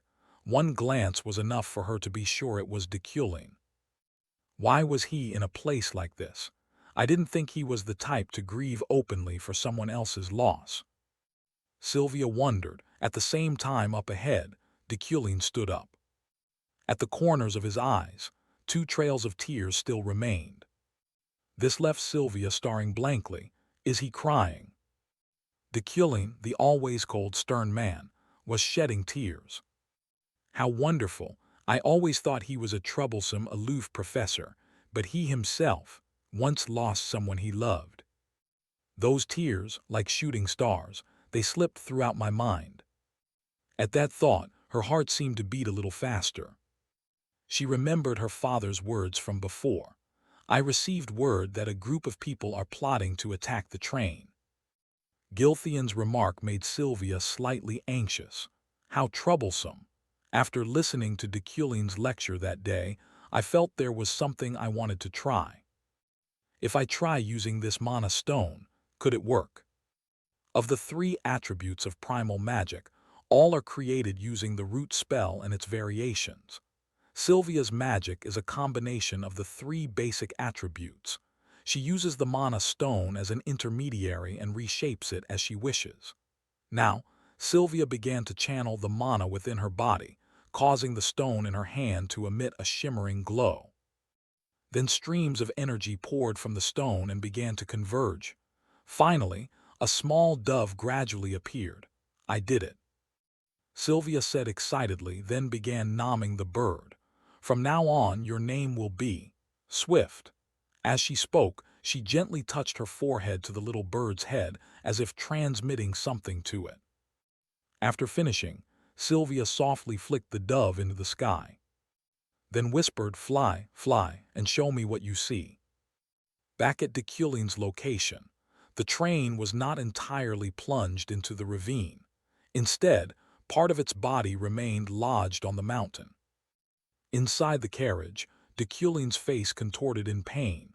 The train had luckily held fast and not fallen. "But I think I've broken a few bones. I'll recover soon, thanks to the Iron Man trait." As he thought this, before de Kulin could do much, a sword lunged straight at him. Luckily, with his enhanced senses, de Kulin noticed in time and tilted his head to dodge. Next, he waved his hand to control a shard of steel-end wood, striking Veron squarely in the head. But the blow was repelled by a pale red aura, a protective force. De Kulin wondered inwardly. Across from him, Veron couldn't help but praise de Kulin's survivability. "You're persistently tough, de Kulin." Saying that, he coated his sword in aura, and then rushed in with a horizontal slash. De Kulin struggled to manipulate the floating steel-end wood fragments to block the attack. Veron's strikes were extremely fast and powerful. Sweat began to fall from de Kulin's face. "He's strong. Veron is far stronger than me. Even at my best, I couldn't beat him. But de Kulin would never fall in situations like this." Veron's strikes were extremely fast and powerful. Sweat began to fall from de Kulin's face. "He's strong. Veron is far stronger than me. Even at my best, I couldn't beat him. but Dekulin would never fall in situations like this. Opposite him, Veron kept charging, attacking relentlessly, but Dekulin's steel and wood fragments had their limits. After taking numerous blows, they began to splinter. Seeing this, Dekulin gave a faint smile. Damn it. If this sword strikes me, will the game be over, or will nothing have happened? Will I open my eyes in the office again? If not, then what will happen? A spray of fresh blood burst into the air. Looking at the sword nearly at his throat, Dekulin told himself, it's over. However, suddenly, an anomaly occurred. The space inside the carriage began to warp as if being distorted. Dekulin's gaze went blank. What is this? Is the space fluctuating? Next, a streak of blood suddenly appeared on Veron's wrist. Without warning, whatever had happened caused his hand to be severed and fall backward. The pain made even a knight like Veron clutch his arm and cry out loudly. Seeing this, Dekulin immediately seized his chance. I don't know what just happened, but this is my opportunity. Then he used the last of his mana to drive a rusted shard of steel into Veron's right ankle, startling him. But that was not all. Immediately after that strike, Dekulin retracted his leg and kicked Veron's left leg. The powerful kick made Veron stagger, lose momentum, and fall backward. He slammed into several seats and flew out of the large hole in the train's side. However, Veron reacted very quickly. At that moment, he managed to draw a dagger and stab it hard into the carriage floor, keeping himself from falling down. Seeing this, Dekulin calmly stepped up to him, looking at him with cold eyes. This made Veron furious. His face twisted as he asked, "What did you just do?" Dekulin shook his head slightly in reply, "I don't know either. More importantly, why are you trying to kill me? I don't remember anything between us." "What?" "I clearly remember the crimes you committed against my master," Veron answered. By now, Dekulin saw Veron's true nature. He was blindly loyal. "You really say this is for Yuli's sake, even though Yuli didn't ask you to do this? What is Yuli to you, that you do something like this for her?" To that, Veron coldly replied, "You will never understand, Dekulin." Then memories began to stir within Veron. The scene showed Knight Yuli speaking with a group of people. The woman opposite said, thank you so much. If it weren't for you, it would have been awful." Yuli bowed in response, "Of course, I'm just doing my duty as a knight." Elsewhere, the boy Veron struggled and protested, "Let me go, I didn't do anything wrong, that one started it." Hearing that, the woman immediately turned to him and sneered harshly, "Do you know how good my Jason is? Surely you did something wrong." Behind her, a kid with a bruised eye smirked, "Hee, that's right." His expression only made Veron angrier. "Want to die?" Veron shouted. To that, the woman merely curled her lip in threat. "Haven't you learned your lesson? I'm about to hand you over to the authorities. Let's see what happens to you. You should kneel and beg for forgiveness. You hit my child. You'll be charged with assault and trespassing." Back to Yuli's perspective, she stood aside, seeming to realize something. She hurriedly interjected, "Wait a moment, you say that boy trespassed. That's right. His behavior fits his social status exactly," the woman said coldly in admission. This surprised Yuli. She turned to study Veron more closely. Did that boy really climb over those high walls? Was he really that scrawny? Having made up her mind, the knight spoke, "I'll take the child to the station myself. Please rest here, ma'am." So Yuli took Veron and led him away. Along the way, the boy kept shouting, "Let me go. I told you to let me go. I didn't do anything wrong. Why involve the guards?" Hearing that, Yuli's steps in front also halted. She murmured, "The Phrygia family is notorious for their behavior. I'm sure you're telling the truth, at least partially." This seemed to give Veron a glimmer of hope, and he continued to explain, "It's not just partially. I really didn't do anything wrong." But before Veron could finish, Yuli loudly cut him off. "You still shouldn't hit people. Come with me and I'll teach you how to control yourself." What will you choose to do? Yuli's words left Veron visibly surprised. Then he asked, will you feed me? For Veron, that's how my master and I first met. After that, I joined the night unit. However, because of my childhood and temperament, I couldn't fit in with the others. The only one who cared for me was Yuli. Yes, everything really was fine, as long as I could stay by the captain's side. My master was always ahead of me. She always helped others, and she never compromised with injustice. My respect and admiration for her only grew, and so did my love for her. I knew my feelings only hindered her. I knew my emotions were a burden to her. However, I must kill him. One day he will bring ruin to my master, Veron said with eyes full of hatred. And hearing that, even Deculin had to admit inwardly, he's right. The world's troubles are butterfly effects from what Deculin has done. However, I will change what Deculin did. I'm certain Deculin's fate is not annihilation. Thinking that, Deculin reached out to Veron. Take my hand, Veron. Whatever happens, I won't harm Yuli. Trust me. His words made Veron's face thoughtful, but unfortunately for our protagonist, his words were like speaking to a stone. Veron wouldn't listen to a single one. Moreover, the red aura around him flared up even more fiercely. This caused even a patient man like Deculin to lose his composure. He said angrily, you really have no intention of changing your mind. Below, Veron replied with an expressionless face, that's right, I will not change my decision. No matter what, I will kill you. Back to Deculin, he had no desire to spare such a fool. Idiot, your stupid choice today will torment Yuli forever. Then, Deculin clenched the rusted shard in his hand and struck straight at Veron. At the same time elsewhere, the night Yuli suddenly flinched. The vice-captain, worried, asked, Captain, are you feeling unwell? Are you worrying about Veron again? He can take care of himself. Haha, right. Yuli smiled in reply, unaware that far away her loyal subordinate was falling freely through the air. Master, I hope you find happiness. He murmured a final line. At the same time, the pigeon that the prodigy Sylvia had created was circling just above the carriage.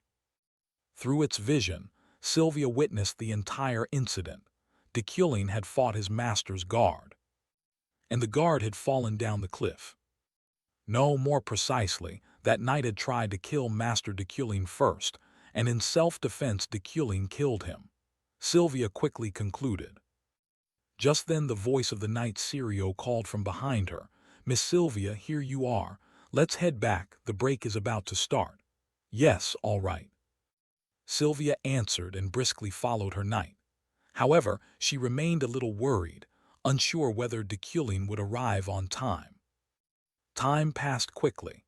Meanwhile, a group of officers had received reports of the bombing on the train and rushed to the scene. The investigator in charge was Deputy Director of Security, Lilia Fremian. Seeing her arrive, a few men ran over to greet her. An honored deputy director. On the side, Lilia, not wanting to waste time, asked bluntly, there was an explosion and an attack. Yes, that's right, replied a seasoned-looking man. However, incidents like this happen often as the convocation to Berkt approaches, so it's not a major problem. As he spoke, he handed Lilia a report book. While reviewing the documents, Lilia asked, I see. Were there any casualties? The man nodded and explained. Yes. Although no one is injured, 2 people are currently missing, a guard named Veron and Professor Deculin. You can hear the details from that survivor over there. Saying this, he pointed toward the assistant Alan, who was still unconscious, leaning against a rock. Lilia continued questioning those around to confirm the situation. Speaking with a photographer, she received an interesting piece of information. A knight saved me. The train hovered midair for a while, and when I came to, the train had fallen. I think the assassin tried to strike a second time. Hearing this, Lilia was puzzled and asked. The train stopped midair. The photographer quickly sensed her confusion, produced a photo, and explained. Here's the picture. I was so shocked I had to snap it immediately. In the photo, the train was held motionless in midair by Deculin using his mental force. This was hard for Lilia to believe, despite the clear evidence before her. He lifted the entire train with magic. Ridiculous. Suddenly, a voice rang directly in her head. Knight Veron is dead. I do not know why, but Veron attempted to murder Deculin and ultimately failed. Senior Professor Deculin survived. The sudden message startled Lilia. She quickly turned to look for the source, but saw no one suspicious. Where am I receiving that signal from? Lilia squinted at each person around, but still couldn't identify who had contacted her. Suddenly, someone in the crowd pointed ahead and shouted, "Someone's coming from over there. Is that Professor Deculin?"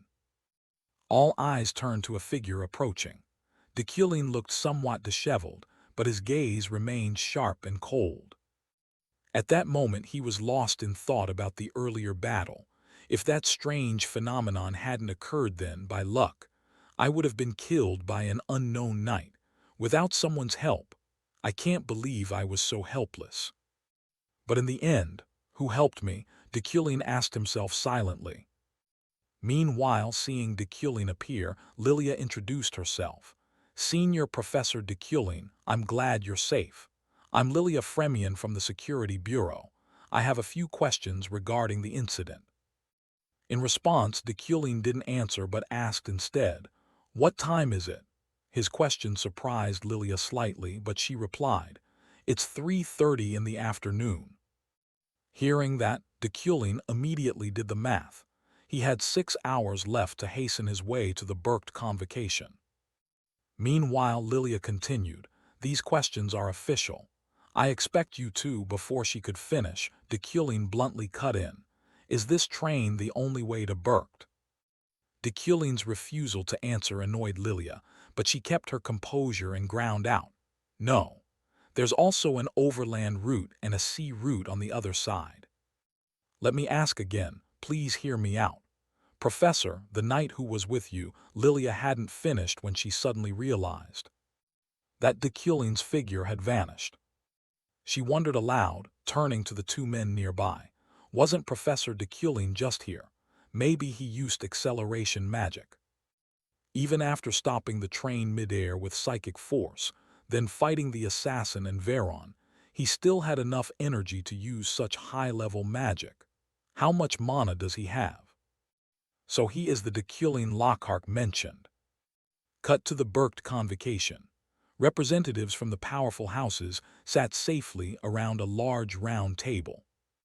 On one side, Uncle Gilthian whispered, "It's nearly 9:30, the moment the stars align." Beside him, the prodigy Sylvia looked anxious. She glanced toward the two still empty seats, thinking, "He's still not here." Cut to another corner of the convocation. Behind a curtain, a robed mage sat hidden. He spoke, "Before the convocation begins, I wish to express my deep gratitude to those who answered the summons."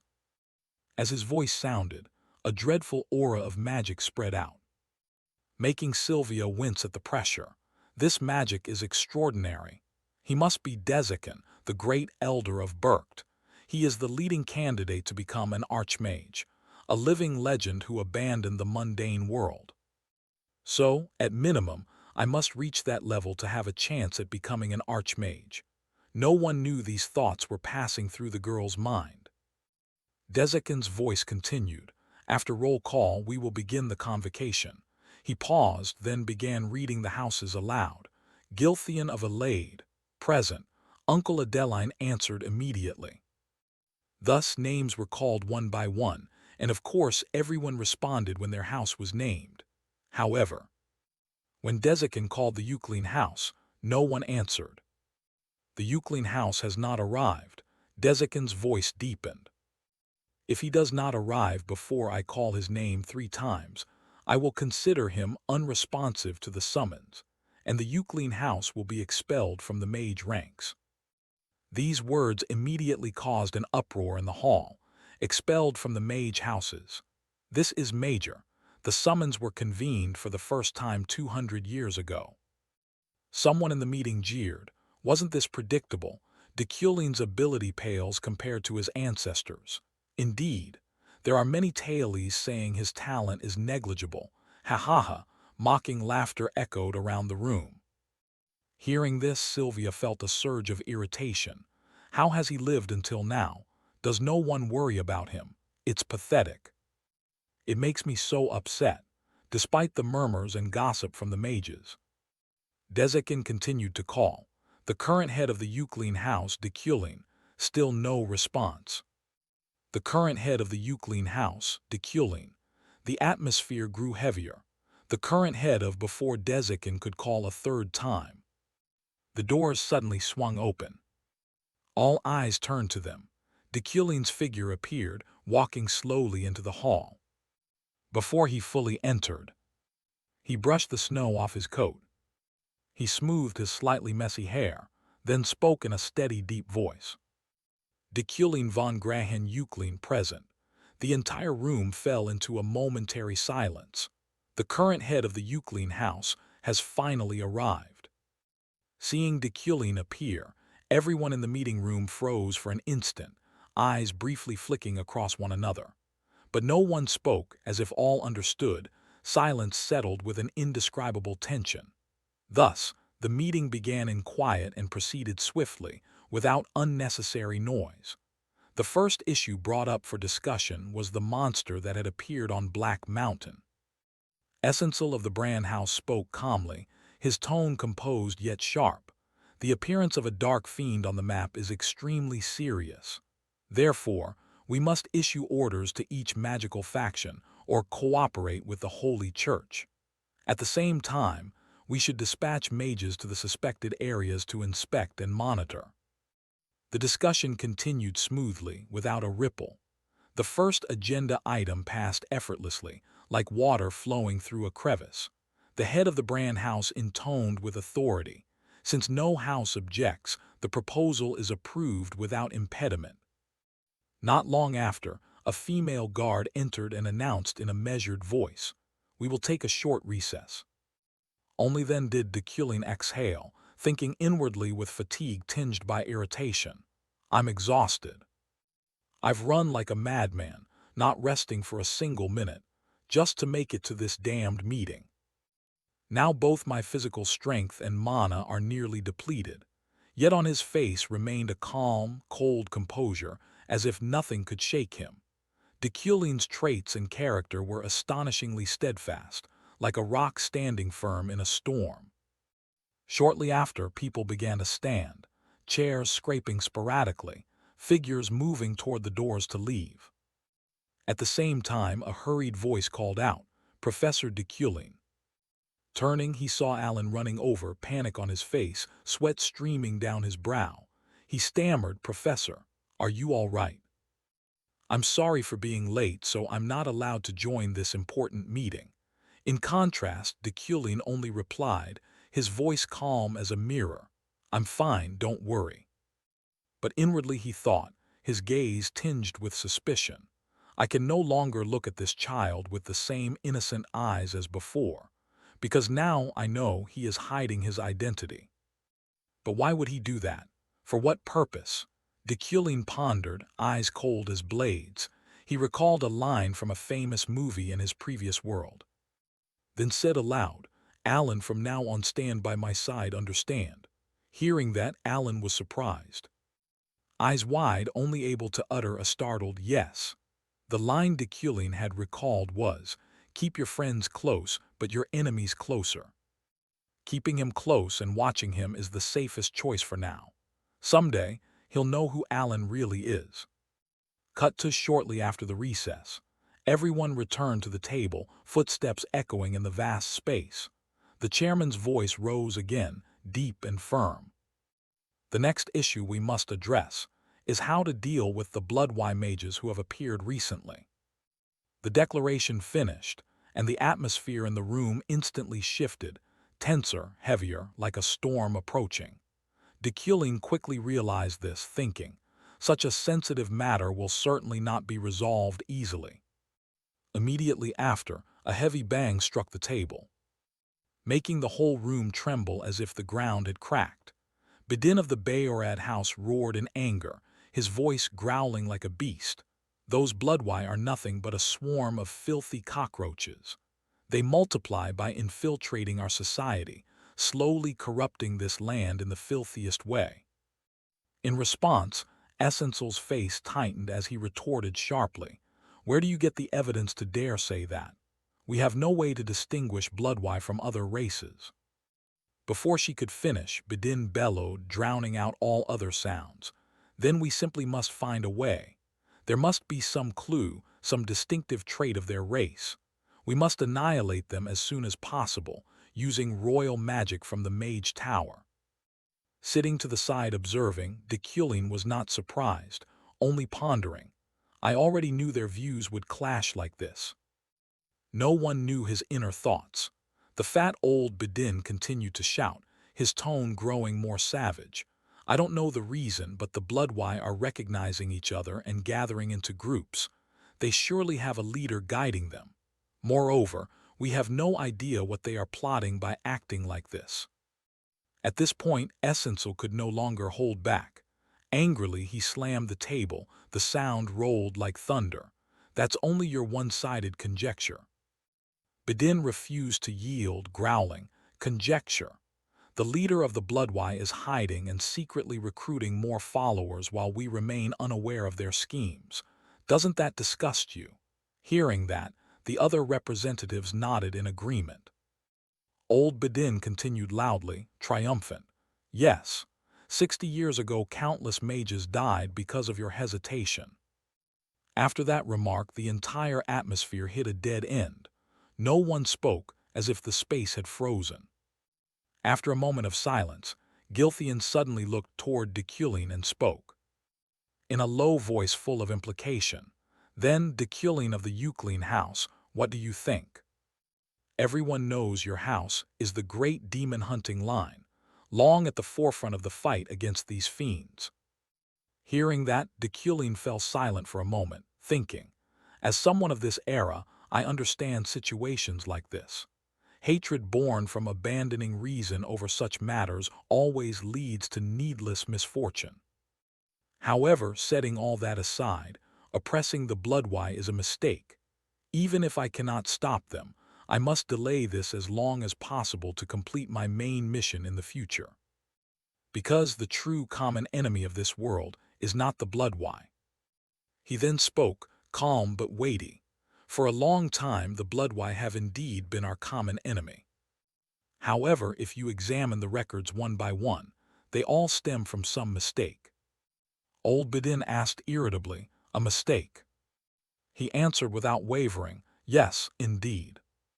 237 years ago, during the Radra witch incident, Radra was wrongly accused of witchcraft and burned alive. Since that event, a large-scale purge erupted, causing countless bloodwy people to be slaughtered. In response, they rebelled and the cycle of slaughter continued.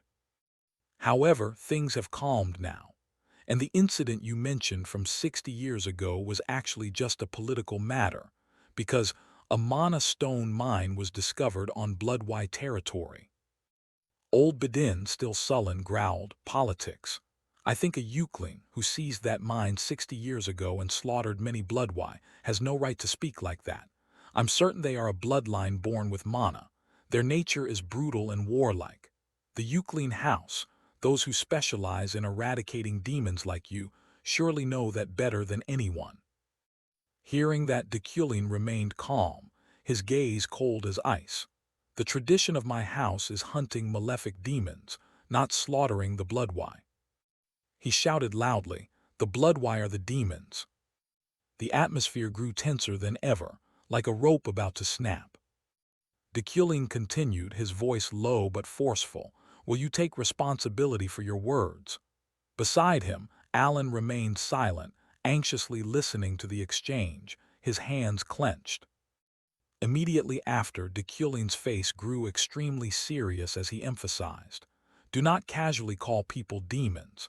Their blood runs red like ours, and those who utter such words may, in turn, be the more cruel demons." Old Bedin fumed, his face flushed, but he could not muster any rebuttal.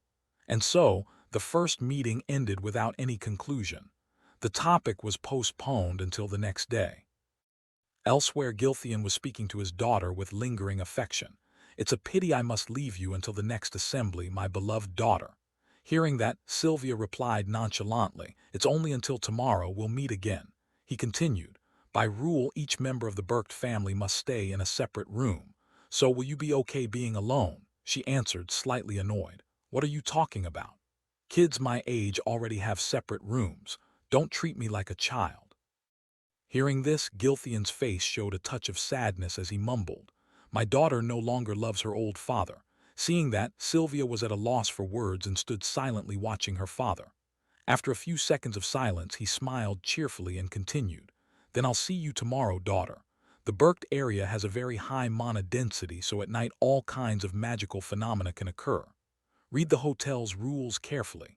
She sighed and replied, "Yes, I'll behave, so you don't need to worry." Cut to Sylvia's lodging. At that moment, she was holding a sheet of paper. Muttering, "It seems these rules are just meant to sow fear in the children, so I just need to sleep normally." Night came, and while she was resting, a small yellow bird appeared. Perching nearby, its eyes glinting like two jewels in the dark. Not long after, Sylvia opened her eyes and rose, seized by a sudden thirst. Her throat dry as a desert. She shuffled to the table, took a glass of water and drank, cool sips flowing down like salvation. Suddenly her gaze changed, a sense of danger spreading through the space. Cold as wind from an abyss. From behind, a stream of deathly energy slowly approached, like a pitch-black curtain, gradually covering everything it passed and carrying the breath of death. Sylvia was startled and immediately assumed a ready stance, her whole body taut as a drawn string. She suddenly remembered the instruction sheet. Thinking inwardly, the space suddenly turned into a corridor. Have I done something wrong? Her heart pounded, her eyes scanning the room now grotesquely warped, as if reality were being squeezed by an invisible hand. She hurriedly reread the lines on the instruction sheet, her eyes flicking over each sentence. One passage read, "Once you lie down and rest in bed, you must not leave it before sunrise. If you violate this, you may be transported to another, unpredictable place." At that moment she broke out in sweat, droplets streaming down her brow, icy cold. Sylvia realized, so if you get into bed, you must wait until morning to leave. That's why I'm in this situation. A few days earlier, when she was in the second corridor, she hadn't experienced this at all. But now she thought, it seems to be happening because the heads of the houses and those with great power are nearby. Therefore, the surrounding energy has become dense and easily altered. I've been complacent and careless. I thought being in my room would keep me safe. Trying to stay calm, Sylvia told herself with a trembling inner voice, "Calm down, I need to calm down." But at that moment, from the corridor behind came terrifying sounds, a low growl mixed with heavy footsteps, like a stalking beast. Along with it, a veil of deathly energy moved closer, thick and cold as the breath of death. Sylvia perceived it. Her pupils immediately contracted, fear kindling in her chest like a small flame about to burst into flame. She spun around, thinking, something is coming. At once she ran down the corridor in the opposite direction, her small feet pushing with all their strength. Very quickly, she saw a stairway glowing with deathly light ahead, the strange illumination sparkling like a tempting invitation. But she suddenly remembered, the Rosary Hotel is a single-story building, and the guide also warned, never follow stairways that appear leading up or down. Her heart pounded, she gritted her teeth and kept running. Passing an open door, the light inside mixed with the hazy, deathly aura spilling out. Another warning flashed through her mind. If you encounter doors already open in the corridor, do not enter those rooms. Sylvia shut her eyes, clenched her teeth, and sprinted through the doorway, reassuring herself inwardly. Don't panic. I remember a door ahead, and it will surely help me get out of this. She reached it and immediately knocked, shouting, her voice hoarse with fear. Is anyone in there? Please help me. But fear flooded her mind, another warning sounding. If someone suddenly knocks on your door at night, do not respond or make any sound. Sylvia feared the occupant would see her as a threat and refuse to help. She could only keep knocking in desperation. Is anyone in there? Please, please help me. After a few seconds with no response, the girl was on the verge of tears, her hands trembling as if she might collapse. Suddenly, the door swung open, warm light from inside washing over Sylvia's still uncomposed face. Along with it came a familiar, gentle voice. Out this late and lost, Sylvia. It was Deculin, standing there as calm as a windless lake. Seeing him, Sylvia calmed a little, though her eyes still glistened, and her tears hadn't yet dried. Deculin said, "All right, come inside quickly." Sylvia obeyed at once, whispering, Thank you." Soon the fireplace was lit, bringing warmth to the girl. Sylvia regained her composure and murmured, "Sorry for the trouble. I carelessly left my bed at midnight and was randomly displaced into the corridor." Deculin showed no anger, replying evenly, "Chaotic magic-related incidents happen frequently in Berkt. Along with that, souls driven mad by magic wander everywhere and cause much harm." He paused, then added, "You should have read the rules carefully, then you wouldn't have gotten into this trouble." Sylvia sat behind him, listening and observing, thinking. He always has a composed, calm expression and a steady gaze. Has he endured so much loss and pain that he can ignore rules and open his door to help me? Just as she was lost in thought, a cold growl suddenly sounded from behind. From the crack of the door, things like purple ooze seeped through every gap, slimy and terrifying. It then transformed into a horrific skull that shrieked and lunged at her, sharp teeth flashing in the dark. Sylvia froze in fear, but at that moment Deculin's calm voice rang out. "Calm down, you don't need to be afraid." Immediately, two flying shards streaked past the girl at extreme speed, racing straight for that dark soul. In no time it was struck and began to disintegrate, turning to dust before Sylvia's astonished eyes. It turned out those two streaks of light were shards of crystallized ice, hovering like razor-sharp blades. Sylvia exclaimed, "Amazing! That wandering soul was truly smashed." Deculin replied softly, "No need to be surprised. It's just a specialized killing spell, but never mind, it's nothing worth praising." He paused a moment, then continued, "Because magic should not be created with the purpose of killing." Those words made Sylvia blush slightly. She didn't know how to respond. She looked at the flame before her and wondered, isn't that the flowing flame? At that moment Deculin finally looked up from the book and replied softly, "That's right." Then Sylvia began performing a series of spells of every attribute to grab his attention: brilliant lightning, sturdy metal shaping, gentle wood, and fiery fey flames. But Deculin paid no heed, his gaze glued to the book as if she were nothing but a passing breeze. That made Sylvia a little angry, she thought. He didn't even glance at the light in my hands. Should I do something more groundbreaking? But at that moment Deculin's voice rang out, "You're doing very well." Sylvia blinked in surprise, and he continued, "However, there's a slight instability in the wind magic circle you attached when casting the fire spell." Those words surprised Sylvia. She hurriedly asked, "Professor, where is that instability?" But Deculin replied coldly, "You should find that out yourself." That remark annoyed Sylvia a bit, and she retorted, "But you explained those details to Evelyn." Deculin kept his eyes on the book and said matter-of-factly, "Evelyn discovered them on her own. I did not teach her." Sylvia bit her lip. While she was still a bit irked, Deculin's voice sounded again. "Try to rid yourself of impatience and haste, Sylvia." He paused a moment, then continued, "You are still young and have plenty of time to grow. As long as you keep trying, you'll soon achieve what you want." Deculin tilted his head slightly, his voice carrying confident steadiness. So, you can advance slowly but surely, step by step. He closed the book, looking at the girl. After all, you are one of the 3 most promising and talented young mages in the world. Those words left Sylvia astonished. Is this Deculin's assessment of me?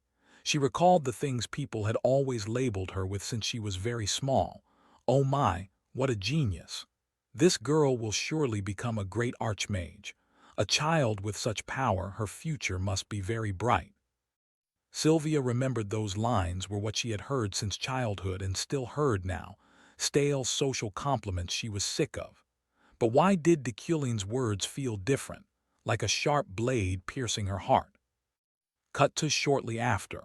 Sylvia, exhausted, was given the bed to sleep, her even breaths filling the quiet room. Meanwhile, Deculin continued reading, his eyes scanning each line under the flickering firelight. Suddenly, a faint but strange surging power caught his attention. He looked toward it outside, thinking, this surge of power, could it be? Before long, Deculin had entered a forest, walking and thinking, I've received a warning. Aside from the Berkt assembly, this remote mountain path seems to be a forbidden area. It looks like I might find a rarer item here than expected. At the same time, a ghost appeared behind him, vague in shape but ferocious. It lunged with aggressive gestures and a terrifying howl to intimidate him. But Deculin did not react and continued moving as if he couldn't see it. His steps steady like a machine. Seeing this, the ghost began to sweat in confusion. It kept following, repeating its intimidation, growling, flailing, howling, but it had no effect, like water on stone. After searching for a while and finding nothing, Deculin suddenly stopped. The abrupt action startled the ghost, which stepped back. He turned and asked calmly, Hey, have you seen any items around here that contain a lot of magical power? But instead, the ghost, shocked by the question, babbled, emitted meaningless groans, then ran off as if it had encountered something even more terrifying than itself. That left Deculin puzzled as well. What on earth is wrong with it? He continued searching, and before long he finally found what he wanted. Here it is. Before him was a piece of wood radiating a metallic gold power, brilliant like a sun imprisoned. The moment he picked it up, the system immediately displayed information. Pure mana wood fragment. Details: a fragment of a mana tree struck by lightning. This wood naturally contains a large amount of mana and has been refined by the lightning, becoming an excellent material. Category: special wood. Deculin read the info and couldn't help exclaiming, just as I thought, it's truly fine stuff. He gripped the wood tightly, his eyes flashing with calculation. Since coming to this world, I've trained and researched nonstop.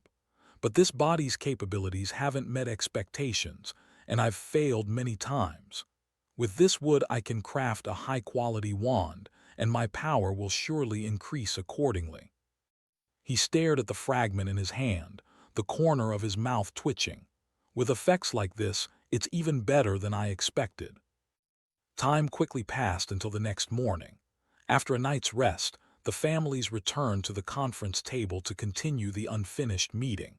However, the atmosphere had become far tenser this time, like a string pulled nearly to breaking. Fat Bedin roared angrily. In their blood runs the blood of demons, right? Then aren't they demons themselves? Hearing that, Deculin did not flinch and immediately retorted, his tone cold as a blade. Such a notion is absurd. If you add salt to water, would you call the water salt?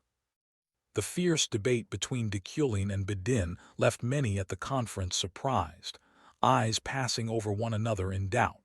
Murmurs buzzed through the room like a disturbed hive. Is Deculin taking the enemy's side? It seems so, but I thought he was deliberately acting to lure the opponent out. On the other side, Uncle Gilthian pondered, his gaze sharp as a blade. He snorted coldly. What exactly is the picture Deculin is trying to paint? What is he plotting? Elsewhere, Sylvia watched her father, thinking to herself. She was sure that not only her father but everyone here thought the same. They believed Professor de Kulin must have a deep reason for siding with the enemy. But she felt differently. His words from last night still echoed in her mind like an indelible melody. They are all wrong. He's only stating the obvious truth.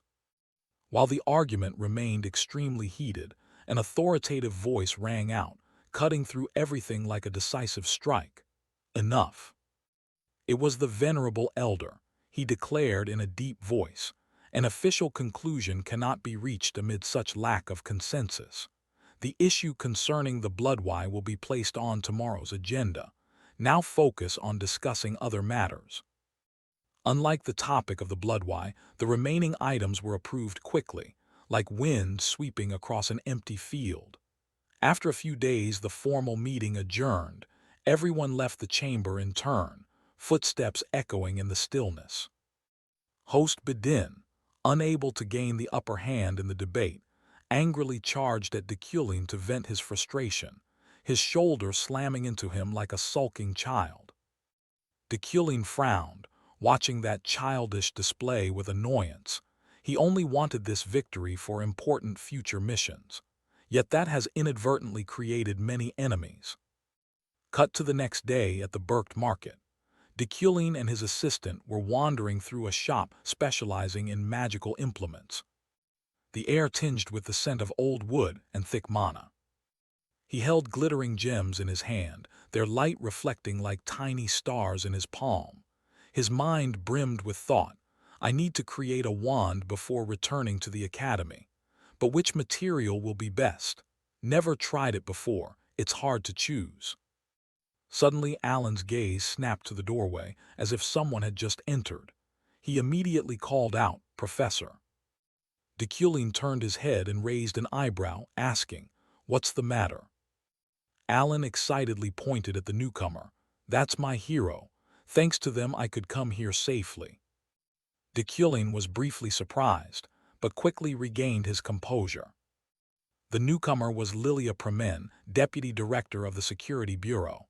She smiled and said softly, "What a coincidence. You're here too, Professor de Kulin."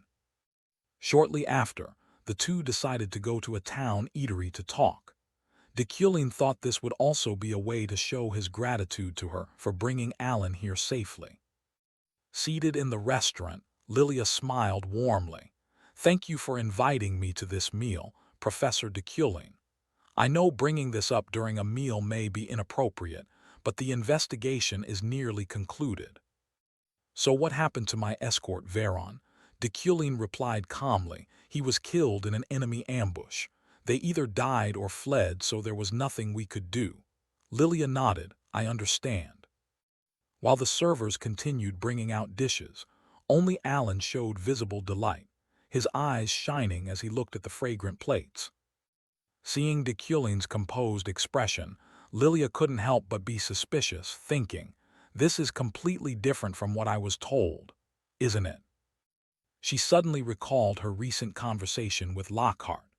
By direct royal order, the Imperial Security Bureau had decided to escort Lockhart to Low Kodak, the most notorious prison. It was the inevitable sentence for him after murdering innocent mages. In the interrogation room, Lilia crossed her arms, sounding somewhat bored. "Do you have anything more to say?" Lockhart remained silent, his gaze sunk in thought as if trying to organize his chaotic mind. Lilia continued, "So you intend to stay silent throughout the interrogation?" Suddenly she said something that surprised Lockhart. "Activate your power." Her eyes turned cold, her voice lowering with pressure. Immediately a smile appeared on his face. Energy spread throughout the room. Disabling all recording devices. Now the place became a private space for the two of them. Lilia slammed her hand down on the table, eyes blazing with fury. "You idiot! How many times have I told you not to go out causing trouble? Why do you keep making things worse? It's because of fools like you that our race is seen as demons." Lockhart just smiled, saying nothing. Lilia gritted her teeth in rage. If you didn't carry that blood, I'd have killed you long ago. If this truth is exposed, not only you but I will face pressure from the other houses." Lockhart laughed. "You think you can escape this empire?" Lilia answered, "We can, as long as we don't reveal our race's secret." Lockhart's tone grew grave and earnest. "No, we were born with the power of demons. The only thing they fear is that power." Lilia shouted, "Shut up. The Bloodwy are not the only ones with special abilities." Lockhart continued, "Also, why did you provoke Deculin? We've been watching the Euclid family for a long time, haven't we?" Lilia replied softly, "Are you saying you want to kill him?" Lockhart was momentarily stunned. Lilia only said, "We're just observing. But if he keeps causing trouble, we will have no choice but to eliminate him." Hearing that, Lockhart's expression suddenly changed. "Don't do that. He's a true noble, we don't need to kill Deculin." His answer stunned Lilia. "A true noble? What nonsense are you spouting? Are you mad? I have stacks of documents proving the crimes he's committed." Lockhart replied, "Remember the conversation at the cemetery. Deculin once insisted that the blessing he received proved the Bloodwy family are not monsters but humans. His eyes then held no deceit. In that look there was only one thing, righteousness. If there were more people like Deculin in the world, everything would change. The Bloodwy could live among others without being stigmatized." Lockhart declared firmly, "He didn't kill me, even though Deculin knew I belonged to the Bloodwy." Lilia was briefly surprised but quickly composed herself and laughed. "Ha! Don't you realize that the ancestors of Euclid were the ones who led the oppression and slaughter of the Bloodwy?" Lockhart answered, "Of course I know. But if we treat their descendants the way they treated us, aren't we admitting we're the monsters?" Lilia frowned. "What are you saying? That family has never stopped intending to eradicate the Bloodwy." "I've said that myself." Lockhart shot back. "How long do you think you can sit in that position of power before being caught?" Lilia shrugged calmly. "This is my life. There's no way for them to tell a Bloodwy from an ordinary person by appearance or lineage alone." Lockhart sneered, "But isn't there one thing we can't touch?" Lilia replied, "Are you stupid? I have no reason to deal with that." She absent-mindedly changed the subject. "Anyway, the current emperor's health is failing. Sooner or later someone will replace him. We just need to watch how the successor treats the Bloodwy, then decide our next move. Until then, it's best to stay silent and wait." She looked at Lockhart and gave a cold smile. "As for you, sit tight in prison." Back in the present, Lilia continued to watch Deculin intently, eyes fixed on him. How could someone like him be a true noble? He looks no different from the others. Suddenly, the sound of approaching footsteps caught her attention. Hiss! A strong smell of alcohol hit her. Lilia hastily covered her nose, uncomfortable from the dense spirit on the other side. A voice spoke up, "What's going on? I have nothing to say to you."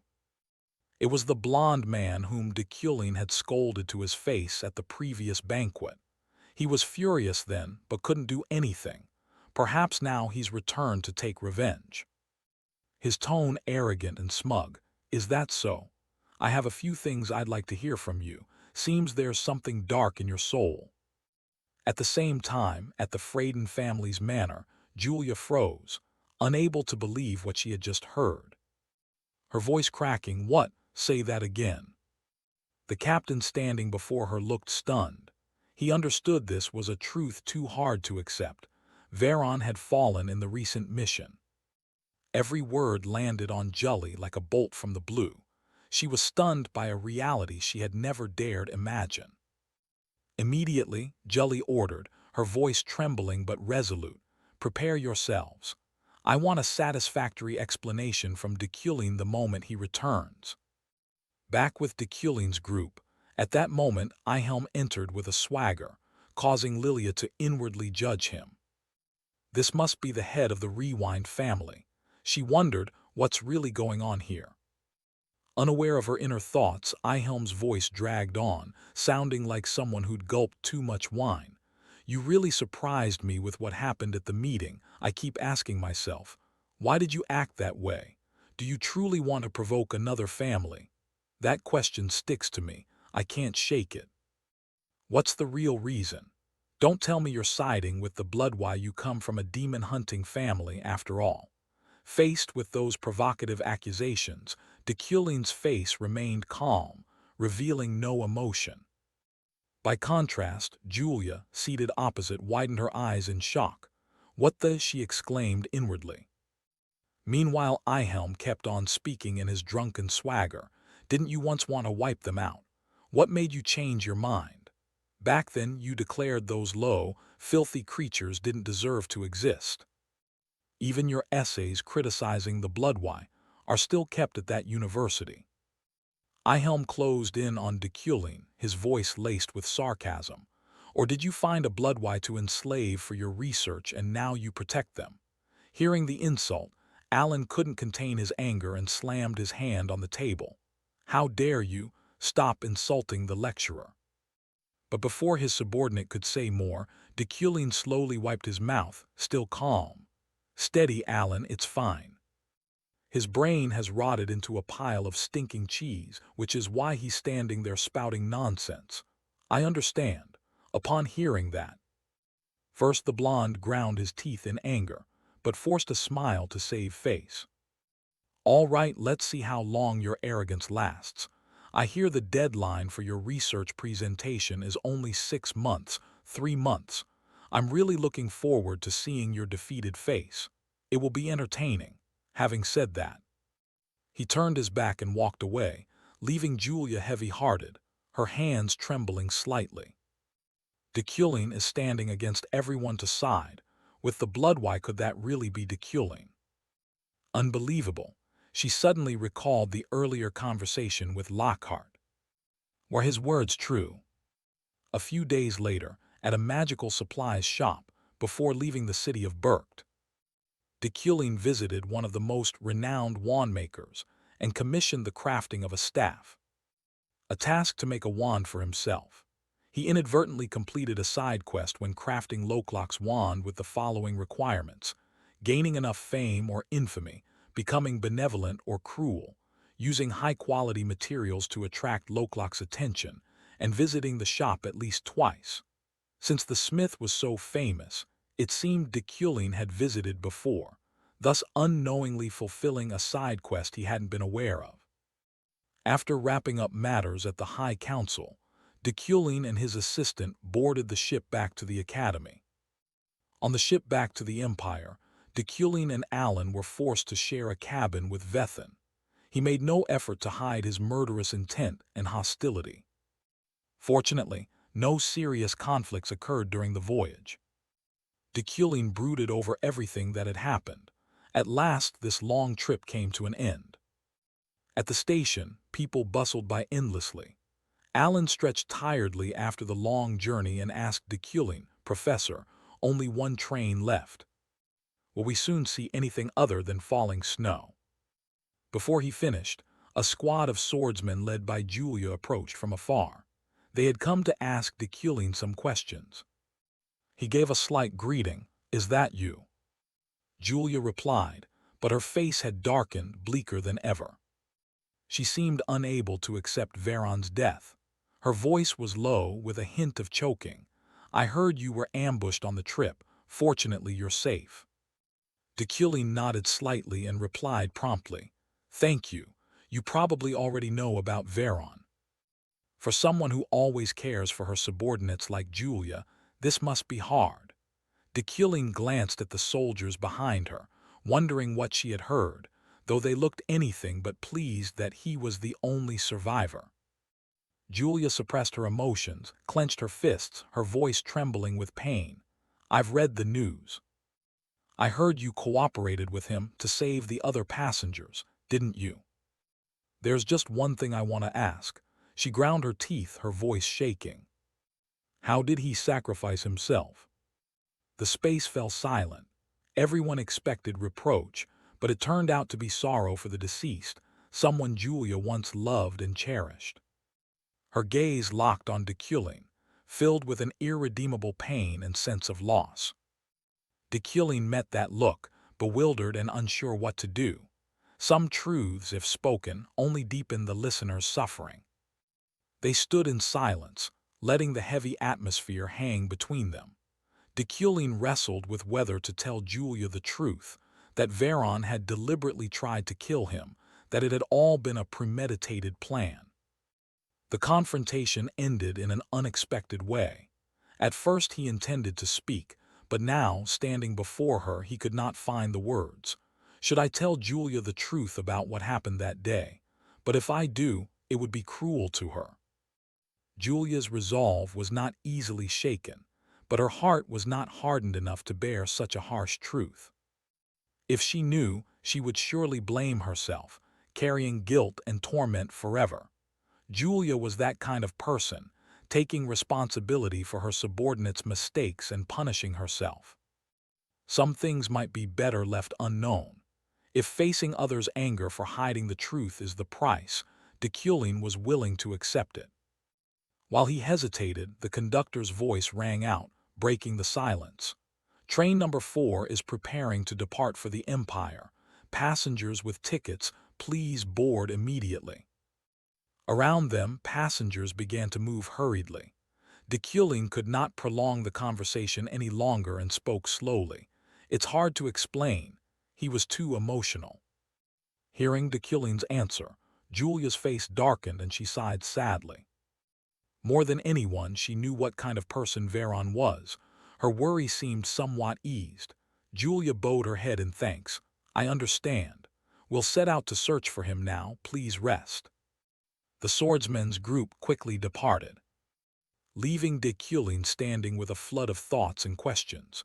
He recalled the moment Veron hung outside the train. Ironically, he was not so different from him. Intense emotions can drive people mad, but after all that, what is truly right? After they left, Alan immediately voiced his displeasure. They were rude, Professor.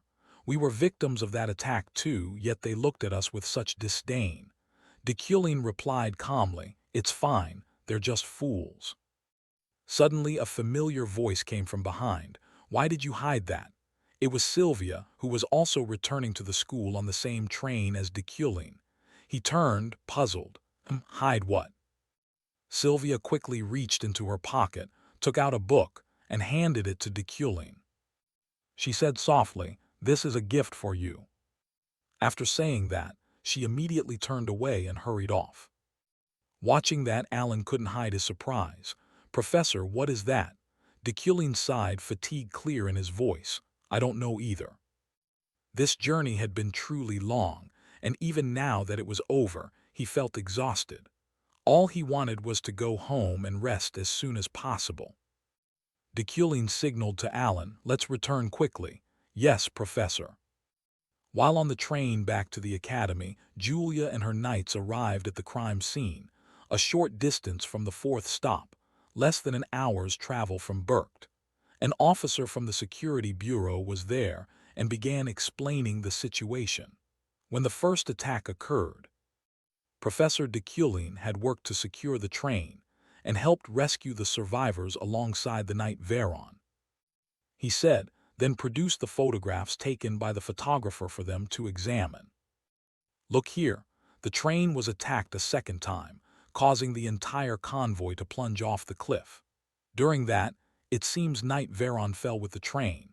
But the strange thing was the VIP carriage, where Professor Dekulin had stayed the whole trip, remained mysteriously suspended in midair. Unfortunately, the area is so remote that only eyewitness accounts from those on the train are available.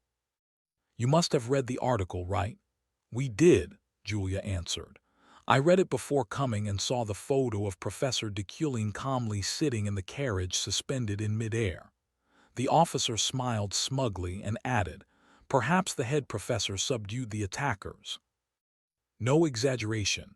He was like a one-man army, ha ha ha. However, the knights could not laugh. The man they respected was gone, while the one they disliked survived. Feeling the tension, the officer quickly concluded, In summary, from what we gathered, both survived the first attack, but Knight Veron did not survive the second and fell off the cliff. After hearing this, Julia bowed politely and thanked him. Another knight asked, "Did you find anything left behind by Knight Veron?" "Nothing," the officer replied. "What about whoever was behind the ambush?" "Sorry, we cannot investigate that. There's an unspoken rule not to query crimes that occur on the route to Berkt." While the knights continued pressing for more details about the attack, Julia quietly stepped to the cliff edge and looked down to where Veron and the train had fallen. Below was the bottom of a mist-shrouded gorge, a white expanse stretching endlessly to the horizon. At the sight, a distant memory came back to Julia. "I have lost my right arm," she thought. "I never expected you to go like this in vain." Julia thought she had grown used to losing comrades, but memories of Veron's hard life flooded back. He was an unknown, raised in the lowest stratum of society, who had pursued his dream with persistence from childhood. After so many hardships and ceaseless effort, Veron finally achieved what he desired, yet now he lay here. What exactly happened then? Scene shifts to the Euclid family manor. Deculin had just returned from the long journey. He was greeted by the shrill scream of his sister, Uriel Vondelun Euclid. She had learned he'd spent money on frivolous items and erupted in fury, shouting, "I've put up with you long enough. I thought you'd changed, but you bought those things with the family check, didn't you?" Seeing her mistress enraged, Steward Roy rushed in to soothe her. "Mistress, please calm down." Uriel shoved Roy aside and continued scolding. "You already forgot what I told you, didn't you? Our family is not overflowing with wealth. At this rate, the Euclid family won't last 2 months, you fool." Hearing that finances were near rock bottom, Deculin worried, recalling that the cost of making the wand was far higher than he had expected. So this is the consequence of overspending, he thought. The family's finances only have 2 months left. It seems I must do something. Deculin spoke to reassure them. "Calm down, I have a way to make more money." Uriel asked in surprise how. Deculin did not explain immediately. He led Uriel and Steward Roy to the storage room, containing the items he had bought at the auction. Uriel eyed them suspiciously. "Why did you bring me here? Are all these items just things you bought to flaunt your wealth?" Realizing he looked like a spendthrift in his sister's eyes, Deculin said helplessly, "Wait and you'll understand.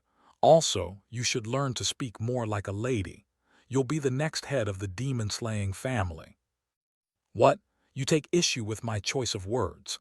I'm angry because you're the one who is driving our Euclid family to ruin." Steward Roy hurried to intervene. "Mistress, please calm down." At first, Deculin didn't understand why the auction pieces radiated an air of wealth. He had thought of them as an investment, like art in the mundane world. But recently, while preparing for the trip to Berkt, he realized how to use them to generate profit. With that in mind, Deculin activated the Midas hand skill. A beam of light emanated from the porcelain vase. Seeing him stand there, Uriel exasperated. "You brought me here and then just put your hand out. What are you doing? Are you insane?" "Mistress, please," Roy began, but before he finished, Deculin cut in. "I'll put these items back up for auction. Go fetch someone who can appraise them." Uriel was shocked and shouted, "What? You just bought them not long ago and now you're going to sell them. Antique pieces should be kept. These will sell for less than half of what you paid." "Silence," Deculin replied. Not wanting to argue with Uriel further, he ordered Roy, "Go fetch the appraiser and have these items moved immediately." Though puzzled, Steward Roy could only comply. Deculin turned back to the porcelain vase he had used his skill on. Information appeared before his eyes. A flower vase by a master artisan from the East. The master's heart and soul, along with his talent, shaped this vase. Thanks to the touch of the Midas King, it awakened. Special effect. The flowers in the vase will never wither, and each petal grants a healing effect ranging from intermediate to advanced. Deculin smiled proudly. A vase once worth 2.5 million LNE had now become a treasure he was unwilling to sell. Seeing two servants trembling as they carried the vase, Dekulin instructed, "Be careful, it's very valuable." Uriel gaped, speechless. Regaining her composure, she asked, "Are you really going to sell all of that? Are you trying to bankrupt our family?" Dekulin answered confidently, "We'll make the money, don't worry." Uriel snapped, "Don't tell me to calm down." Sensing her disbelief, Dekulin changed the subject. "Oh, it's time for work, I'm off."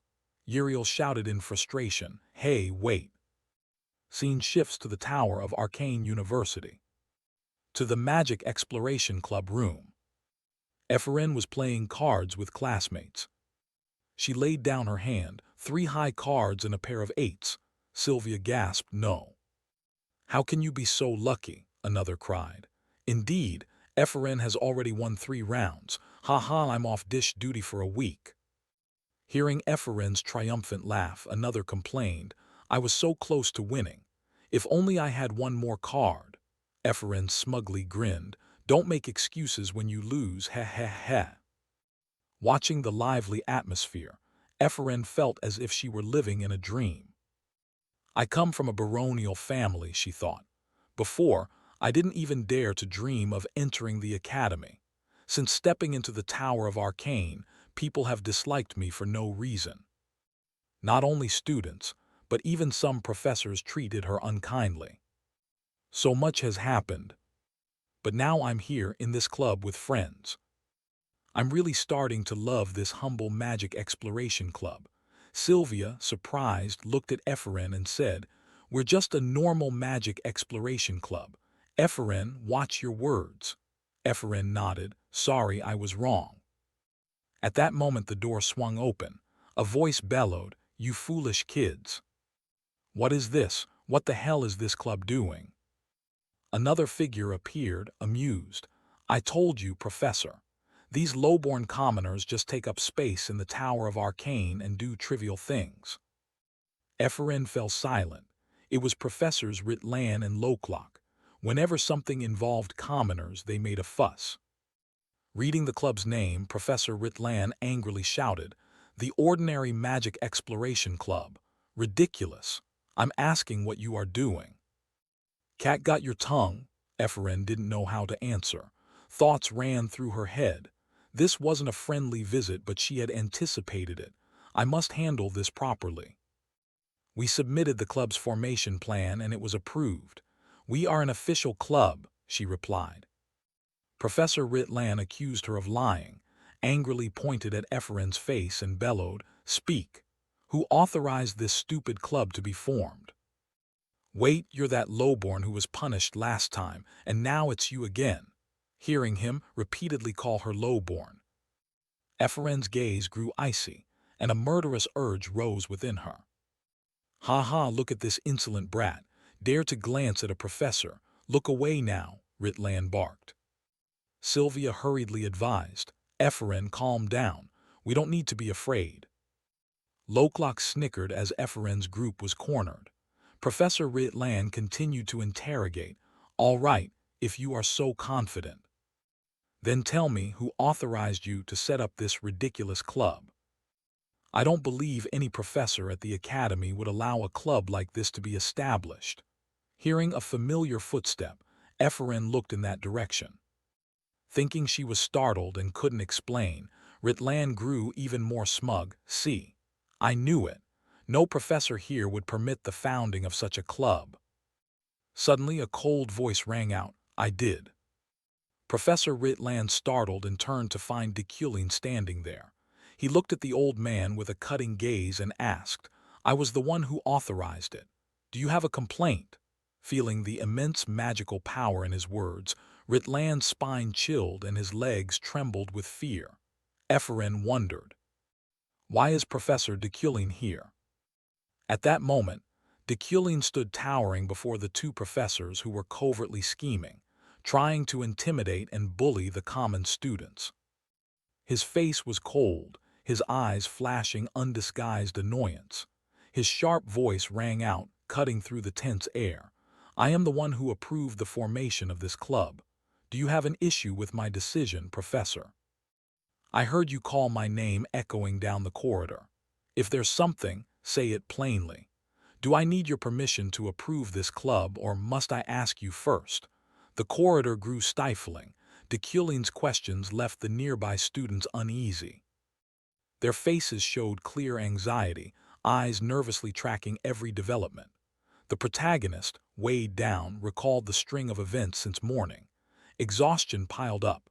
He was nearly spent. From early morning, Jiriel had harassed him over petty money matters. By the time the lesson began, these two professors deliberately caused trouble, and Ritlan even loudly insulted him in front of the students. That made his blood boil, but he kept a calm exterior, not letting emotion overpower reason. Ritlan's face went pale when he saw Deculin. Sweat poured down as he stammered, trying to put out the fire. "Professor, senior professor." He pointed toward the room, voice trembling, offering a ridiculous, fabricated excuse. "Isn't this place already too rundown? I just thought the mages of the Royal Academy's Dark Magic Tower deserved better equipment and furnishings, haha." I felt extremely upset seeing things like this. "I'll take full responsibility and replace everything with better items." Hearing that, Deculin sneered inwardly. This old man was indeed a schemer, no better than the swindlers in the market. However, those words did him no harm, so he paid them no mind. With a calm tone laced with sarcasm, he replied, "You've always thought that way, Professor Ritlan. This room does look old and shabby, huh? I'll pay special attention." Having said that, he shifted his knife-like gaze to the other man, the one who had instigated all the trouble. Deculin's voice deepened, full of contempt. "Low, vile types will always act like that, for they can do nothing but destroy." With that, Deculin turned and walked away, composed, leaving the two wretches standing like statues, eyes vacant. Beck, face flushed with anger, ground his teeth at the protagonist's insults. But he could do nothing but swallow his rage. Though the two men looked like twins, the other's base, contemptible expression marked a clear difference anyone could see at a glance.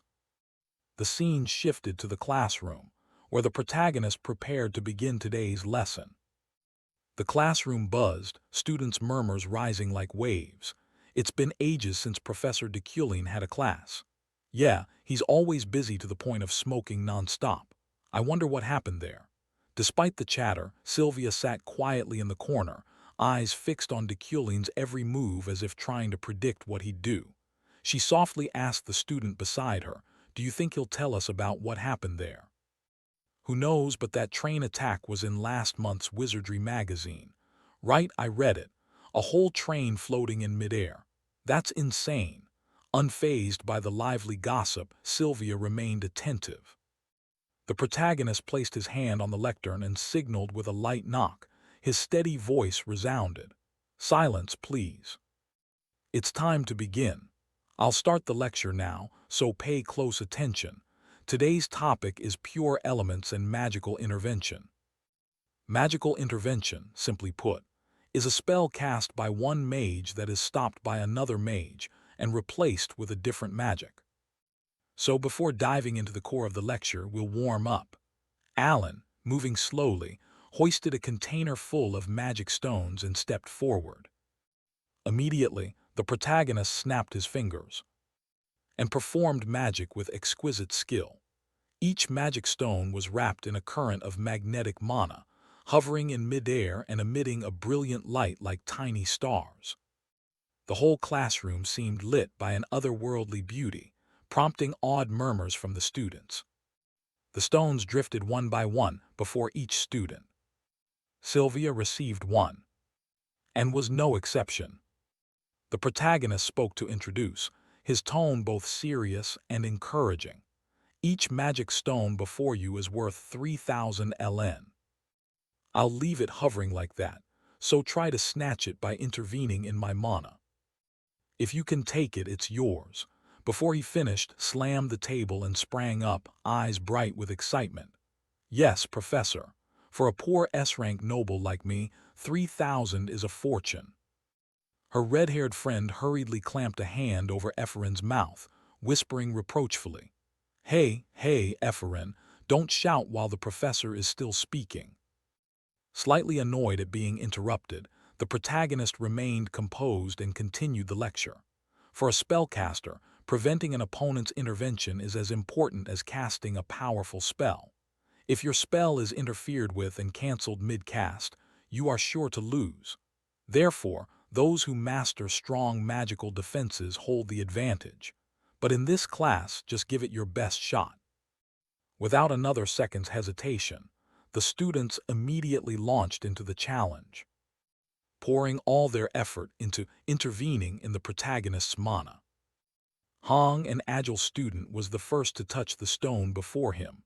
The vast room fell silent, every eye was focused, no one wanted to miss their chance. While the students struggled, Deculin quietly recalled past events. It was true he had once stopped an entire train and held it suspended in midair, but that was only thanks to the basic mana control he had recently acquired. He needed more practice to get used to it, and deep down he was curious. Although all the students here were freshmen, how long could he maintain his mana against 150 talented young mages? And how would he perform before the brightest minds of the new generation? Both Sylvia and Ephraim threw themselves into breaking Deculin's spell, but clearly this challenge was no easy feat. Ephraim, still wearing a bright smile, thought to herself, those mage tools are ridiculously expensive. My sponsorship money is nearly gone, but Professor Deculin is generously handing out magic stones for free. Thanks, I'll take one, Professor." Beside her, Sylvia quietly glanced at Ephraim, deep in thought. She remembered Deculin's words. Ephraim had overcome every hardship through her own strength. That memory was like a flame, fueling Sylvia's determination more than ever. I absolutely cannot lose. Especially not to someone like Ephraim. The competition between the two natural talents grew intense. Neither would yield. The other students were almost helpless against the protagonist's steady mana. Some pushed themselves until their noses bled. Others trembled all over from exhaustion. From below, Alan couldn't hide his admiration and spoke up. "Professor, you're truly amazing. Even facing 150 opponents, you show no weakness." The students couldn't intervene at all. Alan's praise surprised Deculin himself. He hadn't expected the freshmen to drain themselves to the point of nosebleeds and still fail to prevail. Suddenly, a magic stone trembled, a sign that his mana had been intervened. Deculin immediately turned his gaze toward it. As expected, the first to succeed was Sylvia. She panted, sweat beading on her forehead. Clearly, the challenge had not been easy. After finishing, Sylvia glanced at Ephraim, who was still struggling with her stone. Sylvia exhaled in relief, telling herself she was the only one who had succeeded so far. The protagonist stepped forward, his voice ringing with encouragement. "Well done, Sylvia. You are the first to complete this exercise." Seeing Deculin approach, Sylvia was briefly surprised, but she only gave a slight nod and said nothing. From the start, Deculin had expected Sylvia to breeze through this challenge, but he hadn't anticipated she'd have to exert herself so much. He scanned the classroom and spoke, "Is there no one else?" The other students were still struggling, with no sign that a miracle was about to happen. If no one else succeeds, then... Before he could finish, Deculin felt another intervention. He smiled slightly. Another person has just succeeded." Sylvia's expression changed at once, her eyes wide with astonishment. "What the?" And as predicted, Ephraim's talent was by no means inferior. She broke into a radiant smile, though her body was exhausted to the point of nearly collapsing. I did it. 3,000 Elni will be mine." Sylvia's face tightened, her brows knitting slightly. It seemed the rivalry between the two girls would only grow fiercer. The students were pouring everything into breaking the protagonist's magical defensive layer to seize the hovering magic stone. Each of them was in a pitiful state, drenched in sweat, noses bleeding, yet unable to reach the goal. The classroom air was stifling, thick with sweat and extreme tension. Sensing the situation was getting out of hand, the protagonist hurriedly signaled to stop. No sooner had he finished speaking than a student vomited violently onto the desk from dizziness. Some even collapsed from exhaustion, unconscious. The protagonist covered his face and sighed wearily, his voice tinged with exasperation. "You're pathetic. We'll take a short break. Remember to clean up your battlefield." One by one, the students staggered to their feet and left their seats, looking as if they might fall at any moment. Julia, her face pale from exhaustion, spoke weakly to Ephraim. "Ephraim, how did you do that? I tried everything, nearly died, and still couldn't do it." Ephraim leaned her head on the desk, panting, and replied with fatigue threaded through a hint of pride. "I almost bit it. I can't even feel my tongue right now, honestly. But now I understand everything." Julia widened her eyes in surprise. "Understand everything?" Ephraim nodded slightly, her gaze dreamy. "Yes. I don't know much about clairvoyant ability, but when I tried to pierce through Professor Deculin's spell, I felt like I broke through something." Julia exclaimed, unable to hide her admiration. "Wow, I'm really jealous of you, Ephraim." Across the room, Sylvia, having witnessed the whole scene, felt a surge of unease. She frowned and thought, "This is absurd. How could someone who always ranks last on exams jump to second place now?" She was certain there was no favoritism toward Ephraim here. But then a thought flashed. Could the rumor that Professor Deculin tutored Ephraim privately be true? Is he hiding something from me? Sylvia glanced at Ephraim with cold eyes, no longer condescending but highly alert. After all, Ephraim had been prophesied to become one of the three great mages of this era. She is truly arrogant, Sylvia thought, but inside her the rivalry had now turned into a low-burning flame, ready to flare up at any time. Returning to the lesson, after the tense and tear-soaked warm-up, the protagonist began to explain in detail the magic he had used. His voice was steady and compelling, holding the class's attention. "In that warm-up exercise, you all did your best to interrupt my spell and my mana magic. However, there is a much simpler way to neutralize my clairvoyant ability without expending so much effort. Those who succeeded may have sensed a bit of it already. It's not some advanced secret at all. It's actually very simple. That method, in fact, is mana disruption. But it's not like the widely known technique of blocking the caster's completed spell. This method revolves around understanding the other's spell and interrupting it before it's finished. However, the reason people don't use this widely is because it has a major limitation." He paused briefly, observing the students' reactions, then continued. "Mana disruption, you say? Only those with many spell circles can do that. The truth is you can only use mana disruption on spells you already know, and it's not encouraged. In most real combat situations, people use shields for defense or cast a counter spell. Still, practice makes perfect. I want you to take this opportunity to fully understand what mana disruption is.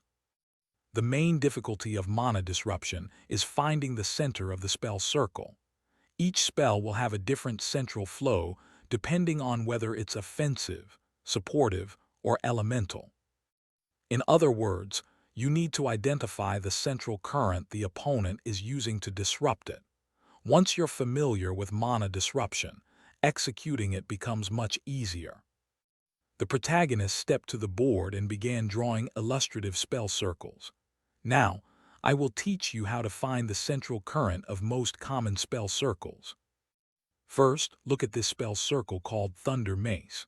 Offensive spells always have a burning current that runs from the inside out like this. Next, supportive and healing spells look like this." The students took careful notes, but Deculin's pace was a bit fast, forcing some to struggle to keep up. The lecture stretched on for 2 hours, and the classroom atmosphere grew heavy under the dense information. The protagonist glanced at the wall clock, sighed softly, and stopped. Although there was a bit more content, time was up.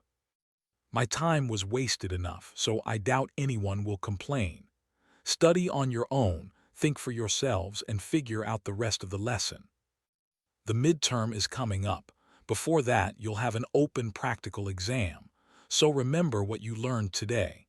It's going to be important. All right, class dismissed. Goodbye, everyone. With that, Deculin hurried off, leaving the class bewildered, faces full of confusion. Huh. Why did he leave before finishing the lesson? What's wrong with that professor? It feels like he stopped halfway through instructions. Julia stretched and said wearily, "What is this? Is the professor making us think for ourselves now? It's exhausting." Her friend beside her forced a laugh. "Ha ha, you're right." But Ephraim, on the other hand, beamed radiantly. "Today, I feel like I've unlocked something. It's hard to put into words, but it's truly wonderful." Suddenly, a sharp voice rang from behind, cutting through her thoughts. "Hey, Ephraim, representative of the commoners." Ephraim quickly turned and recognized Beck, the tattletale who'd caused trouble before. His face wore the arrogant look typical of the nobility.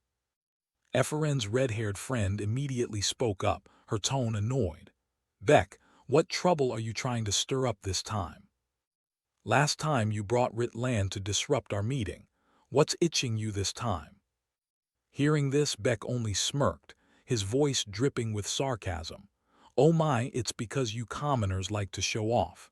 Ephraim, how did you jump from the bottom of the class to second place?" Ephraim replied calmly, a mocking smile on her lips. Even if I told you, it would be pointless." Before she could finish, Beck cut in insultingly. "A commoner with no house or fortune, so how did you bribe him?" Ephraim spun around, eyes blazing with fury. "What did you just say?" Beck tossed his chin up, voice haughty. "Huh, it's true. Everyone knows you take private lessons with Professor Deculin, don't they?" Ephraim immediately shouted, her voice trembling with anger. "What nonsense are you talking about? I've never done such a thing." The argument drew the attention of Sylvia, who was standing nearby. Beck continued to provoke, his tone growing more venomous. "It's obvious and you still deny it. You're just an idiot not from the academy. How could you possibly improve so quickly?" "Ha, so Professor Deculin must have favored you before, right? Maybe he wanted to give you mana stones, which is why he did that on purpose. If so, everything makes more sense now. Because you're just an orphan with no home, so." Before he could finish, Lei energies flared up, filling the room. Ephraim gritted her teeth, fists clenched, as if ready to strike back. She was easily swayed by emotion, and now her anger pushed her to the brink of losing control. Say one more word and see what happens. But Beck, as a noble, wouldn't let his honor be trampled by a commoner so easily. He growled, "You think I wouldn't continue? You filthy commoner," Ephraim roared. "That's right, if you've got the guts, say more." The situation grew tenser than ever. Sylvia, standing not far away, knit her brows slightly, concern showing in her eyes. Suddenly, Julia's arm shot out and pulled Ephraim back. "Stop it. Ephraim, you shouldn't lose your temper like that. What will you do if you get punished again?" Those words made Ephraim freeze. She suddenly remembered what Deculin had taught. As a mage, you must always keep a cool head. If she struck back now, all her efforts would be wasted. Ephraim removed Julia's hand, her face still dark. But she quickly forced a smile.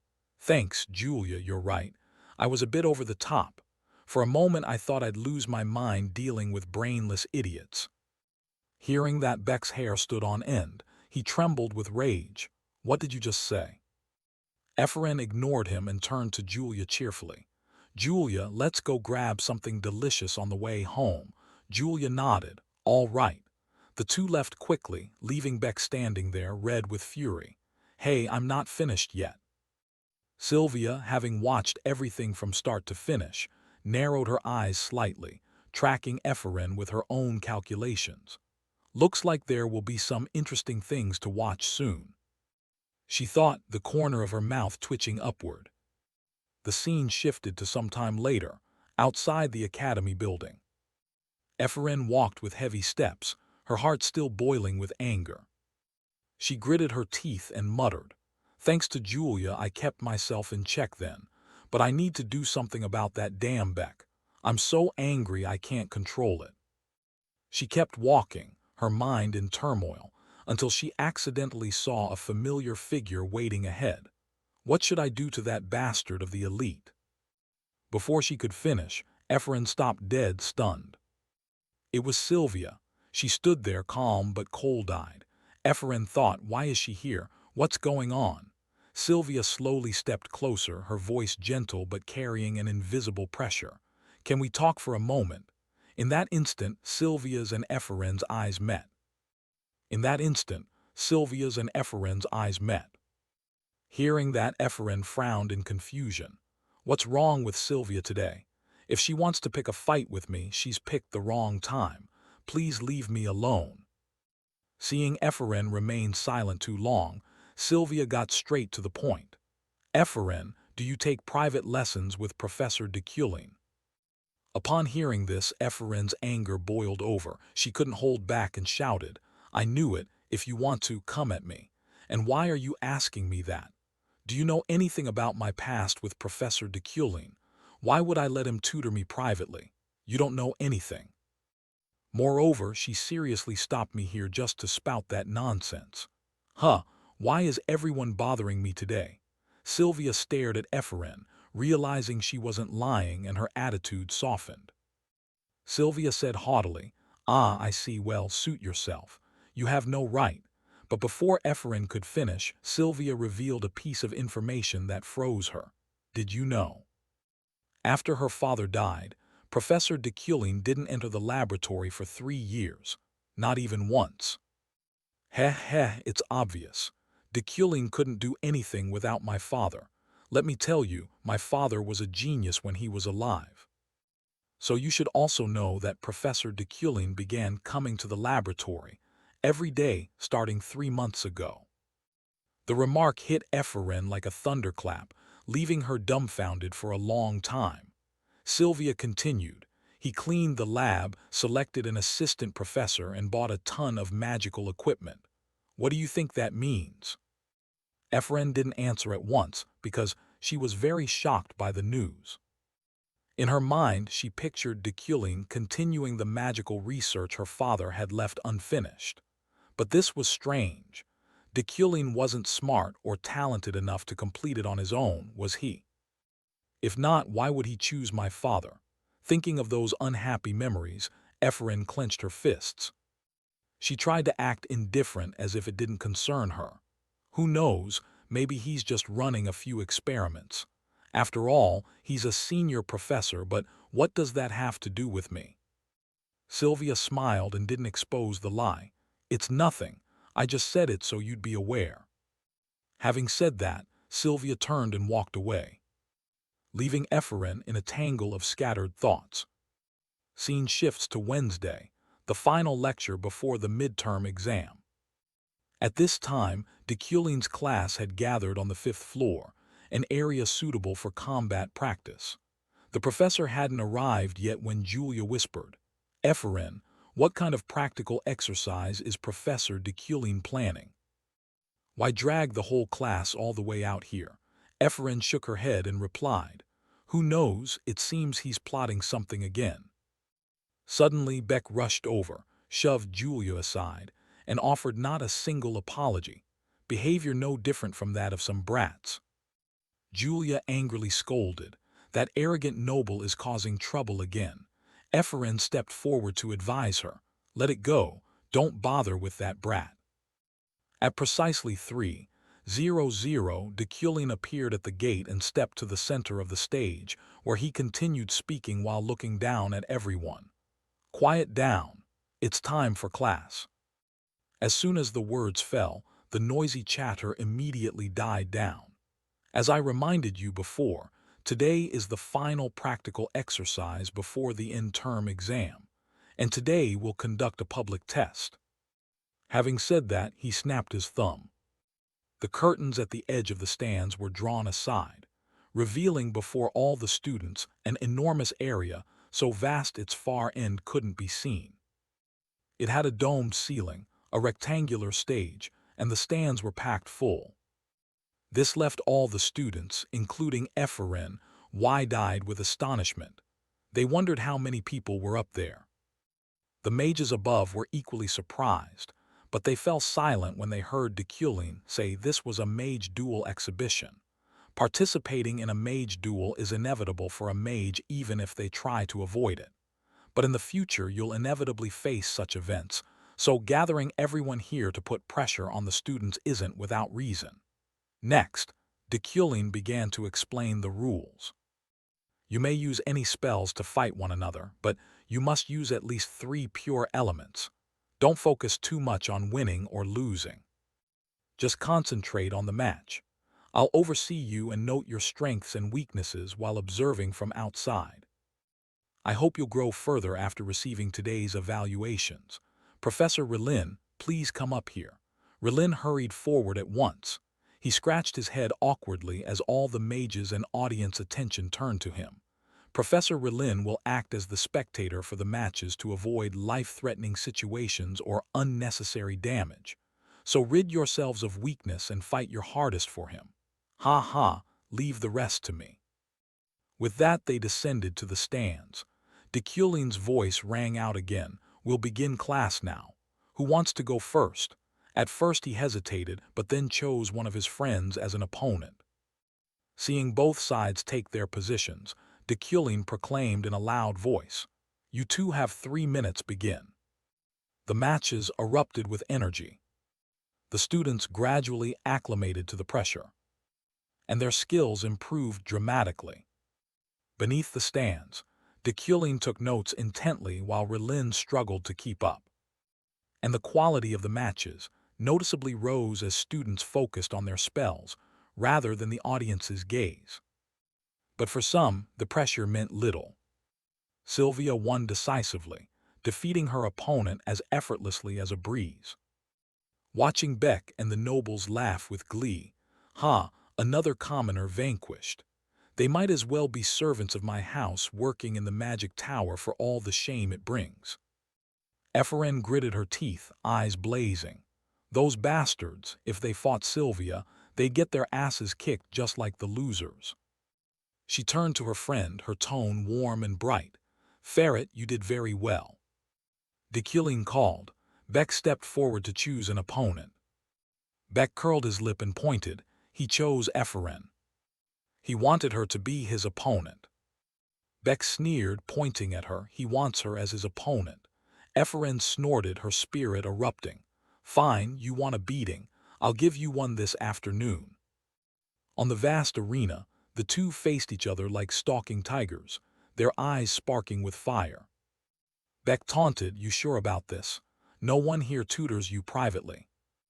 Ephraim retorted, her voice sharp as a blade. Are your words only for barking? Did your parents only teach you to blabber nonsense? Looking at that cheap imitation of a professor's outfit, don't you feel ashamed? Beck snarled with bitterness. What did you say? Ephraim raised her hand. Mana burst forth. I'll make you see your magic is as useless as you are. They lunged at each other, rage flaring. Beck roared, you lowly insect, as he gathered mana and unleashed a powerful counterspell. I'll send you to the underworld to meet your parents. The spell blasted toward Ephraim, forcing her to retreat. A terrible explosion, sending up clouds of dust and smoke. Beck laughed triumphantly. Ha ha, you idiot. But before his smile could form, the spell in his hand was altered. Ephraim had intervened.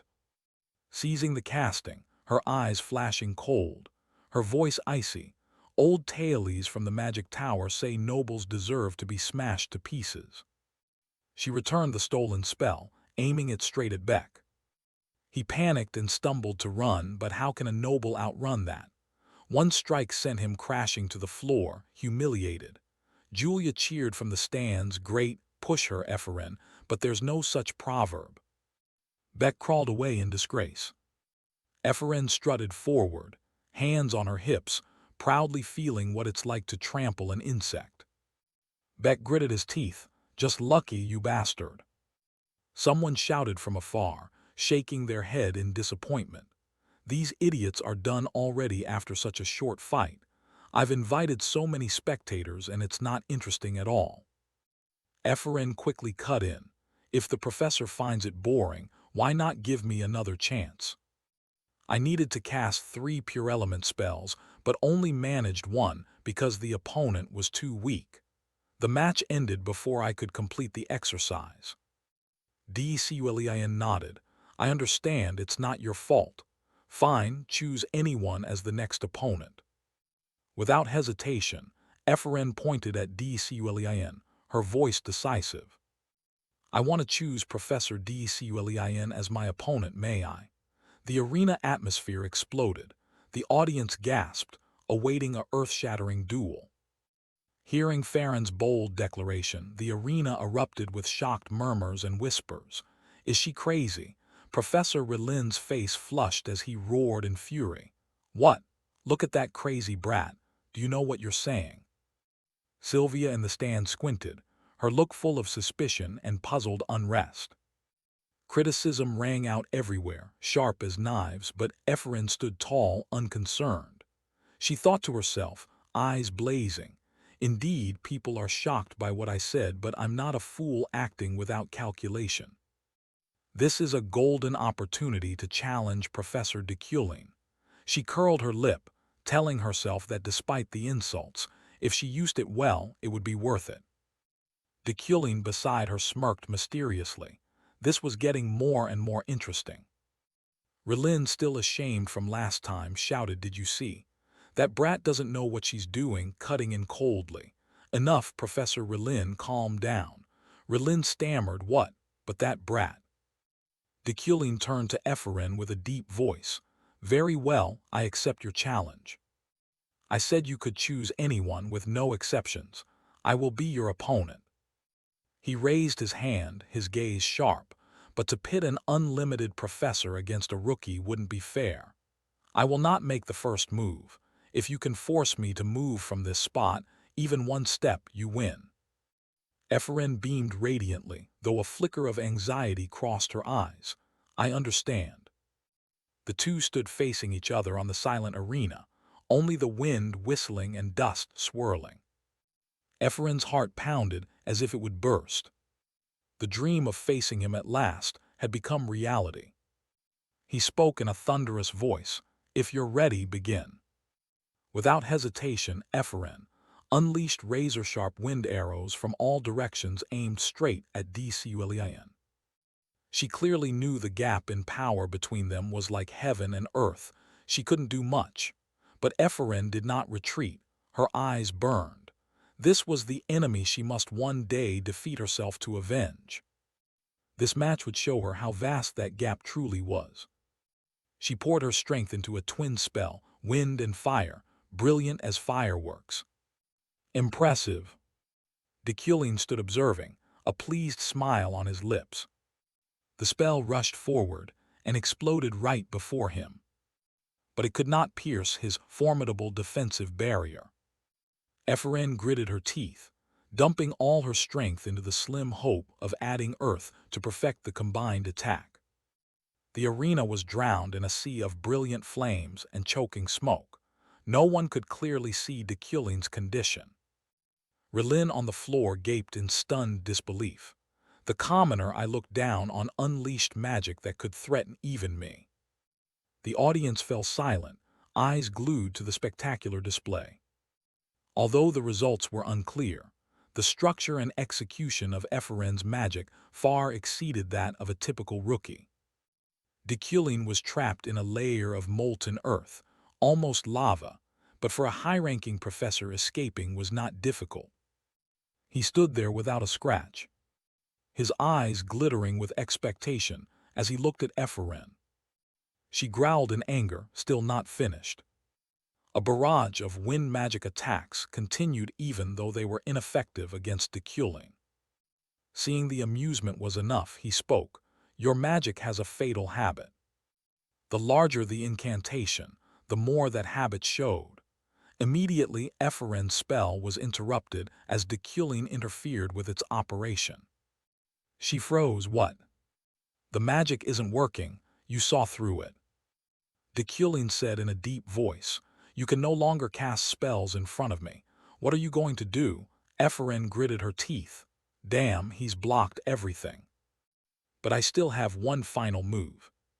She charged forward, switching to close combat. Her fists clenched, she launched a powerful punch. But Deculin merely snapped his fingers. An invisible force blew Ephraim back dozens of meters, and she fell to the ground like a pathetic boulder. The match ended, Deculin reflected. Having combined the fire, wind, and earth elements to deceive the eye. Ephraim's ability to sense mana was impressive. But regardless of sensing, if you can't control the elements, it's all meaningless. Her talent and mana sensing made her stand out. If she wore that bracelet, her ability to use every element would explode. Everyone would want that bracelet. He exhaled with satisfaction. Ephraim was on the right path. A virtuous person like her would achieve much. Deculin stepped forward, his voice warm. The result is clear. Honestly, you fought not badly. Ephraim was stunned, her gaze strange. Professor Deculin praised her. He turned away, leaving a remark. The public training is over. Focus on the midterm exam. The students under the stands buzzed. What? Professor Deculin said that for the first time. Indeed, Ephraim did well. The match with Beck was boring, but this one was top tier. Beck, humiliated, could only grit his teeth with no more swagger. Ephraim smiled radiantly. I've been recognized. Her friends rushed over cheering. Wow, you're amazing. Ephraim, you're the best. You're our pride. Cut to the Redstone Adventurer party in a coastal city, owned by a family in the Western Empire. Gainessa's group waited for a ship at Lucan Harbor. She pointed at the approaching vessel and excitedly said, they're here. The ship docked, and two children quickly stepped down. Gainessa laughed and said, Leo, Carlos, long time no see, how have you been? Just then, a girl's voice rang out. Gainessa, long time no see. Hearing the voice, Gainessa waved and greeted Ria, welcome to La Harbor. Do you remember me? Maybe a little heh. The girl ruffling her hair was Yuria, the girl from the Isles that Ara, Kim Woo-jin's ex, had been possessed from. At the bustling dock where Ganesha's mercenary crew waited impatiently, the people they had been longing for finally arrived, bringing the salty sea breeze. Ganesha rushed forward and hugged Yuria tight, her face radiant like sunshine. Oh baby, I missed you so much. Her affectionate squeeze made Yuria blush. The teammates hurried over, alarmed and restraining her. Captain, calm down, you're hurting her. This is clearly bullying a child.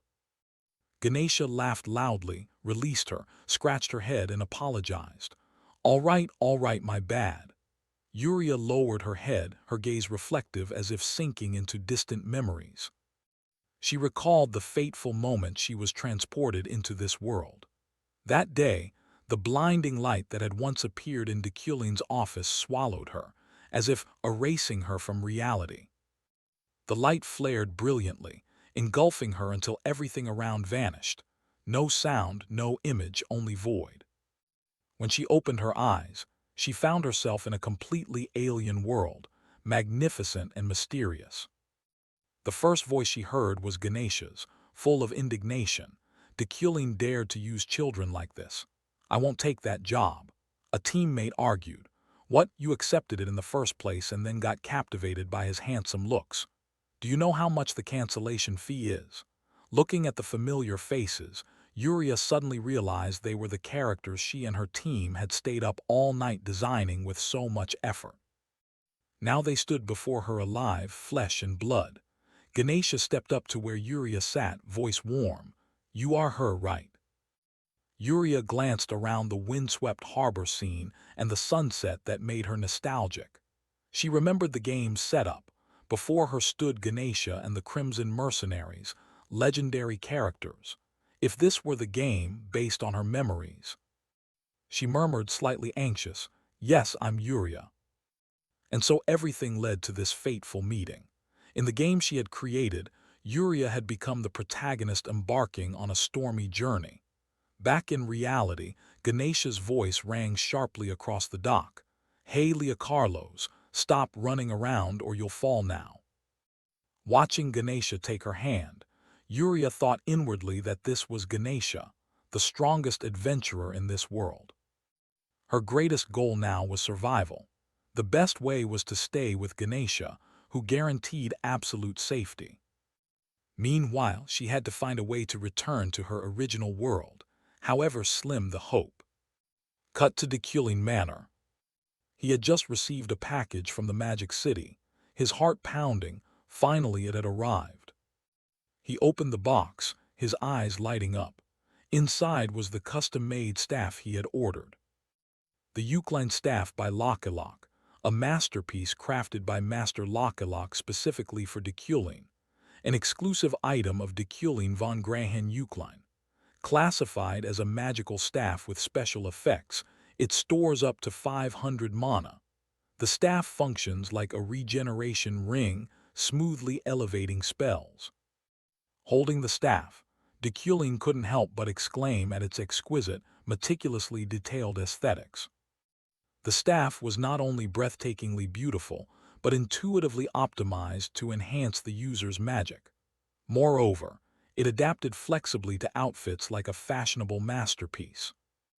Even more astonishing were its special traits. The staff possessed extraordinary power in exorcism and purification. Deculin murmured that although 9 million LN seemed expensive at first, it was worth every coin. A creation both beautiful and powerful. With it, the road ahead would be much easier. Suddenly the butler Roy's voice came from behind the door. "Master, dinner is ready." Deculin turned gently. "I know, come down now." He sat at the table. Before him were gourmet dishes. He was astonished. What was going on? Isn't the family's finances in trouble? This meal was more sumptuous than a holiday feast. Uriel, sitting opposite, replied shyly, "Of course it's lavish. This is a celebratory meal." Roy smiled and explained, "You remember the artifact I sold at your request? The response exceeded expectations. When the listing went up, bidders flocked in, turning the auction into a frenzy. Miss Uriel and I were stunned. The money not only covered the deficit, but would comfortably fund the family's operations for many years." Uriel blushed. Roy continued, "This is how the lady wishes to show her gratitude. Please accept it, sir." Deculin smiled radiantly. He said nothing and simply nodded. "The meal is delicious." Uriel still spoke sharply, snorting, "HMPH. It seems you know what you're doing." The two ate in silence, an unusually harmonious scene like a warm family portrait. But Apen suddenly spoke up in a teasing tone, "Holding the blade like that is the wrong way." Uriel. Cut to Apen's office at the academy. He held a stack of documents and sighed in exasperation. It truly was the old DCULEIN's pile, nothing but chaos. With midterms approaching, Deculin was diligently drafting exam questions. To find inspiration, he reviewed the old Deculin's questions, but only felt annoyed. They were all designed to torment students. He only wanted to show off. "I am noble Deculin, the supreme mage. Taste my exam and despair." These questions only revealed his petty arrogance. Deculin shook his head. He thought making the test brutally hard proved superiority. "But I am different. I want meaningful questions, challenging yet inspiring. The solving process may be arduous, but upon success, students will admire and be enlightened like true mages." He glanced at the last box of documents, hoping for something useful. Deculin picked up a question, his eyes widening in astonishment. This one was completely different, exquisite and profound, as if written by someone else. The image of Epherin flashed through his mind. He murmured, "Perhaps these are old Deculin's notes copied from him. Though the difficulty matches, This question ignites strong interest. If a student comprehends and channels mana correctly, a miracle will occur. Suddenly, from the paper in Deculin's hands, a brilliant multicolored surge of mana exploded and filled the room, coalescing into the form of a living, mana-wielding girl. Deculin looked up, eyes shining, fascinating. Solving correctly and channeling mana would produce this image. Each color represented an element. Their blend created an exhilarating sensation. This was the perfect tool for teaching pure element magic he had been seeking. Deculin's body trembled as a surge of envy rose. The old Deculin must have recognized how subtle this question was. But he couldn't have created it himself. Wait, who is this woman? If the question was written by Ephraim's father, this figure might be her mother. Cut to the headmaster's office. She held the magical meeting document and spoke softly. How interesting. The issue of the Bloodline Y was postponed to the next meeting, signed by Grand Elder Bercht Dresden.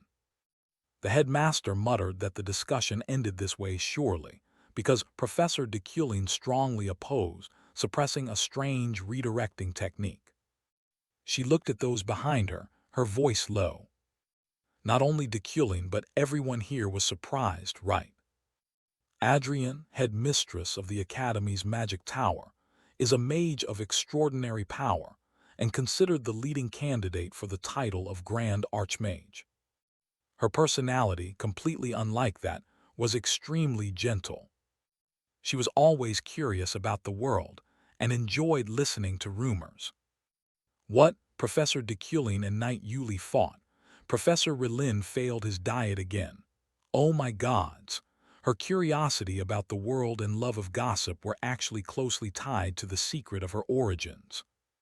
The truth was she was a half-fairy. That explained her nature. Of course, it was also the source of her nearly limitless mana.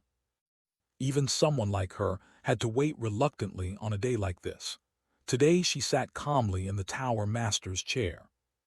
Magic softly spoke. Deculin has defended the bloodline. How interesting. Once a month the professors gather to praise the Tower Master. As always, if anyone is absent, it's Deculin. What? A noble like me has to curry favor with others. Deculin said as much. However, this time was different. An unexpected suggestion was raised during Deculin's absence. I heard Lord Luina will attend the Mages' Council this time. Luina, the one who once dueled Professor Deculin, will come to vie for the senior professorship. You were willing to give up the post for Deculin's plan. I thought that person had returned to the kingdom. Sounds intriguing. Why would Lord Luina suddenly do that? Has he come to the Empire? Ha ha ha, once a position is secure, he'll return here in a heartbeat. If that happens, our magic tower will gain great benefits. After all, Lord Luina is highly respected in the kingdom. And compared to Professor Deculin, you protected the bloodline. I'm not trying to disparage the current senior professor or anything. All right, if Luina truly returns, I'll consider it later. As soon as the Tower Master finished speaking, the professors' faces relaxed somewhat. It seems Deculin is quite disliked. That's all for today. I have business to attend to. Professors who haven't submitted exam questions, hurry up. Yes, sir. Sitting alone in the Tower Master's room, she thought to herself that Deculin's recent behavior seemed a bit strange. To think the exam Deculin submitted might not be his own work, it's hard to believe. Surely someone else did it for him. Should I stir him up a bit? If the two sworn enemies, Luina and Deculin, were to meet, haha. That would be so entertaining. This would be very interesting. A few days later, the midterm on pure elemental magic knowledge began. Whispers rose throughout the lecture hall. Is this information correct? Is this the exam? What the hell is this testing? I heard Professor Deculin's papers are odd, but this is ridiculous. I give up. To calm things, Professor Deculin's teaching assistant quickly spoke up. All right, everyone calm down. The exam structure is unusual, so I understand your confusion, but this is indeed the test. The midterm on pure elemental magic knowledge will run for 10 days. The deadline is midnight Sunday, when the Magic Tower's official teaching schedule ends.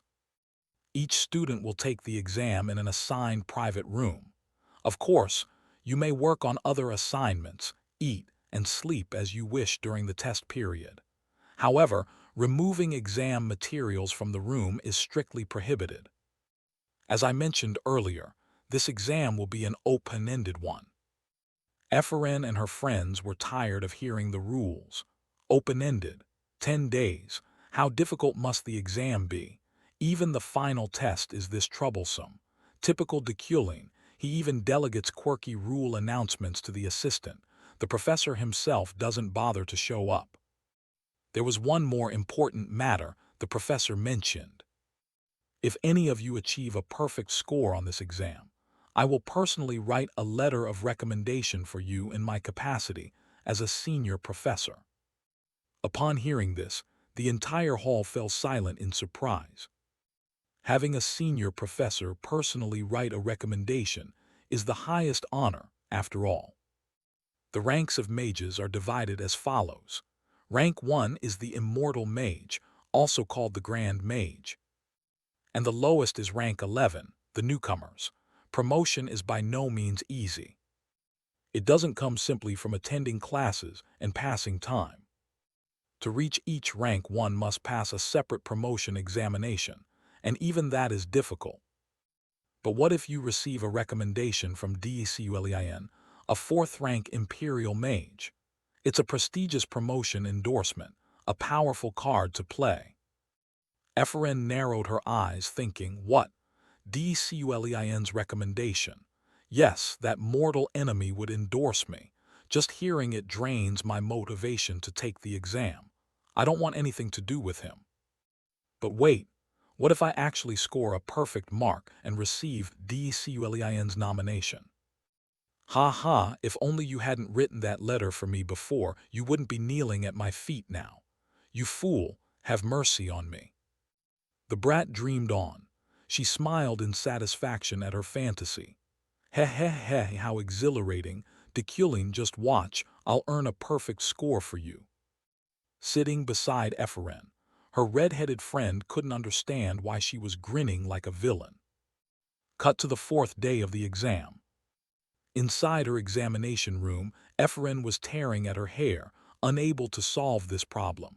It's too hard. Looking at the adjacent questions, she mentally calculated time. 1 hour, 4 hours, 10 hours. Do the questions just get harder the further you go? Heh, look at this sheet of calculations. The problems set in this exam are truly superb. The solving process is indeed grueling, but once resolved it brings an enlightenment the solver has never felt before. Did Deculin really set these questions? The joy of discovery could not be stopped, no matter the suffering. Deculin, just wait. I'm certain I'll get your recommendation. But this question, I've been thinking and still don't know how to solve it. Enough, I should get some fresh air to clear my head. Pushing too hard might kill me. Outside in the verdant garden, Sylvia sat beneath the cool shade, breathing in the air. She stretched wearily and said, "Phew, finally finished. One problem took me 30 hours to solve. I need a break." She recalled the teaching assistant's words that day. If anyone achieved a perfect score on this test, Professor Deculin would personally write a letter of recommendation. Sylvia smiled inwardly and said, "Those favors are meaningless. Someone who can get a perfect score on this exam on their first try won't fail the promotion exam." In plain terms, that letter is useless. Still, I want to get the top score on this test, not for the grade or the recommendation, but for myself. Every question is exquisitely crafted. Each is a key that opens a new horizon of understanding. If I can solve to the final question, I'll surely attain the level of a true mage. While she was still pondering, a voice suddenly rang out. "Oh, Sylvia." "It's Ephraim. She intended to come here to rest as well." Seeing this, Sylvia's curiosity flared. How far has she gotten through the questions? Hey, how far along are you? The two asked at the same time, as if each wanted to know what their rival was doing. That simultaneous question made them both a bit bashful. After all, they're rivals, not close friends who think alike. Sylvia spoke first. I'm on question 8. Hearing that, Ephraim shouted, What? You've solved question 8 already? No, I'm still working on it, but that's still fast. I'm stuck on question 7 and can't get past it. Even though she's still ahead, Sylvia isn't letting up. Ephraim is only one question behind. Is she lying? Never mind. This isn't the time to relax. I have to finish solving it. Wait, you only got up because I came here. Oh, I just wanted a short break, it's nothing. While the brutal exam was underway at the Magic Tower, Destined sensed a major upheaval drawing very near. In his hand was a report of the information he had recently gathered. It seemed things were beginning. Emperor Krebem was currently in critical condition. In his office, Dekulin tried to recall the narrative he had constructed. Emperor Krebem was in critical condition.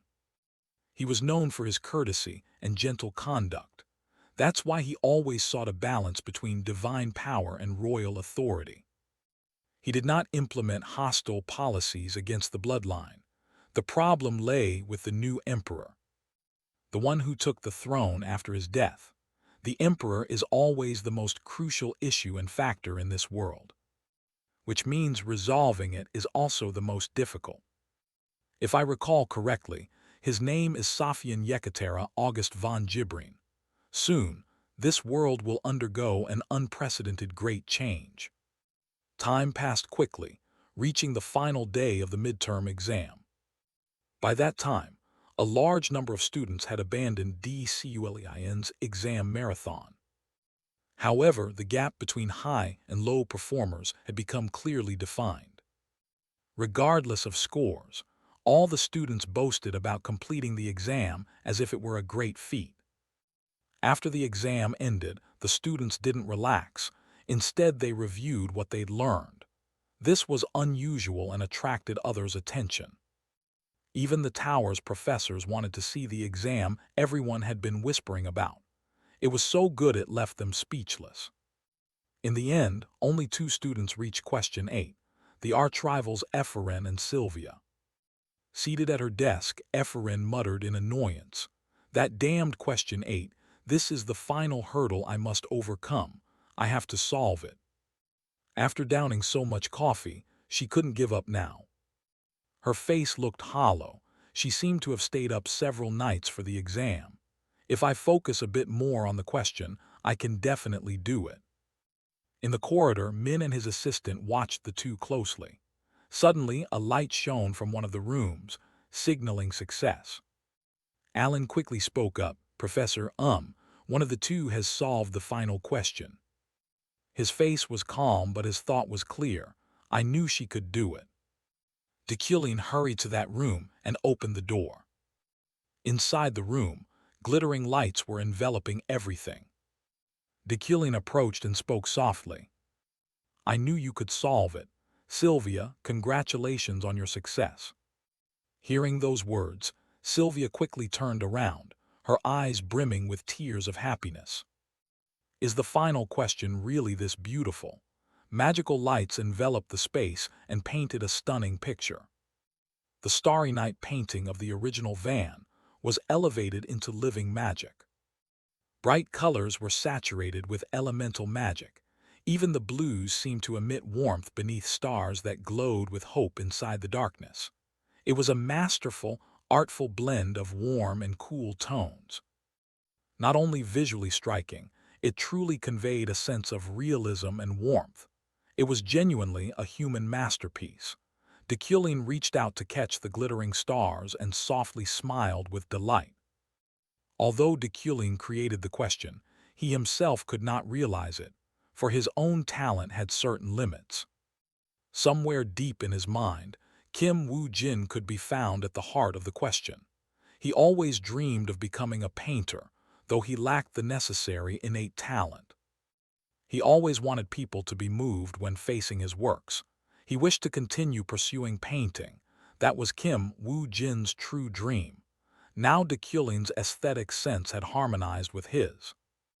As a result, De Kuelin, who loved beauty, and Kim Woo-jin, who dreamed of studying at an art school, were both satisfied and content with what was happening. After admiring that beauty, De Kuelin turned and walked away. "Well done, Sylvia. And also, thank you for that." Hearing this, Sylvia's face registered surprise. She didn't understand why De Kuelin was thanking her.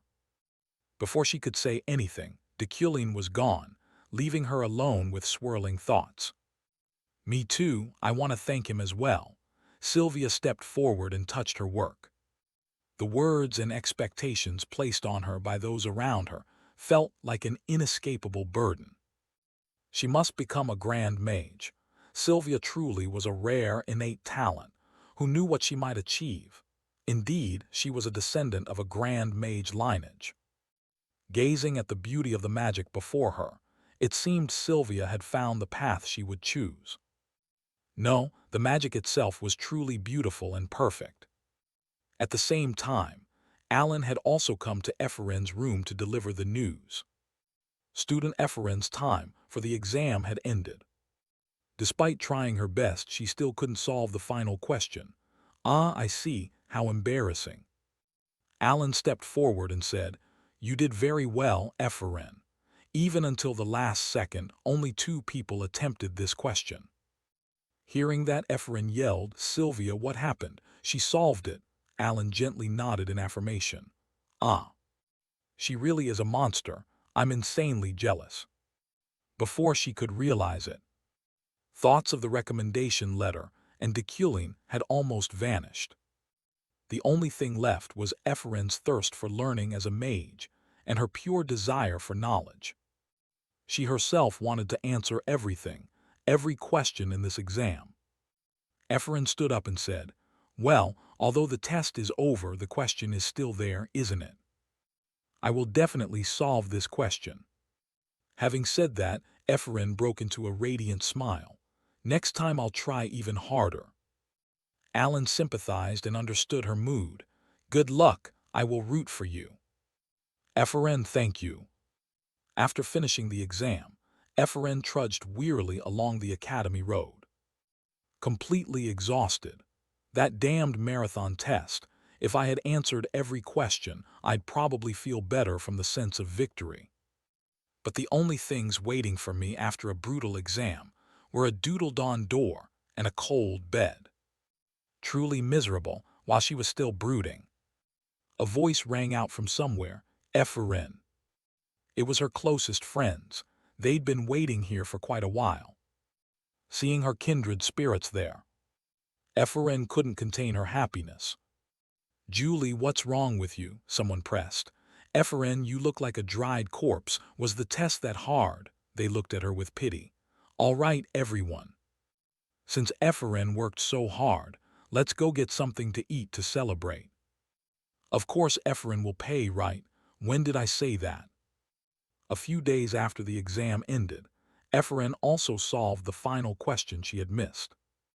Looking at the sparkling light before her, Ephraim gave a gentle, joyful smile. Her eyes shone with delight at her achievement. Choked with emotion, she whispered, "So beautiful." Suddenly, a familiar voice called from behind the door. "Ephraim, are you ready?" It was Julie, her close friend. Ephraim wiped the tear at her eye and smiled. "Julia, I'm coming out now."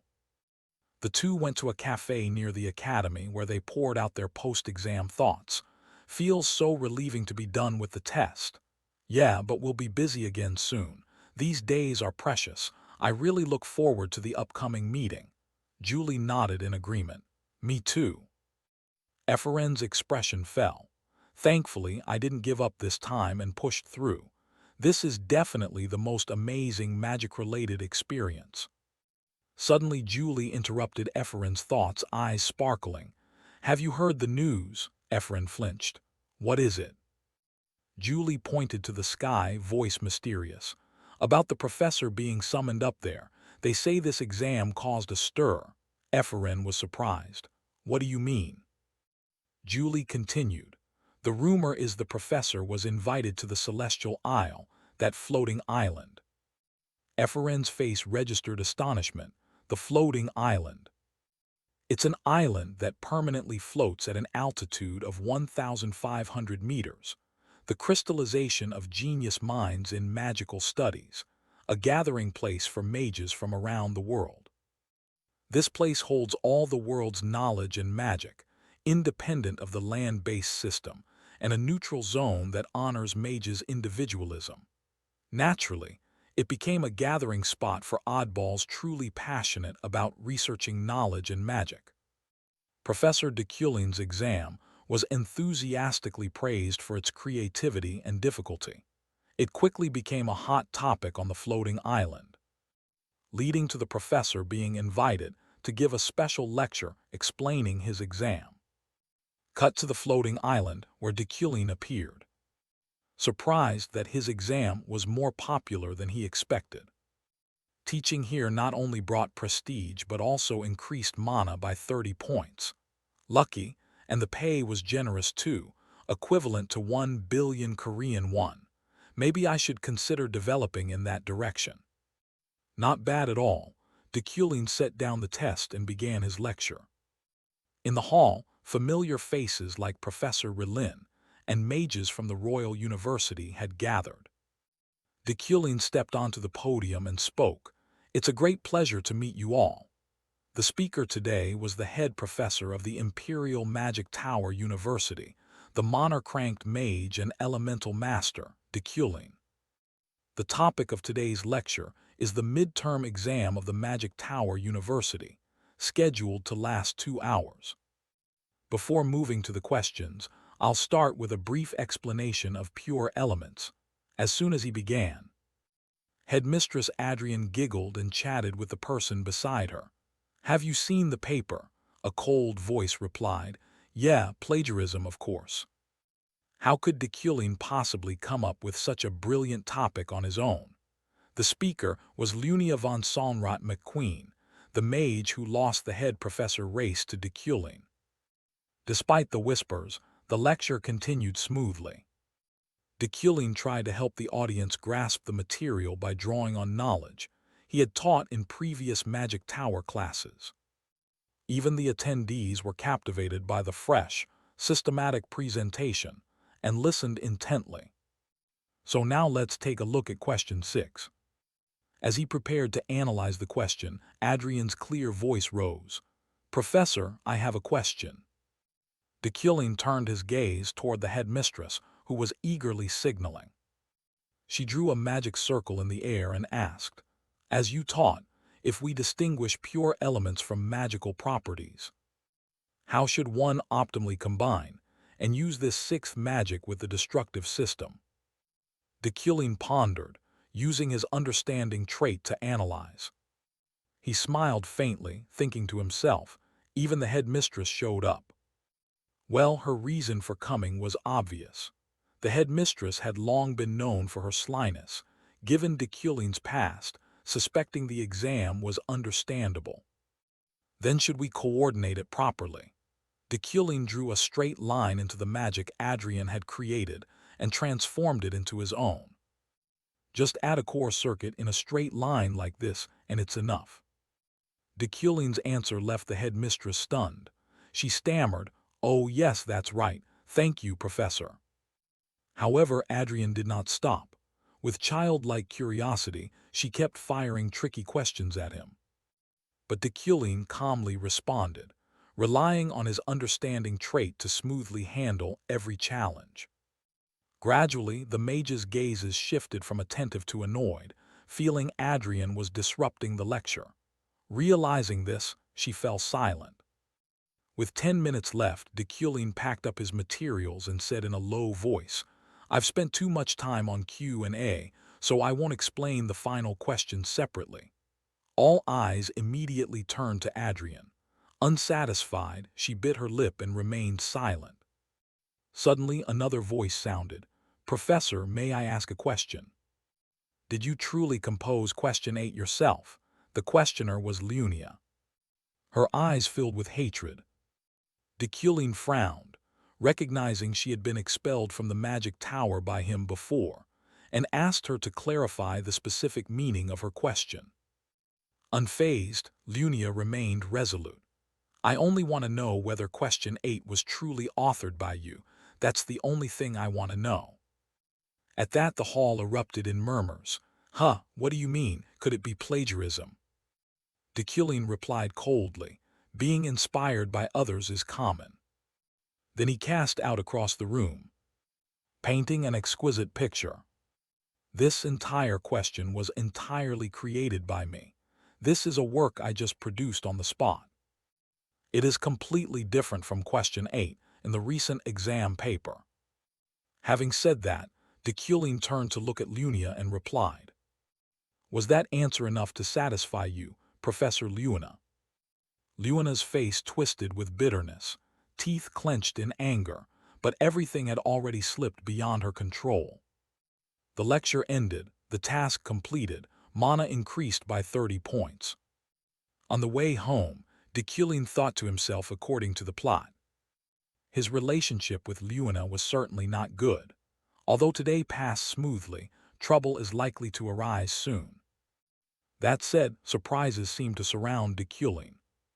He froze at a mysterious figure walking ahead. Huh, who is that? The face looks familiar. The woman turned to look at Deculin with a cold, murderous gaze, as if she had hated him for a long time. Deculin worried, thinking, what is this? Her face looks like she's about to punch me. The two stood staring at each other for a while with irritated faces, saying nothing. He searched his memory and finally recalled she was a fellow student of Deculin's at university. He stepped forward and extended his hand friendly. Long time no see, Charlotte. Confusion showed in her eyes. Oh my, Deculin, I don't think we're close enough to call each other by name. He replied calmly, Then should I call you Princess Maho? Don't you care whether Deculin and Charlotte are close? The most important thing is Princess Maho, whom Charlotte protects. Given the current situation, Emperor Krebim will soon pass away. When that moment comes, it will be a major turning point in the game. Many named characters will face life-or-death situations, and new upheavals will occur. This time, the person he must save is named Maho. She is one of the characters he created. She will become an important factor positively affecting the main quest in the latter half of the game. Due to her complicated bloodline, Maho's life is always threatened. Secondly, she is in the line of succession to the throne of the Third Republic, in the succession of the Kingdom of Liak. She is a princess with royal blood running through her veins. Currently, she is staying in the Empire for her studies, but when the Emperor dies and she leaves the Empire, she will be in danger. Charlotte's face pinched with displeasure. He still had a knack for forcing others to speak cruelly despite not meeting for a long time. Deculin. Suddenly he produced a crystal orb and handed it toward her, leaving Charlotte stunned. He continued, Don't get too agitated. I'll be the lifeline for a teammate who chose the path of death. Charlotte couldn't understand what he was saying. She returned to her room, holding Deculin's crystal orb. Charlotte pondered their earlier conversation. It was a communication crystal. Once she decided what to do, contact me. Charlotte shouted at him angrily, You expect me to beg a man like you? No way. Hearing that, he calmly said, There's no time left. You surely know that. But if you still don't want the help, I will accept that. It's up to your decision. With that, he turned away coldly and left Charlotte alone to ponder. She sighed wearily, unsure of what the right course was. Suddenly a voice behind her called out, Charlotte, you don't look well. It was Princess Maho, the one he was about to protect. Charlotte hurried to her feet and replied, It's okay, I just know what's happening. Don't put pressure on yourself. Maho's eyes looked sadly into the distance. My brother's henchmen will be here soon. They'll try to exploit me or remove the thorn in their side. Who cares about the line of succession anyway? She turned to Charlotte and whispered, I'm very worried. I fled to the Empire under the pretense of studying. But the truth is this place is livable, and more importantly, it's very safe. However, the heir to the throne won't leave me alone, so we must leave here immediately. Charlotte held her head in thought. Yes, I understand. The princess seemed to notice Charlotte's fatigue and worry as well. She took a suitcase and stepped forward. This is the money I've saved up until now. Huh, but why are you giving this money to me? Charlotte asked. The princess replied calmly, I know you don't have enough to hire mercenaries to escort us home, Charlotte. No, Your Highness, I'll handle that money myself, Charlotte said. Maho turned away and said, Don't shoulder everything by yourself like that. This money belongs to everyone, so it's not wasted at all. Hearing that, Charlotte offered no further argument. I understand, Your Highness. It may be awkward to say, but I'll use this money to hire additional mercenaries. Outside the window, a figure lurked in the distance as if watching something. No matter how dangerous it is, we'll get through it together. Charlotte's gaze seemed to detect something amiss. She ran to fling the door open and shouted, Who the hell are you? Immediately, he fled without answering a word.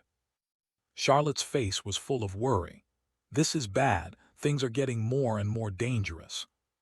And without help, the situation will only worsen. At the same time, at the Deculin manor in his study, Deculin was intently reading a book. Uriel entered with a mischievous tone. You read so many books, I didn't realize you liked reading that much. An older brother should at least respond to me, she added. She walked around him and continued, I heard you were invited to lecture on the floating island, right? And it seems you were paid quite a sum. He replied calmly, I won't give you a coin. Uriel, what do you mean by that? I didn't even think about it, she said. She moved on to another point. Anyway, an official document just arrived. Freshmen from the Magic Tower University want to visit our lands during their trip. But before she could continue, he flatly refused. No, you at least should consider it. He imagined those students getting wasted and vomiting all over the manor, and thought it would be a mess. We can't clean up after trips like that, I won't allow it. Uriel looked puzzled. What are you talking about? She put her hand in her pocket, about to pull something out. Don't joke, look at this document. We don't do everything for free, and this is a chance to showcase our magic to the newcomers. But he immediately raised a hand to refuse. Go away, Uriel, just glance at it once. His face grew strangely serious. Hurry right now. Although confused, she agreed. All right, all right. Uriel left with a look of annoyance. He really is stubborn. He watched her leave to make sure no one else was in the room. He slowly took the communication crystal orb in his hand and said in a low voice, Go, teammate on the other end, it's Charlotte. Although I don't want to, I think we must leave immediately. There's no time left, please help me. Deculin. He turned and used magic to retrieve the map in the corner. Very well, will you follow every order I give? What do you mean? He looked at the map on the table and continued. Princess Maho has only one escape route. It's an extremely dangerous path, but precisely because of that it becomes safe. What is it? He replied calmly, the Crevice Gorge. His answer startled Charlotte. What? That place is heavily contaminated by mana energy. Someone like you should know that, Deculin. He spoke irritably. Do you think you can avoid a death trap by taking the normal route? Trust me, Charlotte, we'll get through the Crevice Gorge safely. The treacherous mountains are extremely dangerous. The malevolent aura there is so thick it might as well be a demon's den. Some even say demons occasionally appear there. It belongs to no nation, so it's not bound by rules or laws. That is Princess Maho's only escape route. Once they cross the Crevice Gorge, the Duchy of Urin will be within sight. Charlotte's voice rang out skeptically. It's not that we haven't considered geographical advantages, but when you factor that in, you didn't expect an Uran family member to be involved. He reassured her, "Don't worry, I will personally guide you." "Huh, you'll guide us yourself. Did I hear that right?" Charlotte froze and asked in puzzlement, "Why would you go that far? Deculling, what benefit is this trip to you?" He leaned back in his chair and answered calmly, "I am someone who values politics highly. Charlotte, in terms of intellect and discernment, I always surpass you." "What? Are you trying to brag?" Deculling narrowed his eyes, speaking in a low voice. "I only hope Princess Maho survives because it will benefit my house and domain. This is business and mutual interest, not charity. Don't overthink it." Charlotte was silent for a moment, then asked, "So where's the rendezvous point?" Deculling answered decisively, 3 days from now at the entrance to the Gravis Gorge. If you can't get there, you're not worth saving." Charlotte retorted sharply, "Understood. I hope your skills are as reliable as your big mouth." A system panel appeared. Independent Quest Rescue Shop Reward. 4. Additional Achievement Reward. 3 days later in the Euclid family's domain, cheers rang out everywhere. "Wow, is this Hydekin? It feels like a completely different country." "Yes, it does. The scenery here is truly beautiful." Hydekin is the capital of the Deculin territory, a tourist city full of entertainment and excellent cuisine. It's modeled after renowned livable cities in the real world. Still, despite many requests to hold gatherings here, Deculin had always refused until now. Uriel beside him teased, "Why the sudden change of heart? You used to say gatherings shouldn't be held here. Didn't you keep saying how filthy they are?" He pondered. "The reason is Hydekin lies near the crevasse gorge. The meeting point is only 3 to 4 hours ride away. When the time comes, he'll quietly withdraw." Deculin turned to Uriel and asked where the newcomers would stay. She answered quickly, "I've reserved an entire floor of the Hydekin Romance Hotel for the incoming students and professors. Standard rooms are 4 per room, but if they pay, they can choose private rooms. Very good. Heh heh, of course." Then, as a professor of the Academy and Lord of Hydekin, he gave the guests minimal instructions. "A gathering should always be relaxed and free. We won't interfere with however you enjoy yourselves. However, I do have a few mandatory rules of my own." Deculin's face filled with murderous intent, his voice cold and threatening. "If anyone dares soil my hotel or domain, forget ever enjoying life at the Magic Tower again." After that, he spent time preparing the groundwork and turned the 2 canals into a field strategic base. Everything was prepared satisfactorily. Uriel went to the city's mages and proudly boasted, How are the mages of our Hydekin Tower? They're clearly the best among the regional towers, right?" He said nothing more, simply observing.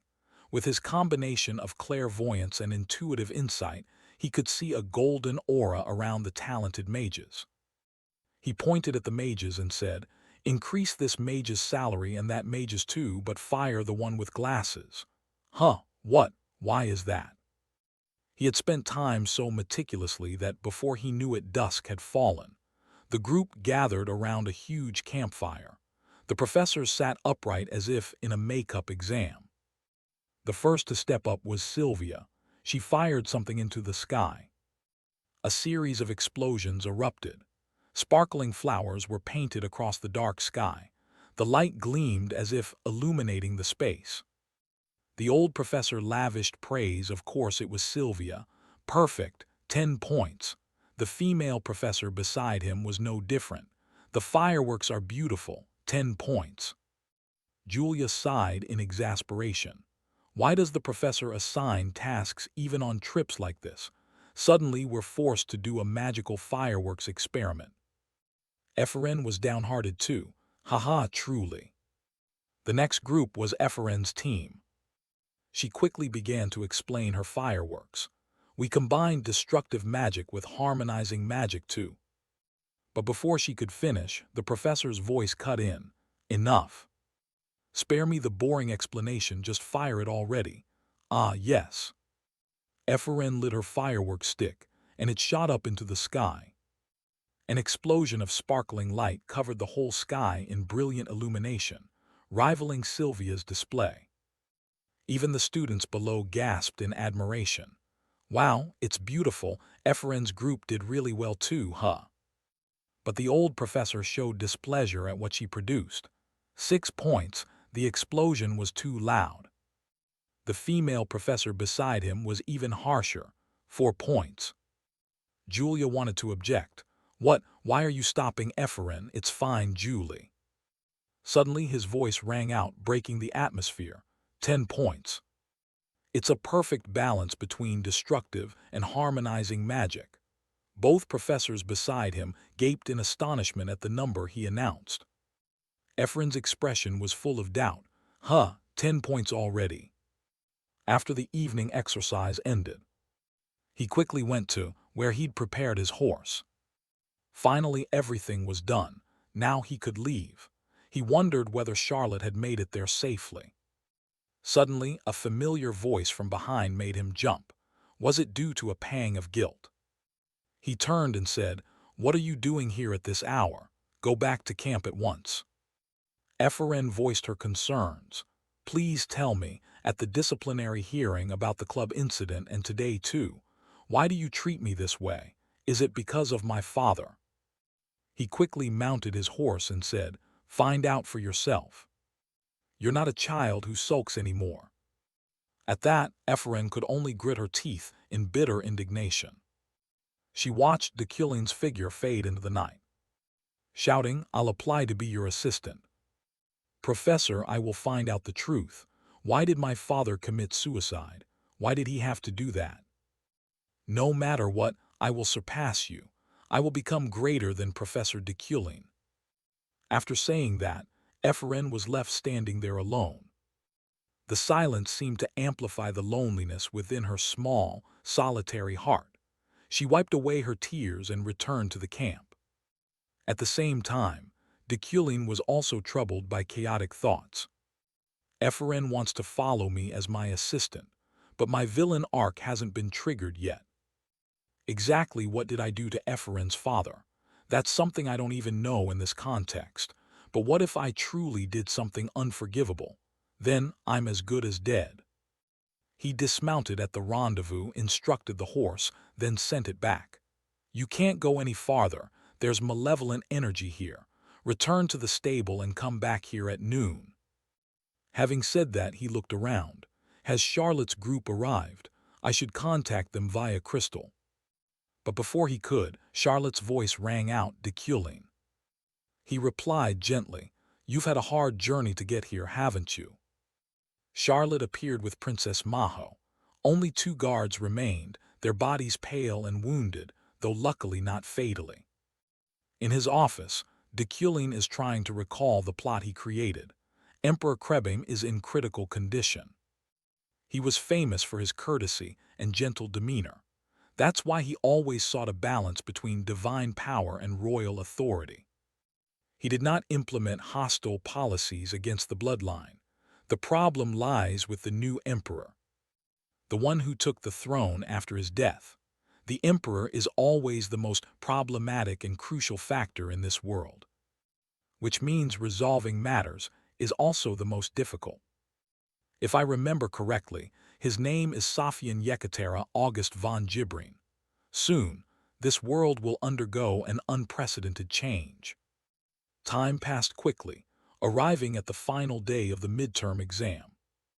By that time, a large number of students had abandoned DCULEIN's marathon test.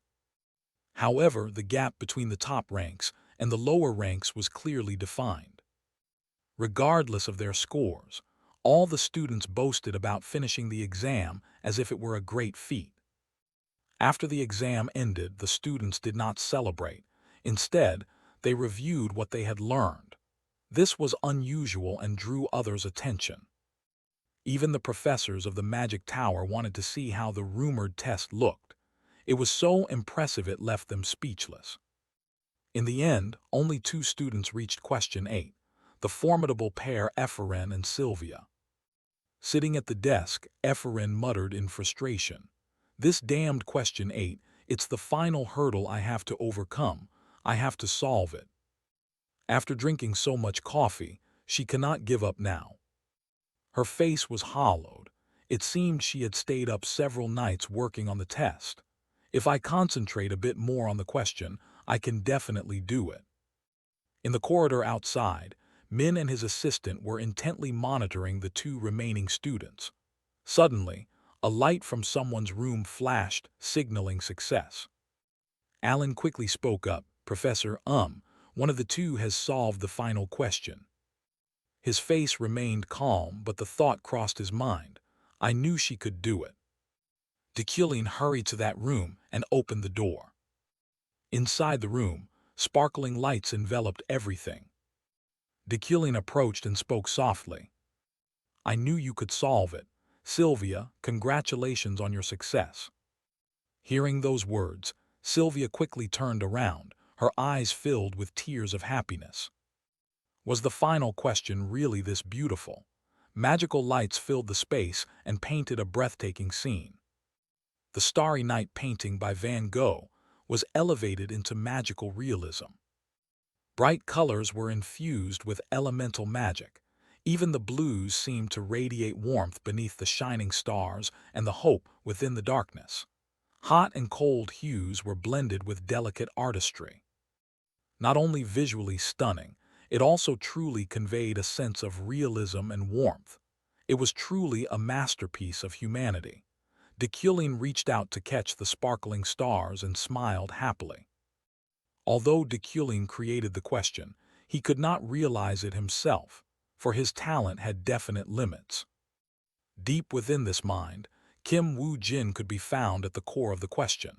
He always dreamed of becoming a painter, even though he lacked certain necessary talent.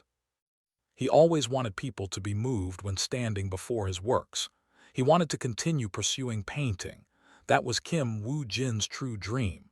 Now, Deculin's aesthetics have harmonized with him. Thanks to that, Deculin, the lover of beauty, and Kim Woo-jin, who dreamed of studying at an art school, were both satisfied and content with what was happening. After admiring the beauty, Deculin turned away and left. Well done, Sylvia. And also, thank you for that. Hearing this, Sylvia's face registered astonishment. She didn't understand why Deculin was thanking her. Before she could say anything, Deculin was gone, leaving her standing alone with chaotic thoughts. Me too, I want to thank him as well. Sylvia stepped forward and touched her work. The words and expectations placed on her by those around her felt like an inescapable burden. She must become a grand mage. Sylvia truly was a rare prodigy. No one knew what she might achieve. Indeed, she was a descendant of a great mage lineage. Gazing at the beauty of the magic before her, it seemed Sylvia had found the path she would choose. No, the magic itself was wonderful and perfect. At the same time, Alan had arrived at Ephraim's room to inform her. Apprentice Ephraim, your time is up. Despite trying her best, she still couldn't solve the final question. Ah, I see, how embarrassing. Alan stepped forward and spoke. You did very well, Ephraim. Even until the last second, only 2 people tackled this question. Hearing that, Ephraim shouted, Sylvia, what happened? Did she solve it? Alan gently nodded in agreement. Ah. She really is a monster. I'm so jealous I could die. Before she realized it, thoughts of the recommendation letter and Deculin had almost vanished. All that remained was Ephraim's eagerness to learn as a mage and her pure hunger for knowledge. She herself wanted to answer everything, every question in that exam. Ephraim stood up and said, Well, although the exam is over, the question is still there, isn't it? I will definitely solve that question. Having said that, Ephraim broke into a bright smile. I'll try harder next time. Alan sympathized and understood her feelings. Good luck, I'll be cheering for you. Ephraim, thank you. After finishing the exam, Ephraim wearily walked along the academy road, feeling dead tired. This damned marathon exam. If I had answered every question, I'd probably feel better from the sense of victory. But the only things waiting for me after a tough test were a graffiti-covered door and a cold bed. Two disciples indeed, while she was still troubled. A voice called out from somewhere, Ephraim. They were her closest friends. They had been waiting here for quite a while. Seeing her confidence there, Ephraim couldn't contain her happiness. Julie, what's wrong with you? Ephraim looks like a dried-up corpse. Was the test that hard? She looked at Ephraim with pity. All right, everyone. Since Ephraim worked so hard, let's go get something to eat to celebrate. Of course Ephraim will pay, right? When did I ever say that? A few days after the exam ended, Ephraim also solved the final question she had missed. Looking at the sparkling light before her, Ephraim gently smiled with joy. Her eyes glittered with pride at her accomplishment. Choked with emotion, she whispered, "So beautiful." Suddenly, a familiar voice called from behind the door. "Ephraim, are you ready?" It was Julie, her close friend. Ephraim wiped the tear at her eye and smiled in reply, "Julia, I'm coming out now." The two of them went to a nearby tea house by the academy where they poured out their post-exam feelings. "Feels so relieved to be finished, right?" "Yes, but we'll probably be busy again soon. These days are precious. I can't wait for the upcoming meeting." Nodded in agreement. "Me too." Ephraim's expression fell. "Luckily, I didn't give up this time and pushed through to the end. This was definitely the most wonderful experience related to magic." Suddenly Julie cut through Ephraim's thoughts, eyes sparkling. "Have you heard the news?" Ephraim startled. "What is it?" Julie pointed to the sky, her voice mysterious. "About the professor being summoned up there. I heard this exam caused an uproar." Ephraim was surprised. "What do you mean?" Julie continued, saying the professor had been invited to the Celestial Isle, the floating island. Face showed astonishment. The floating island. It is an island that permanently drifts at an altitude of 1,500 meters.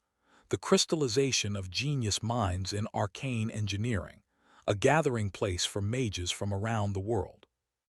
This place contains all the world's knowledge and magic, independent of the land system, and a neutral zone that honors the individuality of mages. Naturally, it became a hub for eccentric people truly passionate about studying knowledge and magic. Professor Deculin's exam was praised enthusiastically for its creativity and difficulty.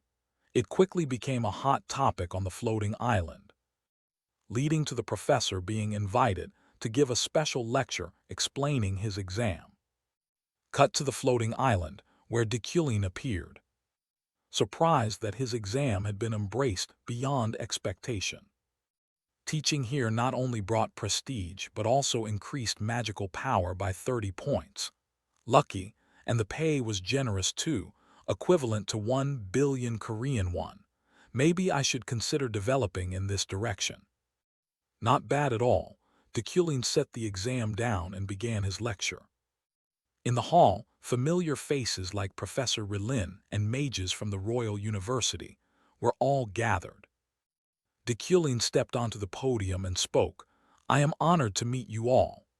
The speaker today was the head professor of the Imperial Magic Tower University, a monarch-rank mage and master of the elements, Deculin.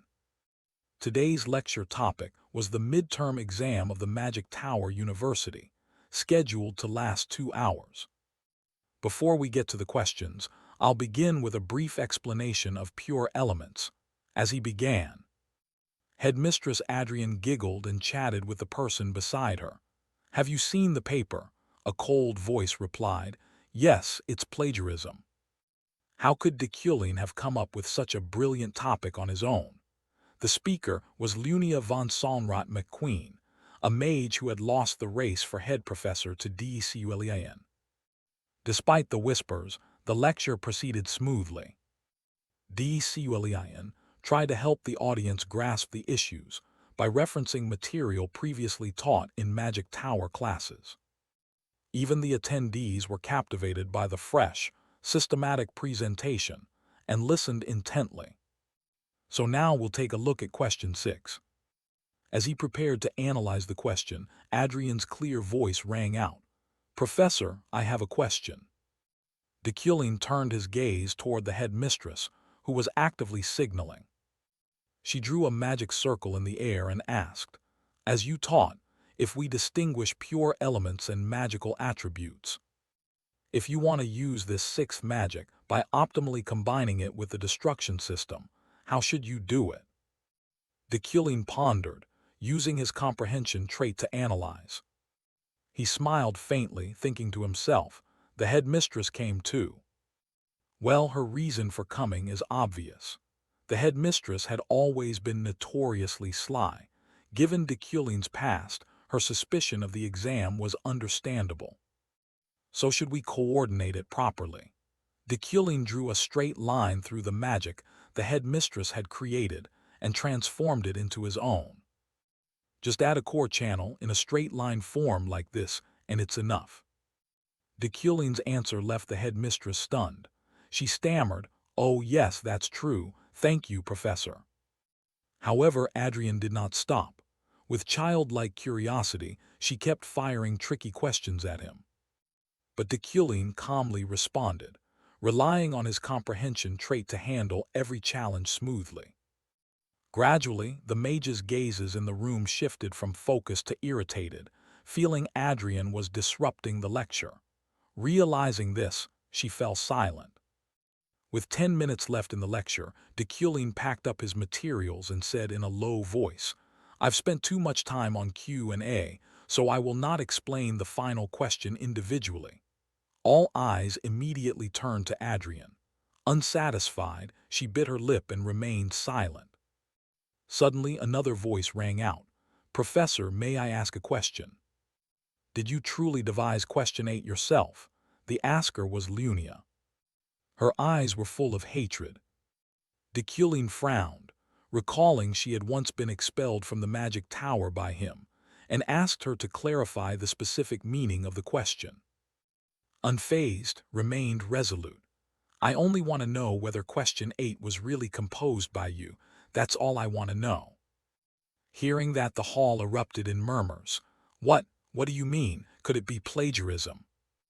Deculin replied coldly, "Being inspired by others is common enough." Then he cast out across the room, drawing a magnificent picture. "This entire question was created entirely by me. This is the work I just produced here on the spot. It is completely different from question 8 in the recent exam." Having said that, Deculin turned to Lunia and replied, "Is that answer sufficient to satisfy you, Professor Lunia?" Lunia's face soured, her teeth clenched in anger, but things had already moved beyond her control. The lecture ended, the task completed, and his magical power increased by 30 points. On his way back, Deculin thought to himself according to the storyline. The relationship between him and Lunia was certainly not good. Although things went smoothly today, trouble might arise soon. All in all, surprises surrounded Deculin. He paused before a mysterious person walking by. Who is that? The face looks kind of familiar." The woman turned to look at Deculin with a cold, murderous gaze, as if she had hated him for a long time. Deculin worried, thinking, "What is this? Her face looks like she's about to punch me." The two of them stood staring at each other for a while with annoyed expressions, saying nothing. He rummaged through his memory, and finally recalled she was a fellow student with Deculin back in university. He stepped forward and extended a friendly hand. "Long time no see, Charlotte." Her eyes showed confusion. "Oh my, Deculin. I don't think we're close enough to call each other by our first names," he replied calmly. "Then shall I call you Princess Mayho? Don't you care whether Deculin and Charlotte are close? The most important thing is Princess Mayho, whom Charlotte protects. Given the current situation, Emperor Crebain will soon pass away. When that happens, it will be a major turning point in the game. Many named characters will face life-or-death situations and new upheavals will occur. This time, the person you need to save is named Manhwa. She's one of the characters you created. She will become an important positive factor influencing the main quest in the latter half of the game. Because of her complicated bloodline, Manhwa's life is always under threat. Second, she's in the line of succession to the throne of the Third Republic within the succession of the Kingdom of Li. She is a princess with royal blood running through her veins. She's currently staying in the Empire under the pretense of studying. But when the Emperor dies and she leaves the Empire, she'll be in danger. Charlotte's face tightened in displeasure. You're still good at forcing others to say cruel things even after so long. Destined. Suddenly he tossed a crystal orb toward her, leaving Charlotte stunned. He continued, don't get too worked up, I'll be the lifeline for the teammate who chose the path of death. Charlotte couldn't make sense of what he was saying. She returned to her room, holding Destined's crystal orb in her hands. Charlotte pondered their earlier conversation. This is a communication crystal. Once you decide what to do, contact me. Charlotte shouted at him angrily. You want me to ask a scoundrel like you for help? No way. Hearing that, he replied calmly, there's no more time. I'm sure you know that already. But if you still don't want the help, then I'll accept it.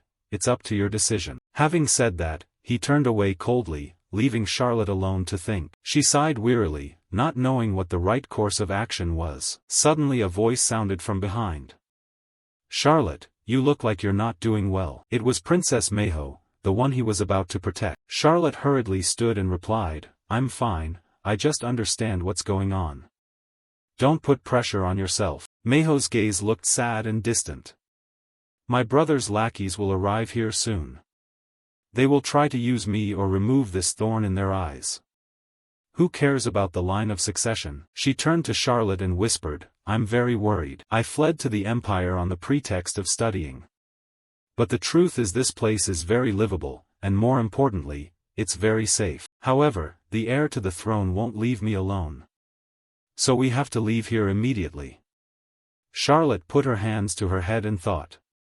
Yes, I understand. The princess seemed to recognize Charlotte's fatigue and worry as well. She picked up a suitcase and stepped forward. This is the money I've saved up until now. Huh? But why are you giving this money to me? The princess asked calmly. I know you don't have enough to hire mercenaries to escort us home, Charlotte.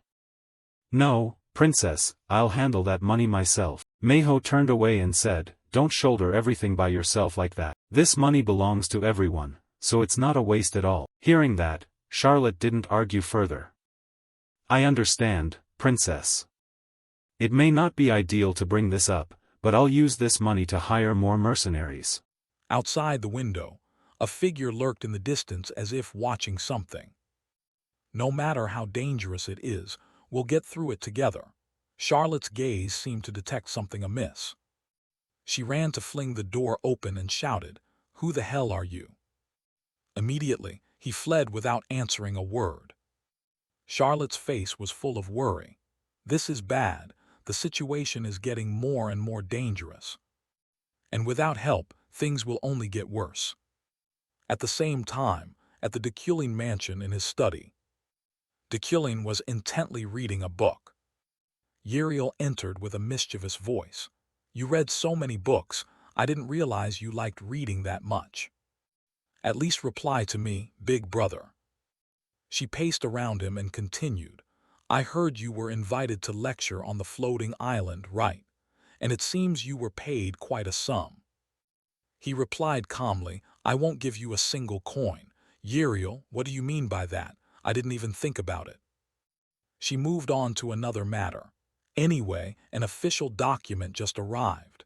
The new students of the Mage Tower University want to visit our lands on their trip. But before she could continue, he flatly refused. No, you at least have to consider it. He imagined those trainees getting drunk and vomiting all over the mansion, and thought it was unacceptable. We can't clean up trips like that, I won't allow it. Uriel looked puzzled. What are you talking about? She put her hand in her pocket, about to take something out. Don't joke, look at this document. We don't do everything for free, and this is an opportunity to showcase our magic to the new students. But he immediately raised a hand to refuse. Go away, Uriel. Just glance at it once. Then his expression turned strangely serious. Hurry right now. Though confused, she agreed. All right, all right. Uriel turned and left in irritation.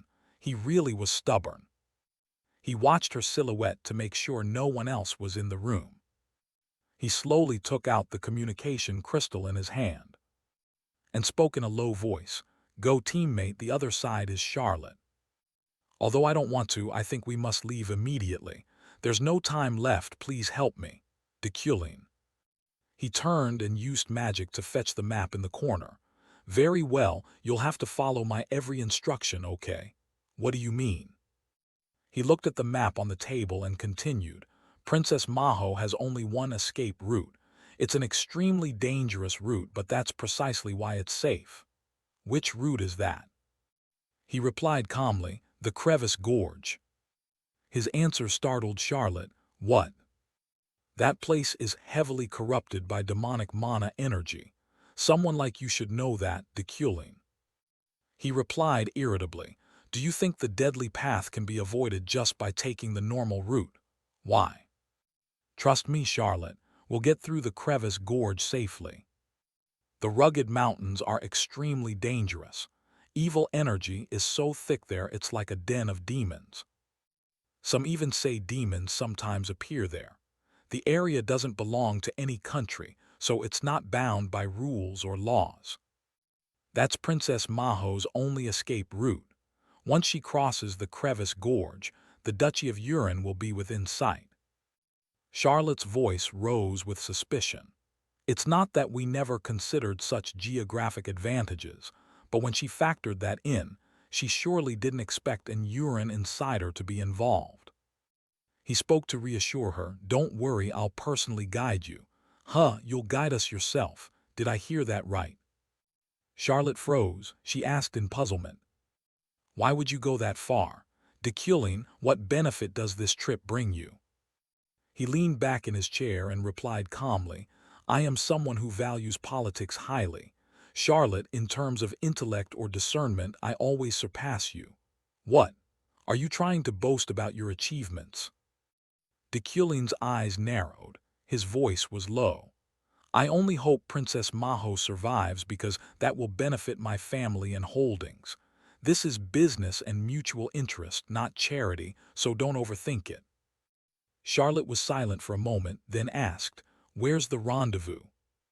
Deculin answered promptly and decisively, In 3 days at the entrance to Gravis Gorge. If you can't make it there, you're not worth saving. Charlotte replied sharply, Understood. I hope your skill is as reliable as your big mouth. A system panel appeared. Independent Quest Liberation Shop Reward. 4. Additional Achievement Reward. 3 days later at the Euclid family's domain, cheers rang out everywhere. Wow, is this Heidekin? Seems like it, feels like a completely different country. Yeah, really. The scenery here is beautiful. Is the capital of the family's territory, a tourist city full of entertainment and excellent cuisine. It's modeled after real-world livable cities. Still, despite repeated requests to hold gatherings here, had always refused until now. Uriel nearby teased, Why the sudden change of heart? You used to say gatherings shouldn't be held here. Didn't you keep talking about how filthy they are? He pondered. The reason was that Heidekin lies near the Crevasse Gorge. The meeting site is only 3 to 4 hours' ride away. When the time comes, he will quietly withdraw. Turned to and asked where the newcomers would stay. She answered quickly, I reserved an entire floor of the Heidekin Romance Hotel for the arriving students and professors. Standard rooms host 4, but if they pay separately, they can choose private rooms. Good. Heh, of course. Then, as both Academy Professor and Lord of Heidekin, he laid out minimal instructions for the guests. A gathering should always be free and relaxed. I won't interfere with how you enjoy yourselves. However, I do have a few mandatory rules of my own. Deculin's face grew murderous. His voice turned cold and threatening. If anyone dirties my hotel or domain, forget about enjoying life at the Mage Tower ever again. Afterward, he spent time preparing the groundwork and turned the two channels into a strategic field base. Everything had been arranged smoothly. Uriel approached the city's mages and boasted proudly. How are our Hydecane Tower mages? Clearly the best among regional towers, right? He said nothing, merely watched. With his combination of foresight and divine intuition, he could see a golden aura around the talented mages. He pointed at certain mages and said, "Raise this mage's pay and that mage's too, sack the one with glasses." What? Why is that?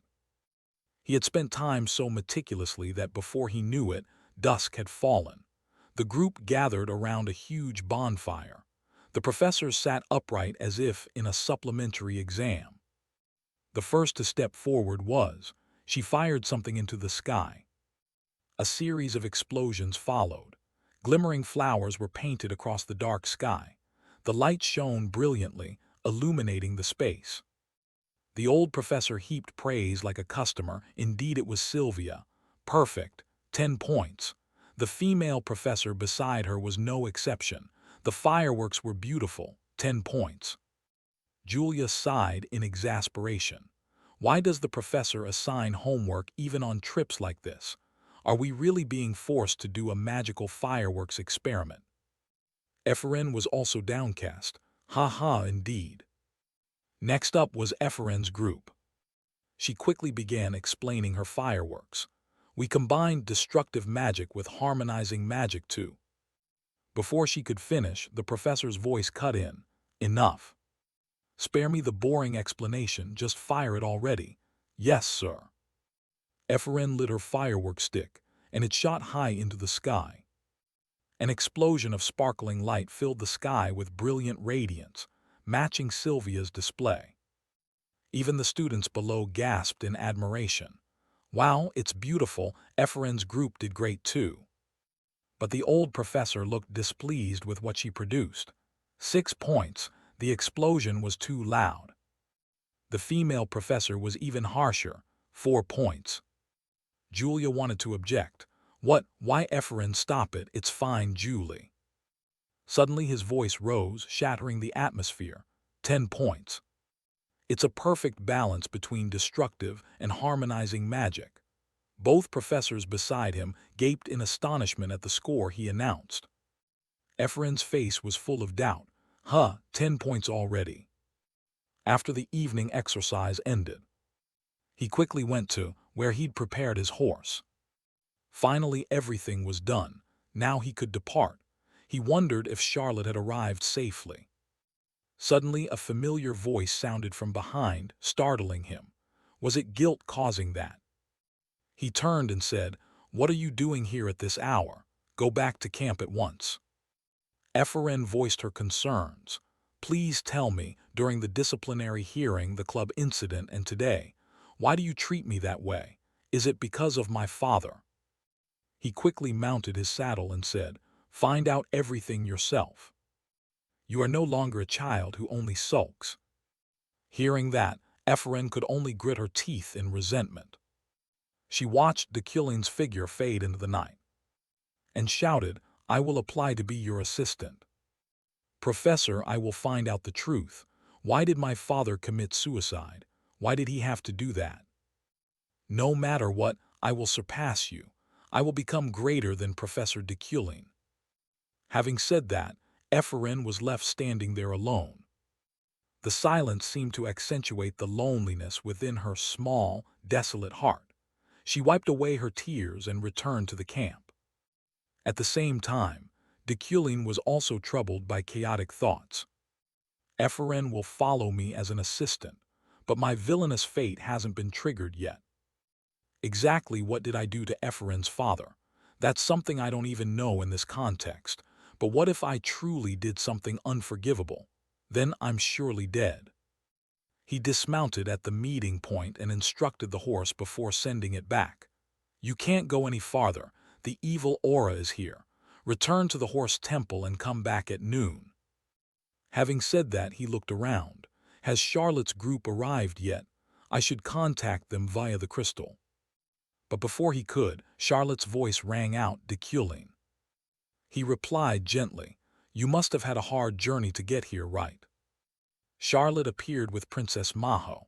Only 2 bodyguards remained, their bodies pale and wounded, fortunately with no fatal injuries. After arriving at the rendezvous as promised, Deculin met Charlotte's group and the badly injured Princess Maho. He stepped forward and bowed politely. "I am Deculin Eucline, head of the Imperial Royal Magic Academy. From now on I will clear a path for the princess to escape, so please rest assured." Princess Maho quickly replied, expressing her gratitude to him. Deculin continued, "The journey to get here must have been arduous. You look truly worn out." Suddenly Charlotte stepped forward and handed Deculin a letter. What's this?" "Keep it. This is a paper I took from the mercenaries." Deculin pondered as he read the letter. He crushed it in his hand and said, "Disgusting. They truly have no sense of limits." Charlotte worriedly asked, "Will you be okay?" "Of course I'll be fine. Just stick close to me and everything will be all right." Princess Maho heard this and looked bewildered. Deculin turned and declared, "If there are no further issues, let's depart." The group began their journey through the mountain crevasse. The 3 behind had to cover their noses because the air would soon be saturated with miasma. Only Deculin did not need such a thing. The princess turned to Charlotte and asked, "Hey Charlotte, what was written on that paper just now?" I noticed Professor Deculin's complexion looked rather bad after reading it. Charlotte glanced at the princess with concern and then answered her question. "Because the paper said there are 37 assassins and one named Dianet pursuing us." "Dianet?" Charlotte's expression darkened. She explained slowly, "Yes, he is a hybrid creature of demon and spirit. Therefore it's extremely difficult to destroy him by force or by magic. That is why, compared to the assassins, he is a far more troublesome threat. No, impossible. Moreover, the most revolting thing is that Dianet is a being born from a pact. A pact. Dianet can only be summoned by a dark magic called demon summoning. They use human bodies and demon horns as materials for the ritual. In other words, they use that black magic only cruel sorcerers dare to use to hunt us. Such people want to become rulers of a kingdom. However, if there is anything left for us to hope for, it can only be that the person accompanying us now is a member of the Eucline family, an ancient line famed for exorcism that has endured for centuries." A system notification appeared. The Eucline bloodline's lineage exerts superior power against fiends. When facing demons or when miasma density becomes intense, those bearing this bloodline can purify the surrounding miasma and convert it into their own mana. Mana purified in this way increases in quality to level 1. The deeper they went into the gorge, Deculin realized. Indeed, the crevasse gorge is not called a den of fiends for nothing. The miasma here was so thick it could be felt on the skin. An ordinary person would surely suffer considerable pain merely from breathing in this place. But for Deculin it was entirely the opposite. This was an unimaginable advantage. Due to the surrounding dense miasma, even temporarily Deculin's mana quality rose to level 4. Mana quality is such a decisive factor that a 1-level gap is enough to create a clear difference in skill between mages. Mana quality is usually divided into 10 levels. Ordinary people have levels around 9 or 10. Possessing mana quality of level 7 or higher is sufficient to qualify as a trainee mage or knight. From level 5 upward, the number of people who reach it drops off significantly.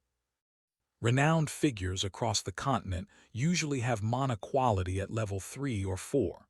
Level 1 is a symbolic concept reserved for deities, a realm no one has ever reached.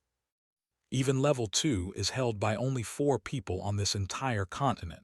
Desectin of Burkt, the Imperial Jeffried Royal Guard Knight, the Archmage Demakin, and finally Adrian, the Rector of the Royal Academy of Magic.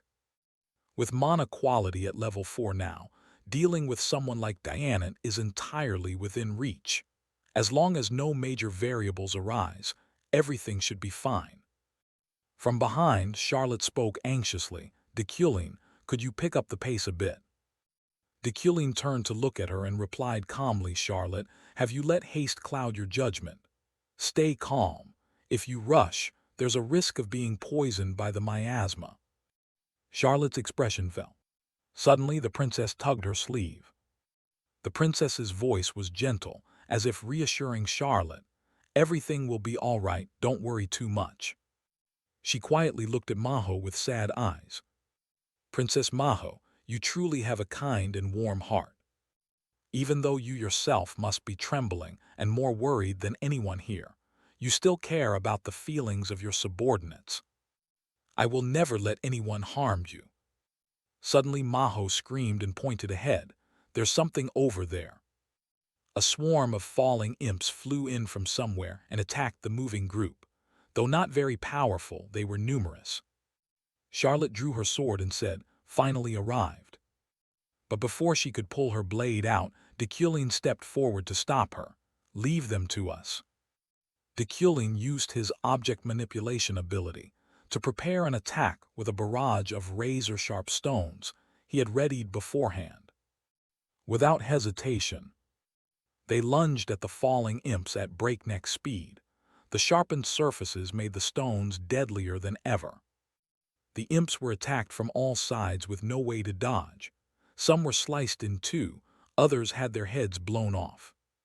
They fell to the ground in tatters like autumn leaves, without ever touching or doing anything to us. With everything dealt with, Deculin calmly turned back and said, "Let's continue.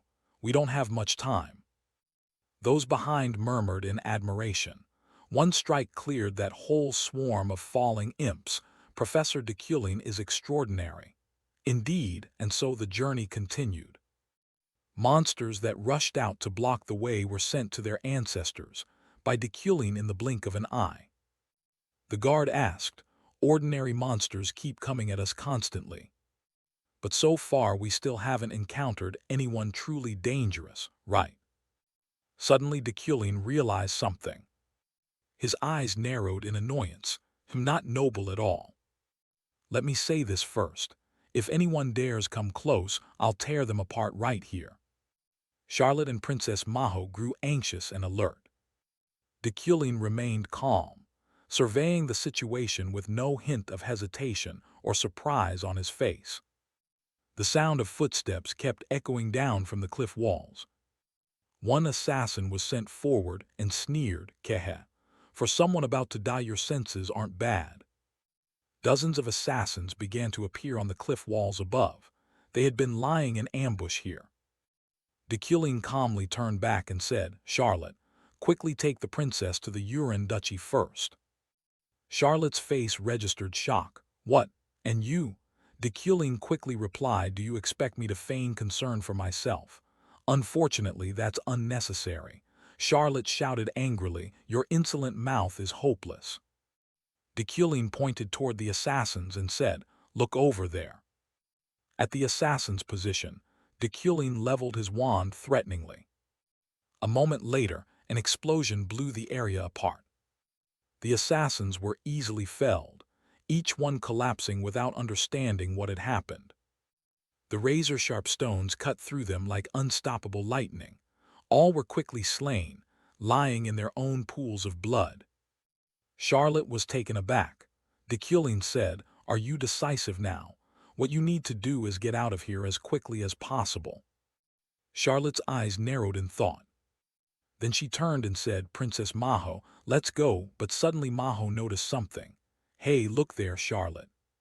She hurriedly turned toward where the princess was pointing. On the cliff stood a mysterious figure shrouded in dense mana, exuding a terrifying gloom. He stood among the assassins, looking down at those below with a haughty, confident gaze. Princess Maho hurriedly asked, "Charlotte, what is that? Damn, that's a dangerous man." Despite Charlotte's worry, Deculin remained calm as if nothing had happened. The plan remained unchanged. Get Princess Maho to the Yuan Duchy quickly, though I alone can't defeat them. Charlotte fretted. Deculin fell silent and spoke gently, I'll kill that man. The swordsmen beside you join in. I will also assist the professor. Please leave here quickly." Charlotte's face darkened, a surge of guilt swelling in her chest. Seeing that, Deculin continued, "You need not feel sorrow or remorse. Once Princess Maho regains her power, repay the Yuan family for this favor. I will dispatch several summons to escort you.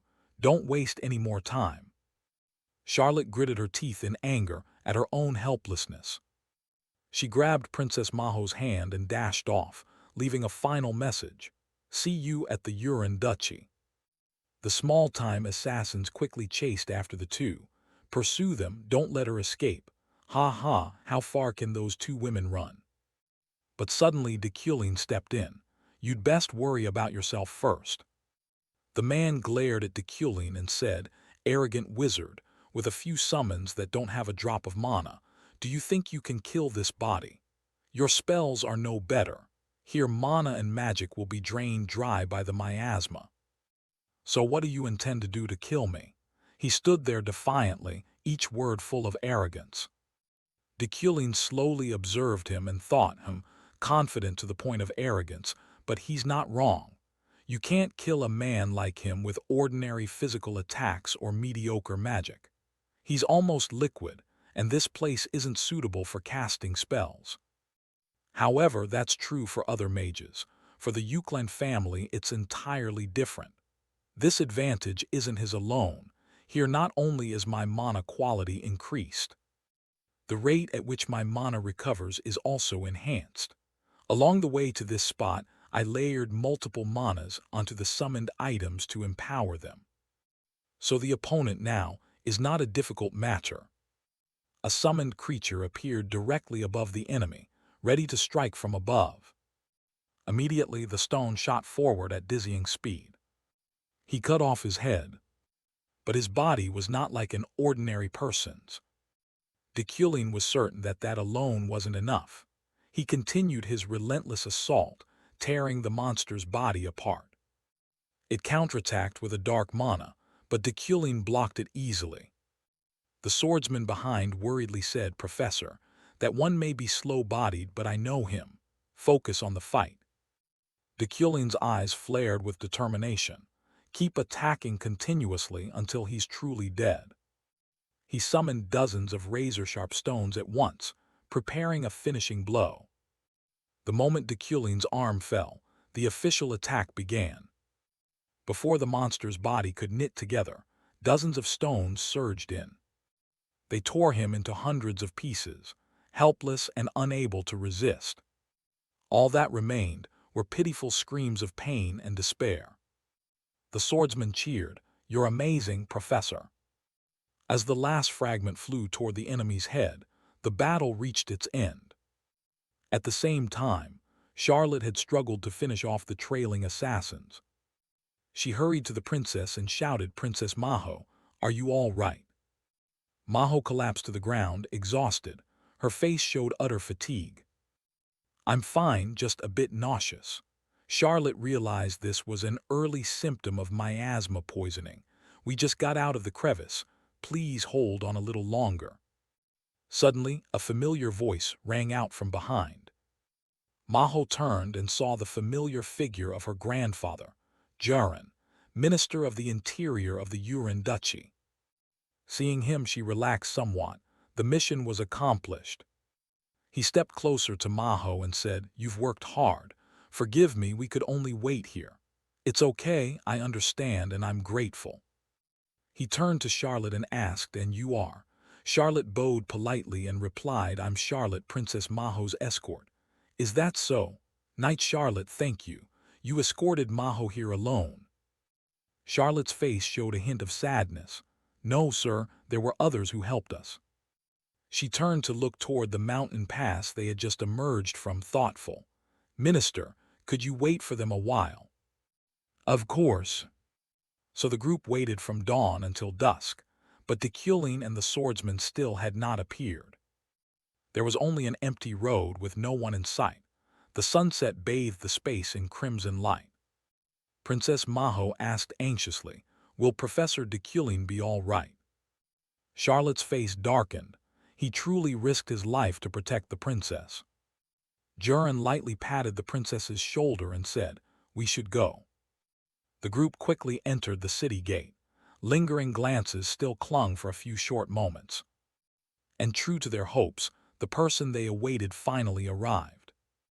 Deculin slowly approached, his clear voice ringing through the air. "Looks like you've all reached safety, huh?" The swordsman scratched his head and laughed sheepishly. "Huh, we're still alive." The two ran forward joyfully under the sunset, emotions surging as if meeting for the first time. After dealing with all the assassins and getting the princess to safety, Deculin quickly said his goodbyes. "I will return here now." Charlotte hurriedly asked, "What? Don't you need to rest a bit?" Deculin gently brushed off his coat and replied, "No need, it's done. For details, listen to what the swordsman tells you." Having said that, Deculin turned and walked away, leaving Charlotte and Princess Maho silently watching after him. Charlotte's eyes narrowed in thought. She carried many doubts before embarking on this dangerous journey. At first she thought Deculin intended only to cause trouble. But he truly risked himself to help her, and the princess reached safety. He bore all the danger alone, guiding everyone to safety. Although they had many disagreements before, now she must express her gratitude. Charlotte quickly reached out and said, "Deculin." She offered a gentle, relieved smile, "Thank you." But Deculin's familiar indifference was his only response. He replied coldly, "All right, looking at you. You just arrived and probably haven't had a chance to wash. I can't shake hands with blood-stained hands like that." Hearing that, Charlotte was stunned. She ground her teeth in anger, thinking that damned man never changes. Deculin walked slowly down the sunlit road, his figure gradually disappearing into the quiet. Suddenly Charlotte shouted his name again, causing Deculin some annoyance. "What now?" She spoke excitedly, "Travel safely. I will repay today's kindness someday." Princess Maho also waved happily. "Thank you very much, Professor Deculin." Deculin simply watched silently with an impassive face. He turned away without answering, only giving a light wave as a farewell. A notification appeared. "Independent quest completed. You received +4 shop currency and +30 mana." Time passed quickly into evening. At the minister's mansion, a familiar voice called, "Minister, it's Charlotte. Come in." Charlotte slowly entered and bowed in the customary salute. She then sat down in the chair opposite. Her mind was filled with worries. She wasn't sure what he intended to say. Could the Yuan Duchy also reject us? Or is there another hidden plot? No, if they wanted to harm us, they would have done so at first meeting. Minister Jurin sat in the chair beside her and spoke.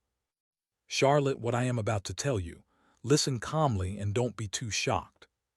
He spoke calmly and solemnly. "The Grand Duke wishes Maho to become his successor. The Grand Duke is from a founding family, fully independent and not subject to the crown like ordinary dukes." Upon hearing that, Charlotte froze for 5 seconds. She didn't know what on earth she had just heard. Charlotte stammered, "Yes. Do you mean the princess will be the next Grand Duke?" Yes. Perhaps even before receiving Maho's letter, he had already made his decision. It seems he doesn't much trust his own grandson. Jurin continued, "In any case, this matter is absolutely secret. Besides him, only I and you know of it." Charlotte's eyes narrowed with worry. Could this really be possible? Not long ago, the princess nearly lost her life over the succession dispute. A penniless, small and weak person. And yet now, upon arriving at the duchy, she has been chosen as the heir. Everything happened so fast she could hardly understand it. Suddenly Charlotte realized something and hurriedly asked, "Sir, apart from me, is there anyone else who knows about this?" Jurin bowed his head and slowly replied, "What are you saying? That can't be. I've only just heard it from the Grand Duke a few minutes ago." Hearing that, Charlotte accepted it outwardly, but deep down she still carried an indescribable doubt. Deculin's earlier words echoed in her mind. "I only want you and the princess to survive because it will benefit my family and my domain. I'm not protecting her. I'm making a deal that favors me. So don't overthink it. If you feel guilty, you shouldn't be here. After Princess Maho gains power, repay the Yuklan family. She will be an extremely important ally." The more she thought, the more tangled Charlotte became. What exactly did he mean? He acted as if he had foreseen this would happen. "I'm someone who's long been familiar with politics. In intellect and insight I far surpass you," Deculin had said. At first Charlotte dismissed it as arrogant boasting, but could he have known everything and planned carefully from the start? Her expression darkened as she thought, truly a monster. But what Deculin did was still an undeniable truth. Charlotte gave a small, relieved smile, wondering whether Deculin had returned safely. At the same time, back at his manor, Deculin was stretched out on a warm bed. He sat up after a short sleep. Only about 2 hours had he really slept that little. He looked out the window. The sun had not yet fully risen. Deculin put on his sleepwear and thought his steel-like constitution wiped away fatigue with just a short nap. No matter how harsh yesterday had been, his body was now fully recovered, which reluctantly forced Deculin out of bed. First, he should test his telekinetic control again. He thought to himself that modern people would surely envy this steelman trait. Suddenly Deculin paused. Something stirred within him. He sighed wearily. "I wish I'd trained like this earlier." Wake up, train again. Never rest, never stop, always seek out his weaknesses to correct them. This habit probably formed because Deculin was always close to danger, but that alone doesn't fully explain it. The discipline, the indomitable will, the steel spirit. Those things had helped him live a life without waste. Deculin looked up at the ceiling thoughtfully, wishing he had been like that before. He recalled his girlfriend looking at him with a weary gaze. "What's wrong? Do you want to say something?" "Ah. No, I'm leaving." He hadn't realized then how pathetic he had been, focused only on worthless things. If Kim Woojin had been like Deculin now, maybe she wouldn't have left him. Deculin lamented that sleeping more was difficult because being a steel man had its inconveniences. For someone trapped in a game like him, 22 hours a day really felt too long. Cut to the dock. The students had returned to the capital. "Feels good, but I already miss it. Yeah, next time we should bring the whole family." In a small alley, Ganesha was secretly hiding from something, while the kids with her eagerly peered out. "Oh, there are so many mages, I want to watch too." These were the new recruits from the magic tower returning from the mountain pass. Ria stood in the corner looking puzzled. "But why are we sneaking around hiding here?" Ganesha turned back with a strained smile. "Aha, it's just too crowded, we're just standing to the side a bit." But Ria muttered suspiciously, "HMPH, very suspicious." Ganesha glanced toward the gate of the train convoy.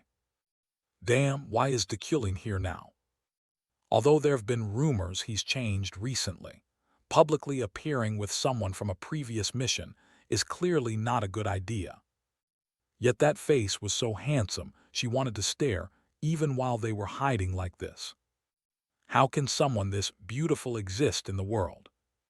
While Ganesha was still lost in thought, Ria calmly walked by. "No matter how crowded it is, it's worse to be squeezed into this alley. I'm going outside."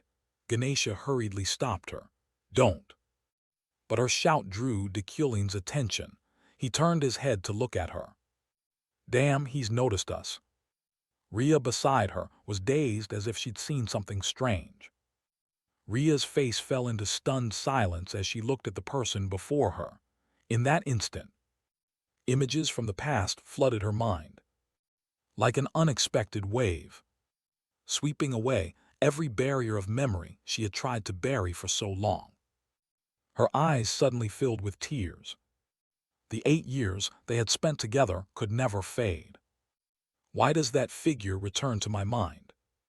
He was clearly just a character in the game. So why do I remember him so vividly? On the other side, Deculin was no exception. He looked at the girl before him and felt she was identical to Ura. That radiant, sun-like smile had helped him through so many hardships in his previous life. The two stood silently, saying nothing, as if the space had frozen in that fateful moment. After a long moment, Deculin suddenly turned his head away. I'm overthinking again, looking at a game character. Rhea also turned her face away, telling herself to be rational. Oh my, he's just Deculin. She stretched and left as if nothing had happened. Ganesha watched her with an appraising look. Deculin, to dispel the awkwardness, turned to admonish his students. I'll deduct points if someone walks and eats and drops crumbs. Watching him, Ganesha thought to herself. Clearly he saw them but didn't say anything. Has he really changed? Cut to the city a few days later. A carriage sped down the road. Jiriel sat in the carriage trembling with fear. Seeing this, Deculin warned, "Calm down, Jiriel. Stop shaking like a wet dog." She replied, "But we're on the way to meet the new emperor. It's strange not to be scared." Deculin reassured her, "All you need to do at the coronation is bow. We're not having a private audience, don't make a fuss." He handed her a bundle of papers. "Take this." Jiriel asked, "What's this?" Deculin explained that it was the deductions he'd compiled after analyzing various conditions, including the new emperor's temperament. Consider this when managing the domain. In his mind he thought, 12 days ago, Emperor Krebin passed away. When the new emperor is crowned, the pace of mainline events will accelerate. So he had recorded the important events in advance. If Jiriel follows his advice, the difficulty level of future tasks may decrease. Reading it, Jiriel jumped. Huh, are you a fortune teller or something? Deculin only warned, "Stop pretending, I'll check later." She could only give an embarrassed smile. At the palace, a soldier guided them. "Members of the Eucline family, this way, please." The two walked inside. Jiriel looked around in awe. There are so many people here already. As they walked, someone suddenly cut in front of them, startling Deculin slightly. It was Julie. She looked at him, gave a slight bow and continued on. Deculin felt a bit awkward. He thought, is the girl still having trouble with that Veron? At that moment, the crowd behind them grew noisy. They turned and saw the emperor's carriage had arrived. Everyone bowed in unison to pay their respects. A pair of small feet stepped out from the carriage. The new emperor entered to begin the ceremony. She walked straight up to the throne at the front. Before the throne, the crown was placed upon the new emperor's head. Drums sounded as the crowd cheered to welcome the new ruler. And thus a new emperor was born. She was Emperor Sophian Yekatera August von Gibrin. After the lengthy inauguration, Sophian yawned in boredom, unaware that all eyes were on her. Jiriel whispered, "She's yawning." Despite holding unrivaled status and power, Sophian was always bored. The reason lay in her game character design. She possessed the greatest natural talent. If she wanted to be a knight, she could become a paladin. If she followed the path of magic, she could become a grand archmage. She had astonishing talent in every field, but because of that, she had no interest in anything. Of course, there was an even bigger problem, namely, suddenly Deculin felt an enormous pressure directed at him. He broke out in a sweat. "What? Someone's staring at me." He glanced around to find the source. Then he realized the red gaze was coming from the throne where Safian sat. Jiriel whispered, "Her Majesty is observing the nobles." But Dekulin remained suspicious. He wasn't sure she was looking at him. But why was that gaze directed at him? Safian held a chess piece and said boredly, "What a dull ceremony. I was hopping for an ambush or an explosion." Charon, standing beside her, was used to her temperament and said nothing. He was Safian's personal guard. Safian continued, "But one person has piqued my interest. One person has piqued my interest. I heard, try this little thing out. Do you remember? You said it caused an uproar with just a simple remark." She smiled. "I've seen the person who made that. I've seen the one who created it." She smiled faintly. "That's why I've been looking at him. This should have been his first time meeting me, but it seems he already knows me well." Charon added, "Who doesn't know Her Majesty?" She explained, "No, he's different. I can't explain it clearly, but he's clearly evaluating me." His gaze didn't waver when he realized I was staring at him. She smiled. "Interesting. It feels like meeting an old acquaintance again." Understanding her meaning, Charon nodded, "I understand." Then she stood up, stepped forward a few paces, and turned to speak to Charon. "Now that I am emperor, I should get to work. I will abolish those long-standing unwritten rules." "Yes, I'm talking about the emperor's class." Cut to the academy, with a scene of utter tranquility. Dekulin and his assistant Alan were beginning preparations for the new term. As they walked, Dekulin remarked that although the new term had started, the students were still foolish as ever. Alan chuckled, "Ha ha, I think the newcomers will need some time to adjust." While moving, they noticed a crowd gathering in one spot. Alan asked, "Why are so many people in front of the academy gate?" Dekulin calmly replied, "I don't know." Then the two entered their office. Charon was there with royal soldiers. He thought to himself, royal insignia of the palace. Why would a member of the royal family come to see me? Charon then took out the imperial edict and read aloud, calling, "Dekulin von Grahen-Uklein, please accept with reverence." Without hesitation, Dekulin and Alan knelt on one knee and respectfully received the decree. Charon continued that the crown intended to appoint the head of the Uklein clan, who is also a senior professor of the Tower of Magic. Charon had the honor of sharing and discussing magic with His Majesty the Emperor. Professor Dekulin had been placed on the candidate list for His Majesty's teaching mage. Therefore, prove your ability by solving the question set by the court mage George. Dekulin was a little surprised by the offer. "What? The Emperor chose me." The Empire has a tradition that the Emperor will learn about the realm through outside professors within a year after accession.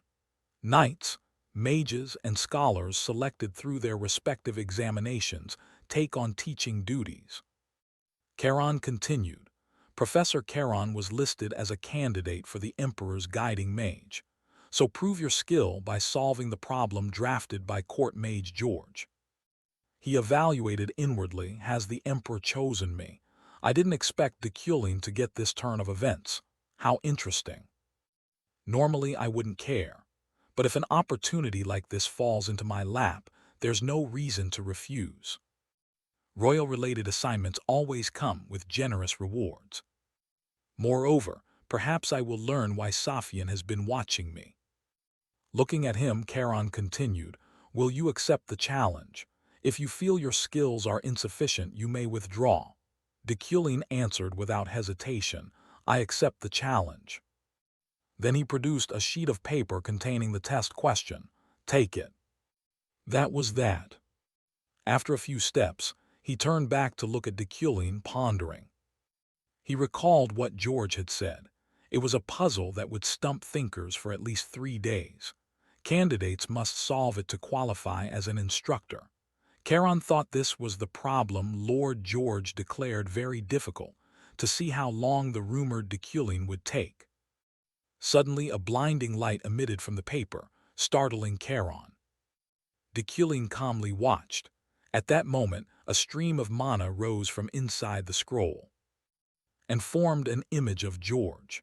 He spoke cheerfully. "Congratulations, mage. I am George, the court mage. I will evaluate your ability based on how long you take to solve this problem. If you solve it within 1 day, that will be considered quite fast." The soldiers murmured among themselves. "Oh my God, has it already been solved?" Another nodded in confirmation. "Yes." Dekulin turned back to the soldiers. "That wasn't an easy problem. I solved it because I've recently studied ancient languages. It was just luck." From behind, Charon praised, "Still, that was excellent." Dekulin explained internally. "The rune script in the problem is a type of character found only in ancient texts. But for me, it's different. I was the one who refined this rune font when I was a game designer. Though it was long ago, with my memory and understanding, a question of this level is trivial." Seeing Dekulin had solved the problem, Charon stepped forward and handed him a letter. "Dekulin, this is an invitation from the crown. You are qualified to participate in the examination." Dekulin took the letter and replied, "Thank you." Back at the palace, after hearing Charon's report, Sophian exclaimed, "He solved it in 5 minutes." He nodded in confirmation. "Yes." Sophian continued, "Then there's nothing more to consider. We'll choose Dekulin." Charon objected, "I think your majesty is too hasty. We should observe a bit longer." "What more is there to observe? Solving the problem George swore was very difficult in 5 minutes is more than enough." She sighed helplessly, paused for a few seconds, then spoke. "Ah, you had supported a woman named Luina instead of Dekulin, hadn't you? However, that mage took 4 hours to solve the problem." 4 hours might have been impressive if no one solved it in 5 minutes, but the result is already clear. "I've just thought of a very good idea. Charon, carry out my orders immediately." Seeing his plan exposed, Charon could only stand there stunned. Cut to the Freheim regiment. Julie was still training tirelessly in the courtyard. The onlookers watched anxiously. "Isn't the captain pushing herself too hard?" the blonde said. "True, her complexion doesn't look good," the black-haired man added. "At least she can still hold her sword. I thought she might faint earlier." The only thing that might lift Captain Julie's spirits would be, realizing his point, the black-haired man replied, "is the news that Veron's body was found. But since it's on the cliff, the search will surely be difficult." Then from outside, a soldier dashed in out of breath. "Captain," he was saying something to Julie. After hearing this, her expression became utterly astonished. A clear voice rang out, "Julie, you are granted the honor of conversing and dueling with His Majesty. You have been selected for the candidate list of knight instructors to teach swordsmanship to His Majesty. Pass the examination and prove your ability." At this, she responded with firm determination. After receiving the decision, she traveled up to a house atop the snowy peak. Just as she opened the door and stepped inside, a voice called out, "Long time no see, Julie." She glanced inside to find 3 people already seated there waiting. She nodded in reply. "Yes, it's been a while, seniors," the blonde youth cheerfully said. "I had a feeling you'd be among the candidates. Sit, make yourself comfortable." He began chatting briskly. "I wonder what the test will be like. Gathering like this reminds me of doing group projects back in school, doesn't it?" The short-haired woman was the holy knight Gwen. She replied, "I don't know about that, but I won't go easy on anyone, so be prepared." The big young man, the mighty knight Rayful, also nodded in agreement. "Of course, we're all here for the same purpose." After a brief conversation, the room returned to its usual silence. The blond youth then turned his gaze to the chair positioned at the center. "The judge's seat must be over there. They're a bit late, aren't they?" Gwen added. "I heard Vice Captain Isaac, who was supposed to be the judge, is resting due to an injury. Who will take his place?" Rayful shook his head. Who knows? Then the sound of the door opening drew the attention of all 4 people in the room. They looked toward the door. Julie's eyes focused intently, and a calm pair of feet stepped inside. The moment she saw him enter, Julie was startled.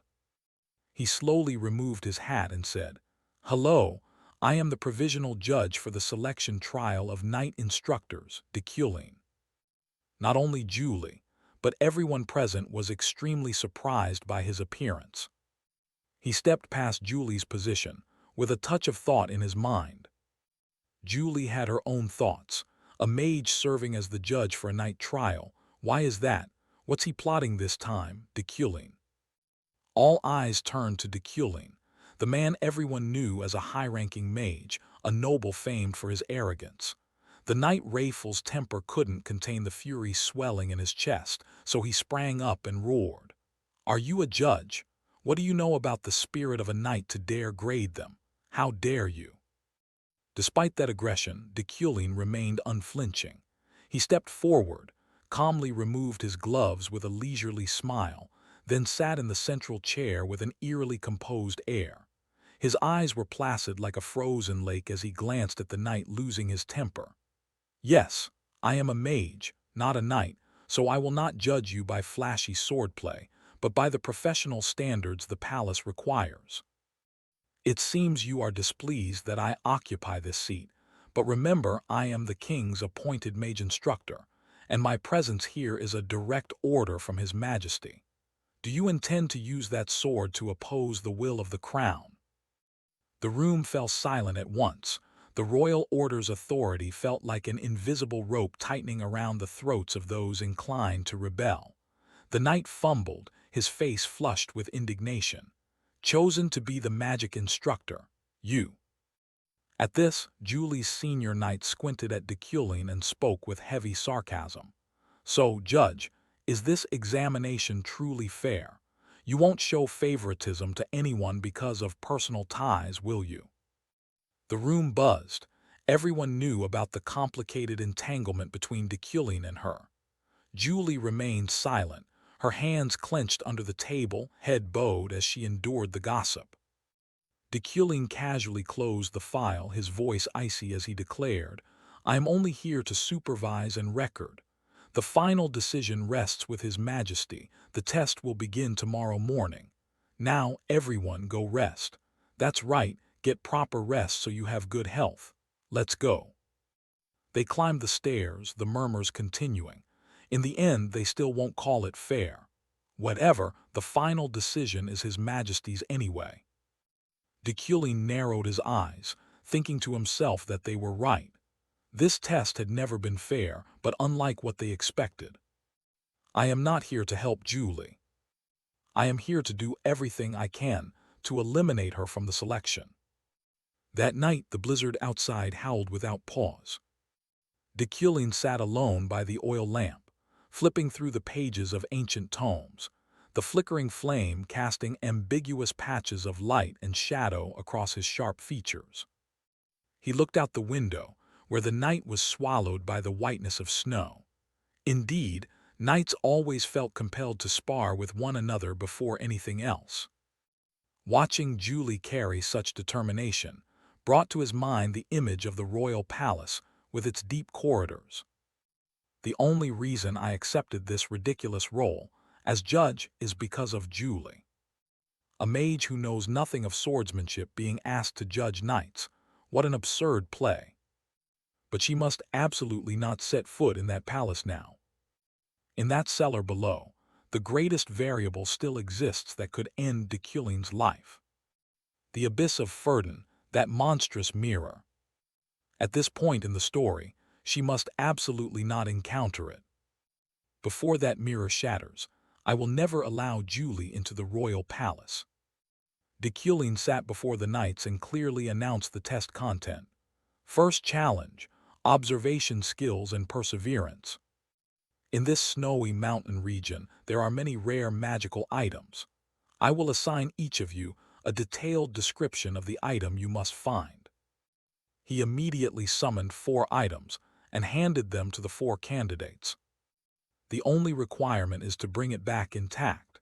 If a single petal is crushed or a small scratch mars a leaf, your test will be cancelled immediately. Additionally, I will remain seated in this chair to await the results.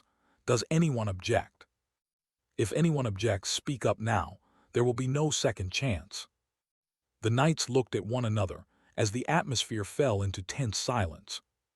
Deculin coldly drew out his pocket watch and announced, "Good. Since everyone agrees you have exactly 24 hours, the contest begins." Amid the blinding blizzard, Julie struggled forward. Snow came up to her knees. Each step felt leaden, wind howling through her cloak, carrying a bone-deep cold that could freeze the blood in one's veins. What I must find is the ice flower, a transparent blossom that grows on sheer cliff faces at Snow Mountain heights.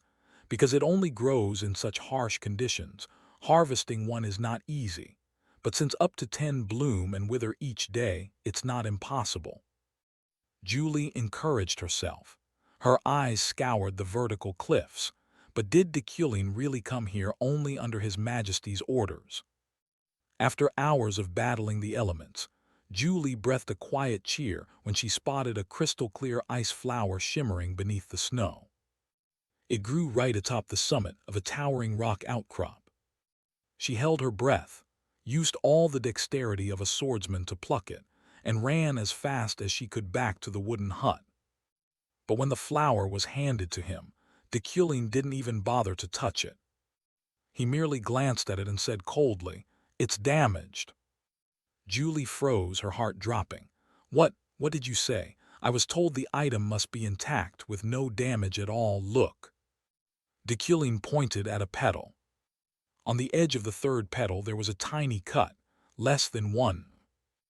Julie ground her teeth and examined the flower. Indeed, there was an almost invisible scratch. She swallowed the bitterness, thinking it was her oversight.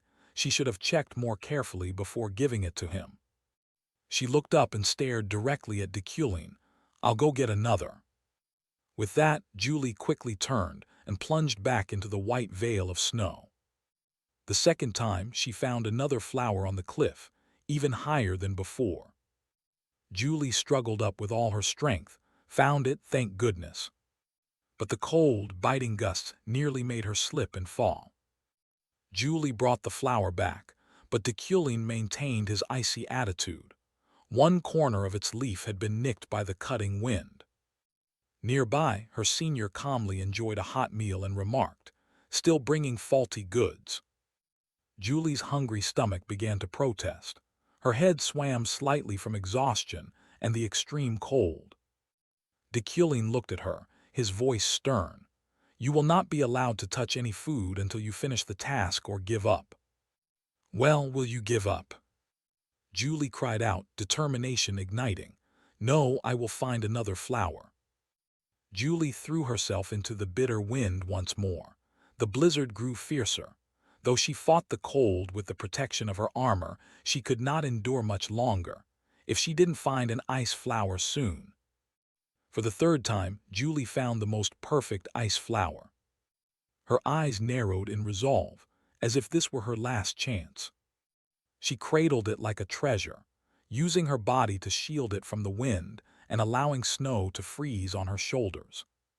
When she brought it back, she was certain this time she had succeeded.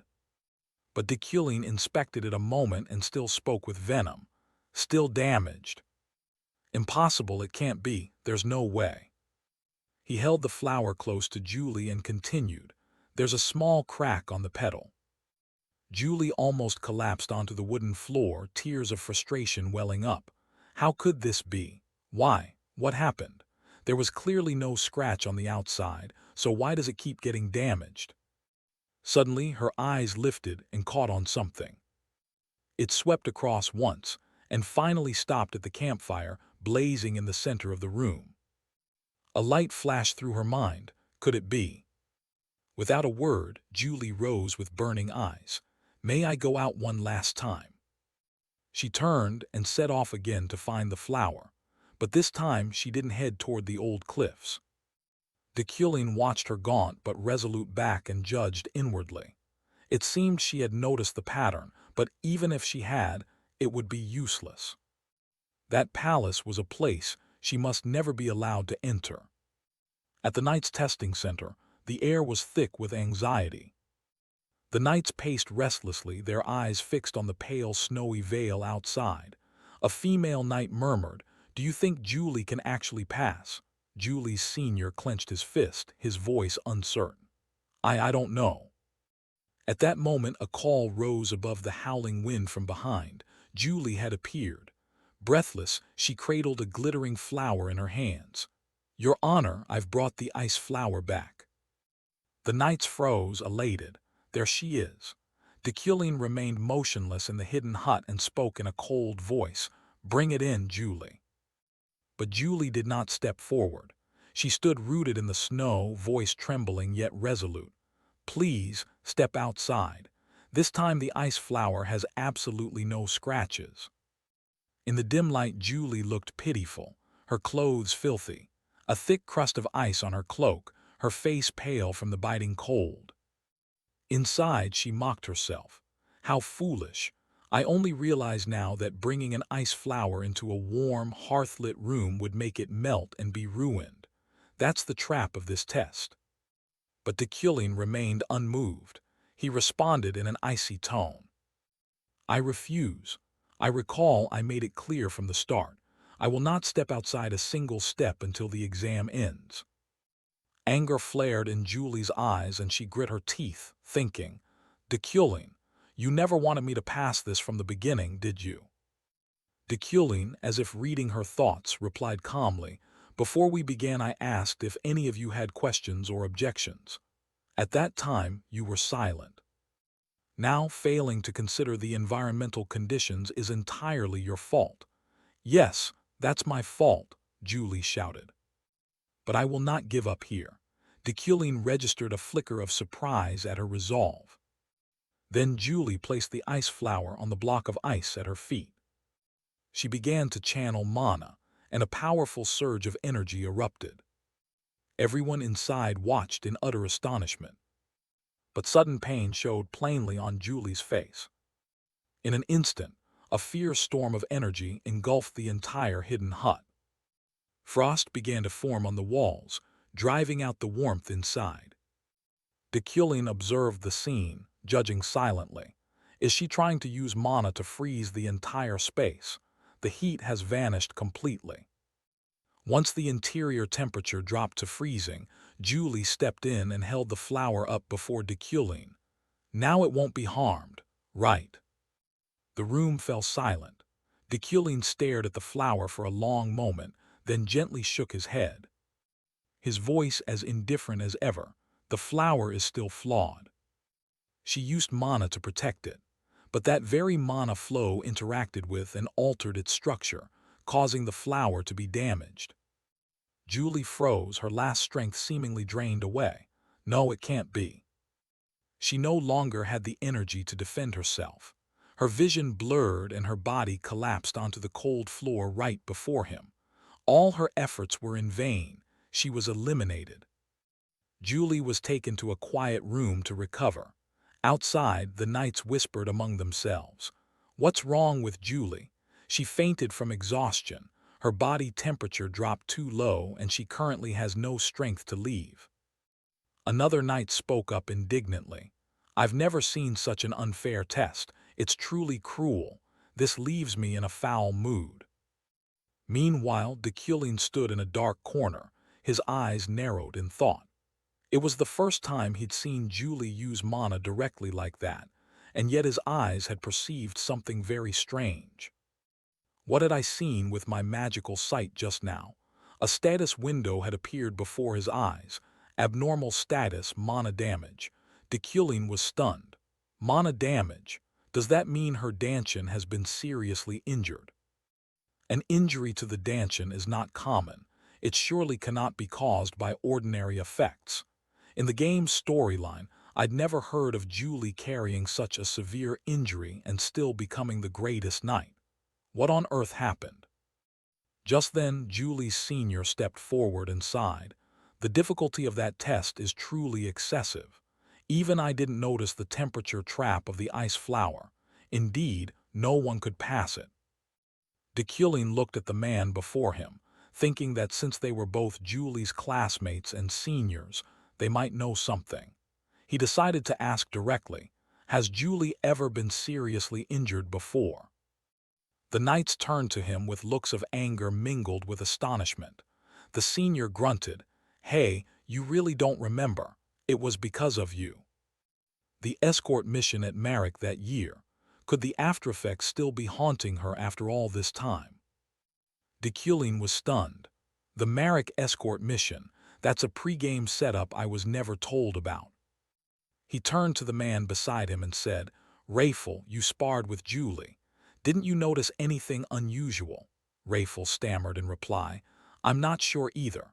When I sparred with her, I noticed Julie always deliberately limited her mana usage. She uses sword intent very well but never dares to unleash mana to the extreme. Perhaps she really carries an incurable aftereffect. So all that you did was because Julie was injured."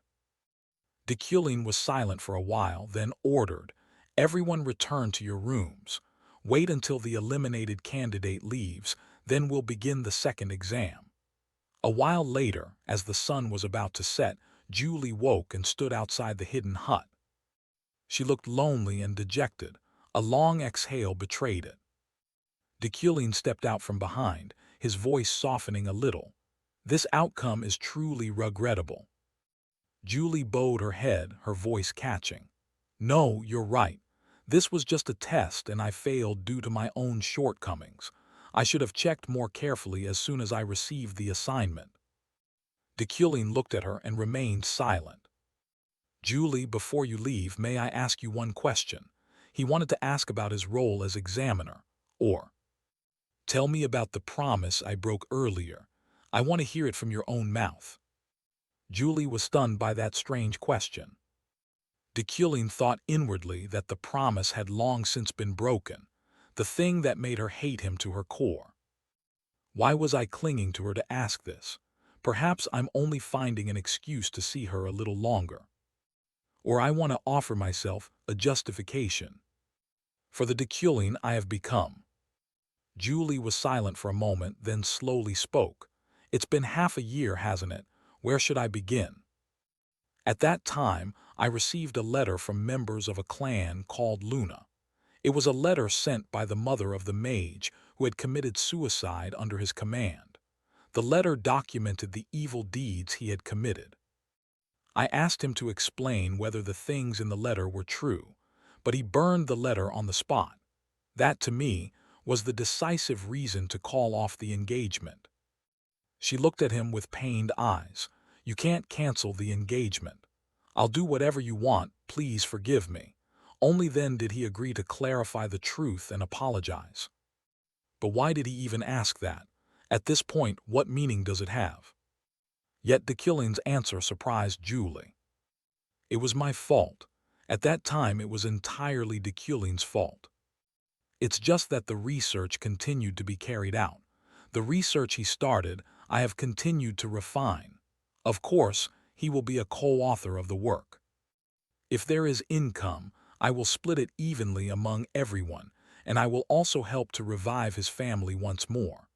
On the day this research is published, I should be able to offer him an apology. I hope I will be worthy of forgiveness." Hearing this, Julie shouted in anger, "Why didn't you say that then? If you'd spoken earlier maybe." Deculin interrupted, "I'm sorry. It's just that I can only justify that perhaps the me of today is no longer the Deculin of the past." Silence fell completely. Julie stared at him dazedly, as if facing a completely unfamiliar person. Deculin stepped closer, his voice low and resolute. "Julie, from today on I will try not to love you anymore." "Huh, what are you saying?" "Let's walk two separate paths. You will no longer have to bear any burden because of me. I will try to change my heart, and one day that will come true." Having said that, he quickly turned his back, but not before leaving a parting remark. "You've suffered enough. Go home and rest well." Julie left heavy footprints pressed deep into the long white snow. I will try not to love you anymore. Julie gave a small smile, bitter but also relieved. She walked through the snow wondering, have you really changed? Deculin stood by the window, watching Julie's small figure fade behind the veil of white snow. Even with Deculin's strong spirit power, is the feeling he has for Julie still something he cannot control? 3 days of intense selection passed, and now all final evaluations were complete. An official document was released, displaying the portraits of the 4 knights chosen to represent this era as the palace's training knights. In the quiet office, Deculin sat reviewing the final list. His gaze moved down to the section for guardian mages. He saw his own name and portrait. As for the training mage, the result was already clear. But as he read on, Deculin's eyes widened slightly, a rare moment of surprise. He stared at the paper for a long while, deep in thought. The next day, the scene shifted to the splendor of the royal palace. The great doors were pushed open as the first name was announced, Deculin von Euclin. He stepped forward with absolute calm. Seated there was Queen Sophian. She appeared completely indifferent, resting her head on her hand and letting out a long, weary yawn. When Deculin was in position, the interpreter continued with the next name, Ruina von Schlot McQueen. Deculin kept his gaze straight ahead, but his mind focused on the woman who had just entered beside him.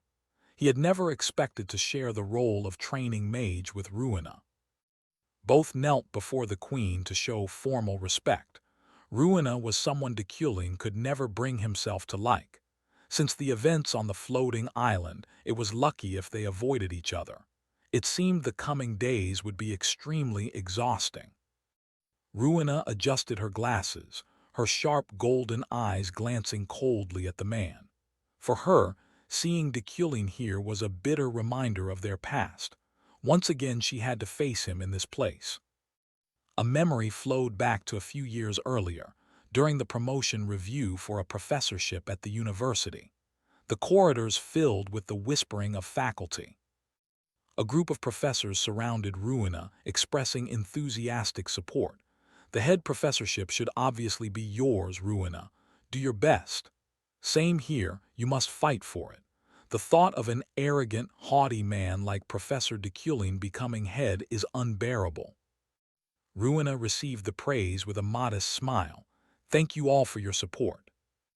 At that time, the competition for head professorship was essentially a duel between Deculin and her. It was a closely matched battle, but for different reasons. Deculin had astonishing magical analysis abilities, deep theoretical knowledge, and the overwhelming influence of his bloodline. In contrast, Ruina led in overall research achievements. She believed fundamental differences in personality would give her the edge. She had the respect and backing of the other professors, while Deculin stood alone in his arrogance. She was fully confident that the head professorship of the Mage Tower would be hers. But all of that had come to Deculin's attention, and of course that had never been good. A few days later, at Ruina's family manor, the peaceful atmosphere was shattered by hurried footsteps. Staff and mages ran down the halls in utter chaos. Hurry, there's an emergency. Ruina stopped someone in confusion. What's the matter that everyone's in such a hurry? The man looked at her, his face pale and sweat-drenched, stammering as he tried to explain the sudden emergency. The news hit Ruina like a nightmare. The master has been seriously injured, sir. But the tragedy did not stop there. A series of reports about mounting misfortunes poured in, each more devastating than the last. Her brother's business teetered on the brink of collapse as partners inexplicably terminated contracts. Her younger sister suffered a terrible accident. Even their ancestral lands were no longer safe as bandits began encroaching on the territory. Finally, news arrived that even the lady of the house was in danger. For Ruina, the answer was not hard to find. In the darkness of her mind, one name rose to cover all this destruction: Deculin. She did not want to submit to him at all.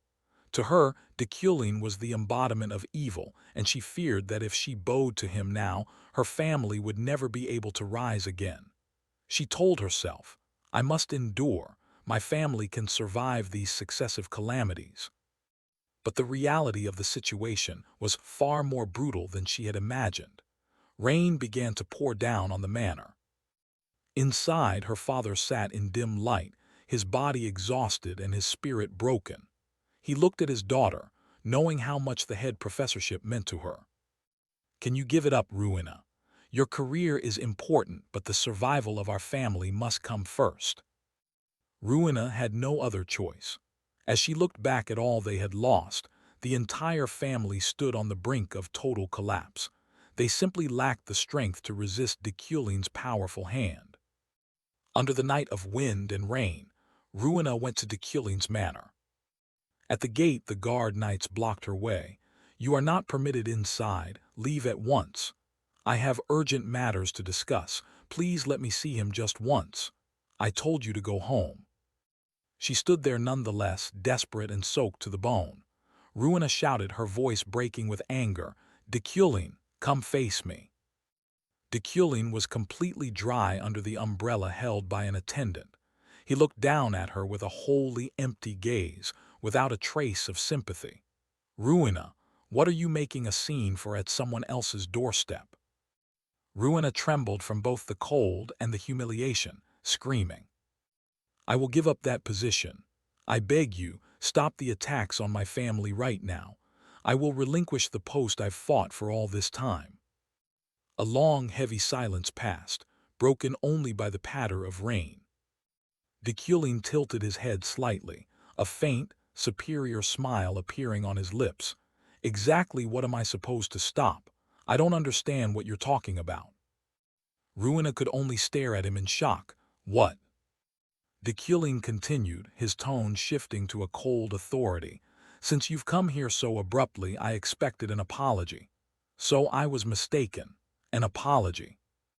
Yes, hasn't House McQueen long survived only thanks to the support of House Euclid? Yet a vassal dares to act like a traitorous dog after surviving by the grace of our family. Of course, I expect an apology. As Deculin turned to walk away, Ruina remained rooted in the rain. His insults burned her. The utter arrogance in his words, calling her family ungrateful dogs after blatantly destroying them, seared her. All of it ignited a white-hot fury within Ruina. Ruina realized how naive she had been to think that sacrificing her dreams and career would be enough to end the nightmare her family was enduring. Deculin watched her with a cold, probing gaze as she trembled.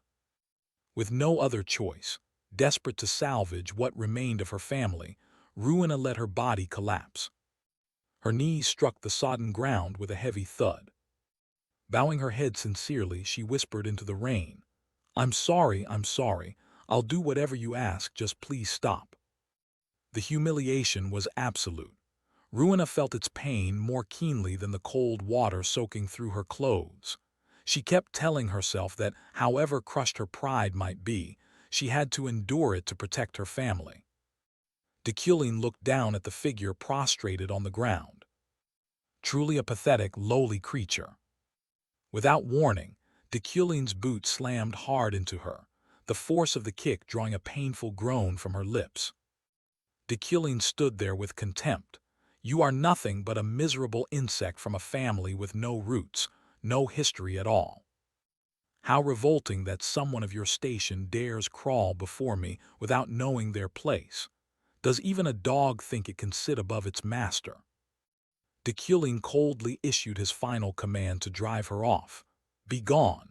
If you truly want your family to recover and survive, never let me see your face again. With that he turned and walked away, leaving Ruina shattered on the ground. Her knees were bruised and smeared with black mud as she sat in the relentless downpour. The memory of his brutality had been etched into her soul. Back in the present, the two knelt in the great hall of the royal palace. Ruina glanced at the man. The memory of that day was vivid as if it had happened yesterday. She had never forgotten the weight of de Kuelin's boot or the contempt in his voice. Her teeth clenched, her eyes full of hatred. This time I will never lose again. The humiliation I suffered that day, I will make them pay back 100-fold. The scene shifted to the next day at the Royal University. The air was thick with tension. Is that really true? Yes, exactly. I heard that person suddenly disappeared without a trace. No, that's clear, but I mean, did Professor de Kuelin really have a hand in this? As de Kuelin walked down the corridor, he of course overheard those whispers. What's all the commotion about? Ah, there's a rumor that Lady Ruina has gone missing. In this world, mana disasters occasionally appear, from storms to fire rain and dust mists. But as a mage, de Kuelin believed they shouldn't be seen merely as calamities, since their nature was a fusion of pure elements. Meanwhile, Luina's disappearance had people eyeing de Kuelin with suspicion, which made him quite uncomfortable. Still, he found dealing with curious new students far more pleasant. De Kuelin told himself there was nothing to worry about. This didn't concern him, and the truth would soon come out. The next morning at the Eucline Manor, the butler reported that someone from the security bureau had come to see him. It was Lilia Fremion, deputy director of the security bureau, wearing an extremely stern expression. Lilia went straight to the point. She'd come to investigate the disappearance of Duchess Luina, which surprised de Kuelin a little. He asked bluntly whether he was a suspect, but Lilia replied that it was just investigative procedure because he was the last person to see her. She reiterated that Luina had had a tutoring session with him on the day she met the Emperor and then vanished, and asked if he had noticed anything unusual. De Kuelin insisted he had not. Lilia nodded, made a note and prepared to leave. After seeing the visitor off, de Kuelin returned inside the manor. He admitted that being suspected was unpleasant, especially since the original de Kuelin was entirely capable of such deeds. His gaze became contemplative.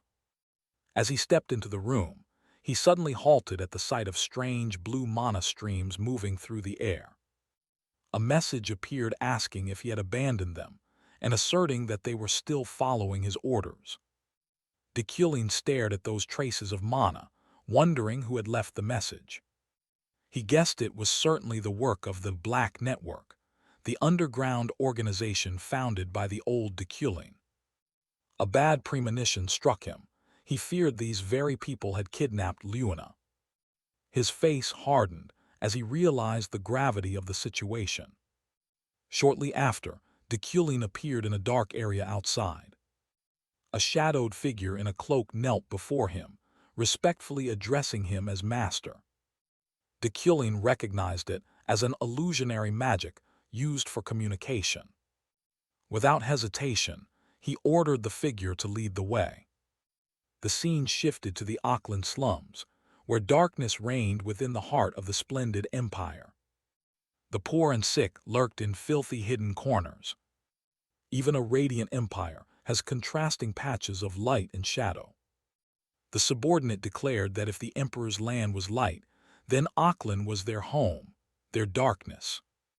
He stopped in front of a dilapidated house and invited de Kuelin inside. De Kuelin stepped forward, preparing to face whatever awaited behind the door. He descended stone steps leading deep underground. Upon reaching the bottom, de Kuelin was slightly taken aback by the sight before him. A group of people in black cloaks immediately knelt in reverence, welcoming their master's return. De Kuelin demanded an explanation at once, asking them to account for the orders they were carrying out. They replied that the order was to show no mercy should Luina dare set foot in the capital. Just as he feared, it was all the doing of de Kuelin's former subordinates. He watched them. Luckily, he didn't see any death variables, although they didn't seem very friendly toward him. One subordinate remained bowed, waiting for orders. De Kuelin gave a short order, "Take me to Luina."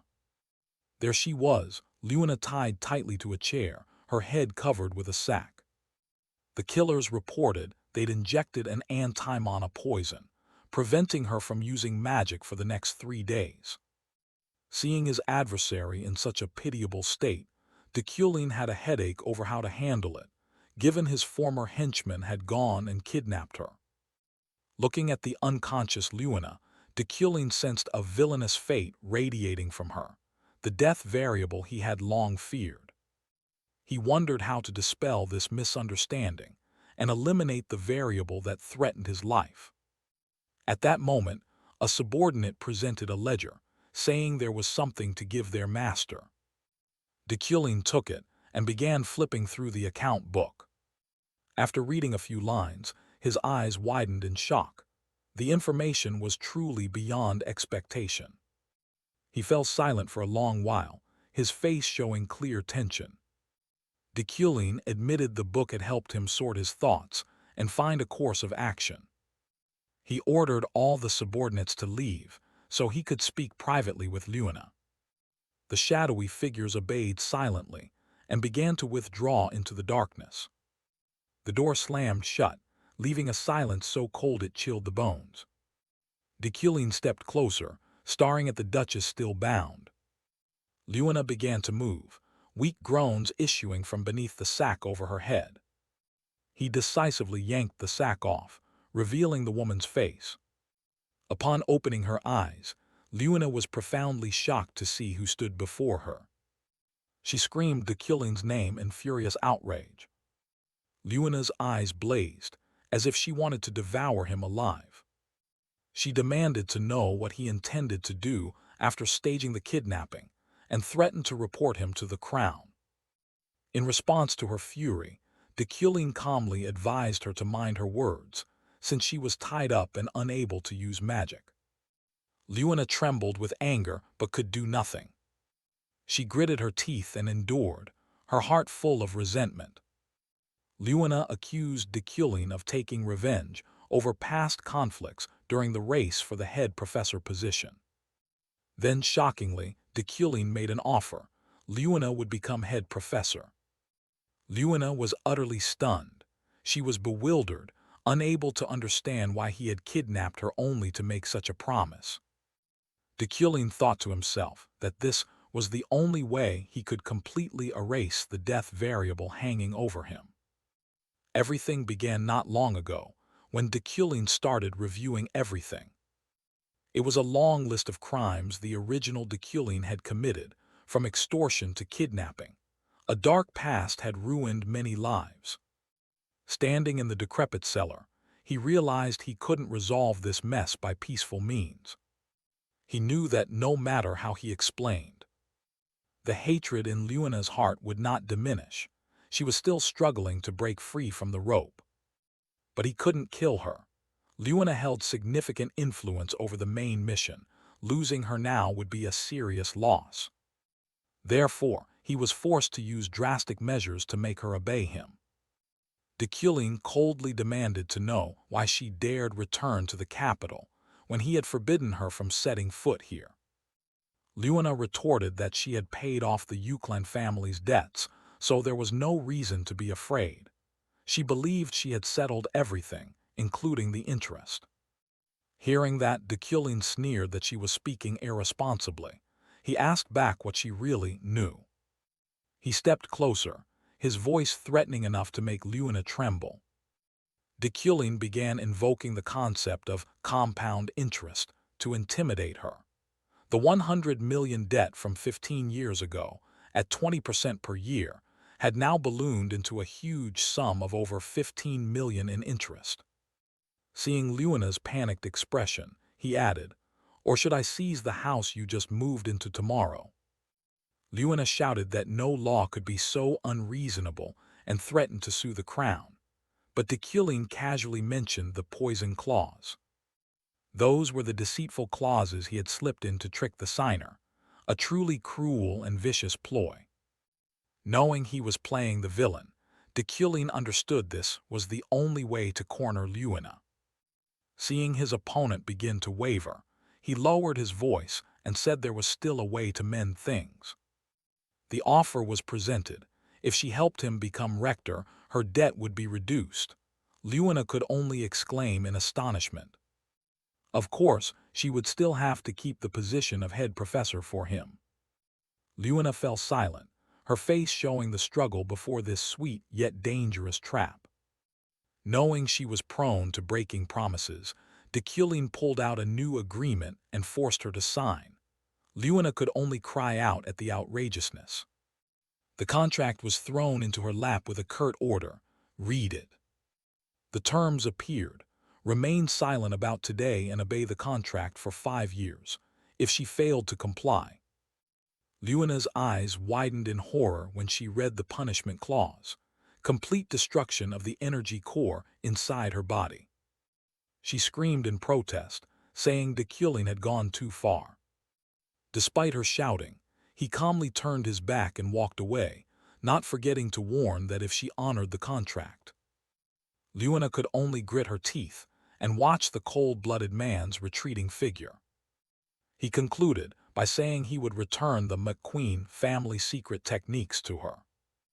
That name left Luina stunned, speechless. That forbidden book had been the clan treasure Deculin seized when he destroyed the McQueens. It was the root of all hatred and the thing she most wanted to reclaim. "Think it over," he left her with, then walked out the door. The iron door slammed shut, trapping the young woman in the cellar's darkness. Deculin strode up the old stone steps. He wondered silently whether the psychological tactic had worked.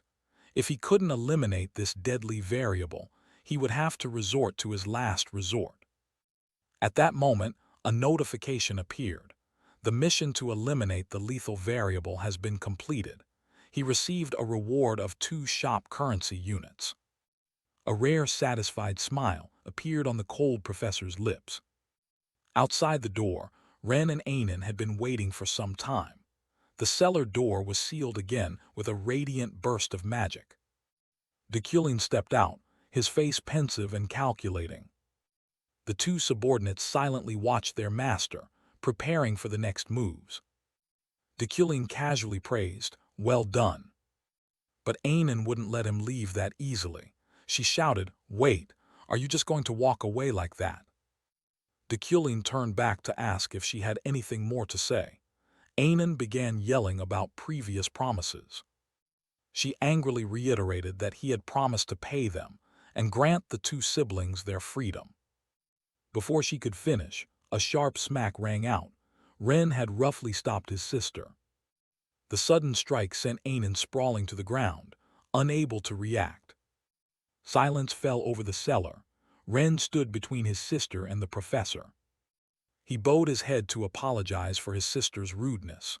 Deculin remained calm, told him to continue, and asked again what had been promised. Ren affirmed confidently, freedom and a vast fortune were promised. Deculin nodded slightly, as if he understood the matter clearly. He saw through Ren's heart. Though Ren had just disciplined his sister to preserve decorum, deep down the man still harbored a deep grudge against him. They were people who used to do dirty work for the old Deculin. Despite being hated, he found their skills extremely useful for his upcoming plans. Deculin thought to himself that as long as he no longer forced them into immoral tasks, it would be fine. Everything remained under his control. He officially declared he would hire them from that day forward, and of course would fulfill what had been promised. Hearing that, the 2 siblings hurriedly fell to their knees to thank their new master. Anan looked up with astonished eyes. She could hardly believe her ears. Deculin ordered the cancellation of all the covert missions he had previously assigned them. "Disperse, come to my manor tomorrow." The 2 replied in unison with respectful compliance. The professor turned his back and walked away, leaving the cold cellar behind. He exhaled in relief. Although today had been exhausting with many troubles, at least everything had been settled. Scene shifts to the dormitory area of the Tower of Magic under bright sunshine. Ephraim walked beside Sylvia, continuously complaining about the high cost of materials. Truly the life of a poor student. Suddenly, Ephraim stopped, vaguely noticing a strange magic circle forming. She asked her friend if she could see it. They both looked toward the corridor, where the air was beginning to warp suspiciously. A glaring red magic circle appeared on the wall. Ephraim wondered aloud that it had supposedly been erased at the start of term, so why was it here now? Before they could steady themselves, a loud explosion rang out, startling all the nearby students. A surge of crimson energy erupted violently from within, flinging those nearby aside. The scene was utter chaos. From the building, a deep red pillar of light shot straight into the sky, signaling the start of a horrific disaster. A luxurious black car rolled down the cobbled street inside the Magic Academy. Sitting in the back seat, Deculin asked Ren if he was satisfied with his current job as a driver. Ren didn't hesitate to affirm that he liked it very much. Deculin merely nodded slightly, his face remaining as cold and composed as ever. The assassin brothers Ren and Anan had now come under the Eucline family's command, fully obeying Deculin's orders. Once very wary, after Deculin paid them handsomely, they gradually shifted to serving him like true retainers. Even Jeff, the old driver, burst into joyful tears when promoted to an office position. Deculin's life had finally fallen into place. The car stopped before the main hall. Ren announced that they had arrived.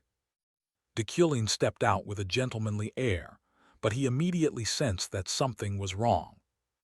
In the distance, a crimson energy was engulfing the building. The system windows suddenly popped up with a notification about the first main mission. The entire Hall 3 was trapped within a magic barrier full of deadly intent. Students gathered outside screamed in panic. No one understood what was happening inside. Ephraim grit her teeth in worry, since most of the common students were trapped inside. She urged Professor Sire to go in and rescue them. But the old professor could only tremble and ask back with a cowardly expression. He made excuses about being weak and said the director was away, claiming there was nothing else they could do to intervene. Ephraim clicked her tongue in disappointment at the attitude of those in power. She handed her bag to Julie, deciding she would rush in herself to save her friends. Just as she was about to step forward, a hand suddenly grabbed her from behind, stopping her. The one obstructing her was Sylvia, who stood with her arms crossed in a haughty manner. Sylvia said that if she didn't intend to help, it was best to stay still, because this was not the time to be picky. Ephraim was annoyed, finding Sylvia's actions bothersome and irritating. Behind them, the professors only wailed uselessly and did not dare step toward the barrier. The nobles who usually pretended to be strong now hesitated and didn't dare move. Ephraim couldn't help but scold them to their faces, calling them cowards who only stood and watched. Sylvia cut in coldly, calling Ephraim arrogant and telling her to be quiet. Calm down and take a good look, Sylvia pointed toward the crimson barrier. A multicolored magical probe from Sylvia flew straight into the barrier to test it. The barrier reacted violently, scattering the magic completely. Ephraim watched in astonishment. Sylvia explained that demonic energy was mixed inside, so ordinary magic would be ineffective. She asserted that this was not something a rookie could handle. Ephraim bowed her head and gnawed her teeth. Though angry, she knew Sylvia was right. Everything was at an impasse. She wondered what on earth was happening. Suddenly, the sound of rapid footsteps rang out, making her glance back. Deculin strode forward with an overwhelming presence, forcing the crowd to part to both sides. "It's too noisy here." His words silenced the area instantly. He stood before the crimson barrier, silently observing the dark energy emanating from it. Deculin's gaze remained composed, showing no hint of faltering or fear. The system panel analyzed it as a magical barrier, but the current information wasn't enough for him to fully comprehend it. Deculin drew out the Euclid staff, a weapon capable of purifying demonic forces. A crimson surge of energy erupted from the barrier, as if to repel any intruder. The professors cried out in panic, telling everyone to hold their breath and fall back. A loud explosion rang out as Deculine's mana collided directly with the shield. Despite all protests, Deculine coldly strode straight into the blazing barrier. Deculine began to walk through the scarlet magical veil, which churned violently like a storm.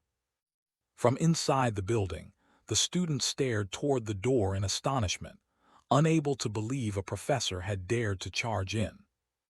Inside the hall there was an eerie silence, enveloped by a misty haze of magic. Deculine stepped fully inside, magical sparks from the barrier still crackling around him. He hurried over to the huddled students. Ephraim and the others looked up at their savior with eyes full of hope. The children burst into tears of joy at the sight of the respected professor, appearing just in time. Deculine asked if everyone was here. A student replied that some people were still trapped on the upper floor. Al Rose, the red-haired dorm supervisor, anxiously warned against going up, fearing hidden dangers, but Deculine assured her he had a plan. He opened his case, letting the steelwood fragments begin to fly out under the control of his mana. The sharp metal shards whirled around the hall like skilled predatory birds. "I'll find out what's going on soon," Deculine declared coldly, his gaze full of confidence in his own strength. He recalled his grueling training sessions. Even when busy with chores, he never neglected practicing magic. The system panel displayed skill status.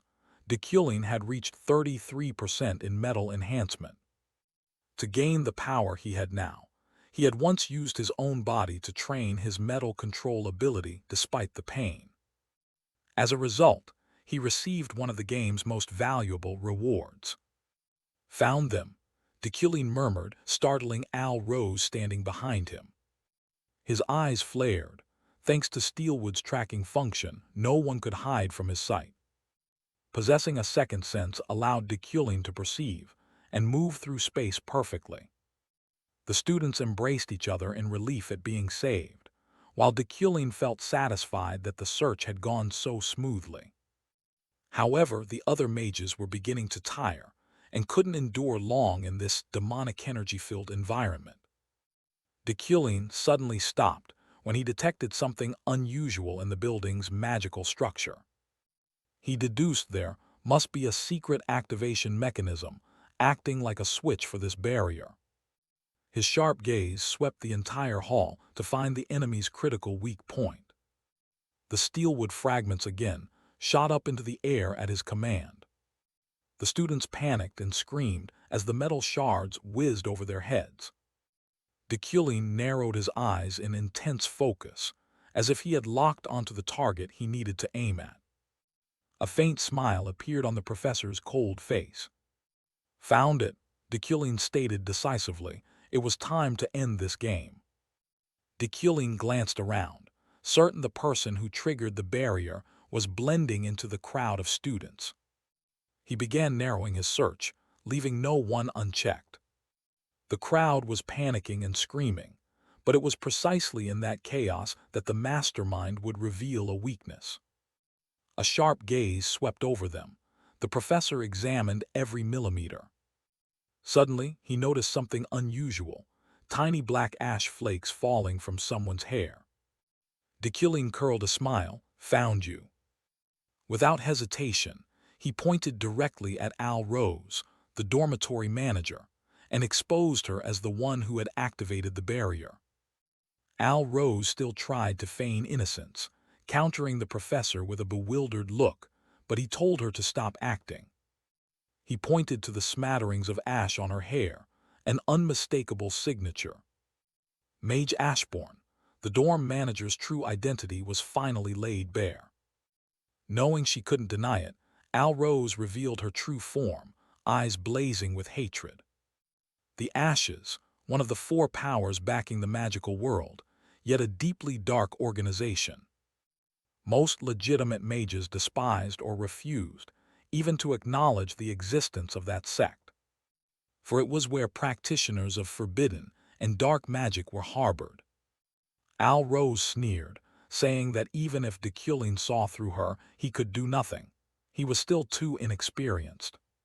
She began gathering deep blue mana, preparing to unleash a great spell.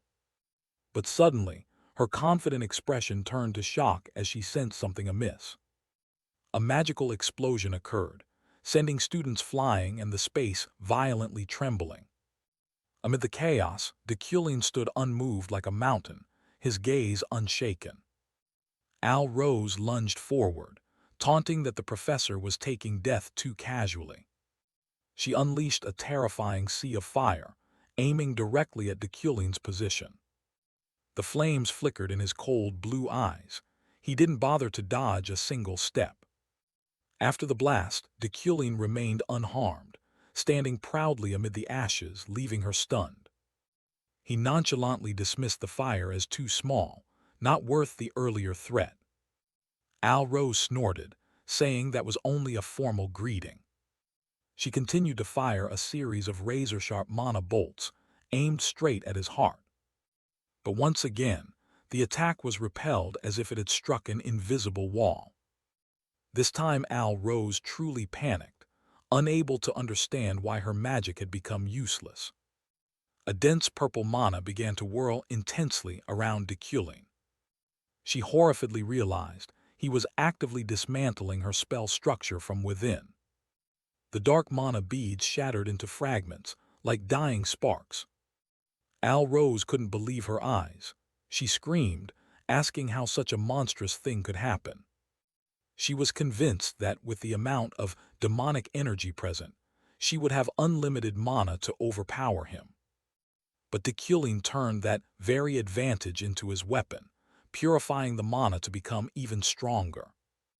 The system displayed. Eucline Bloodline has the ability to purify demonic energy and elevate magic to a new level. He mocked the stupidity of a dark mage, who dared flaunt power in front of the Eucline clan. Deculin launched a counterattack, the force of his magic making the entire room tremble. Al Rose collapsed, breathing heavily as all her energy had been drained by the professor. "That's why we call you Ashbourne," a name dripping with contempt for such trash. Hearing that, she ground her teeth and glared, furious to the point of madness. Deculin added that people like her were society's scum, never to be redeemed. Al Rose flashed a manic smile, daring Deculin to dispel the barrier before all the students here died. Deculin sneered, saying he would enlighten the slow-witted manager about the fatal mistake she had made. Sharp mana crystal shards began to surface around them, making Al Rose recoil in horror. Columns of deep blue mana pierced the floor, creating a scene of overwhelming pressure. He explained that she was so stupid she attached the barrier to the building, instead of anchoring it to the space. Deculin pointed out a simple truth. If the host building disappears, that worthless barrier will vanish with it. That's the massive hole in your intelligence. A cold, contemptuous remark. Al Rose laughed madly, retorting whether he wanted to die by collapsing the entire building just to break the trap. Despite the threat, Deculin merely whispered the spell name, Al Rose. The manager's eyes bulged in shock, as if she had just sensed a wave of destructive power approaching. "Don't think I don't know you well." Deculin's words truly began to terrify the dark mage. Instantly, a blazing red light erupted from deep within, signaling the beginning of destruction. A horrific magical explosion ripped through the sturdy structure of the dormitory. Al Rose screamed in fury, calling Deculin a madman for risking his life and the students' lives. "You'll have to reveal your true form soon, won't you?" Deculin stood unfazed, forcing her to show herself. The manager stammered incoherently, unable to believe the professor knew so much about her true nature. A brilliant, pure mana gathered in Deculin's hand, ready to finish the battle. He launched a shard of mana crystal that shot straight toward the enemy hiding in the dust. A precise strike severed the dark mage's magical connection completely. The surrounding decorative statues began to collapse and shatter as the building's structure failed. "Everyone gather here," Deculin ordered coldly, quickly shielding the students from danger. The floor trembled violently, dust falling everywhere as the children panicked and cried, thinking they would be buried alive. Amid the rubble, the students hurriedly called out to each other to flee, faces drained of color. The entire massive dormitory collapsed with the roar of earth and stone, officially ending the magical trap.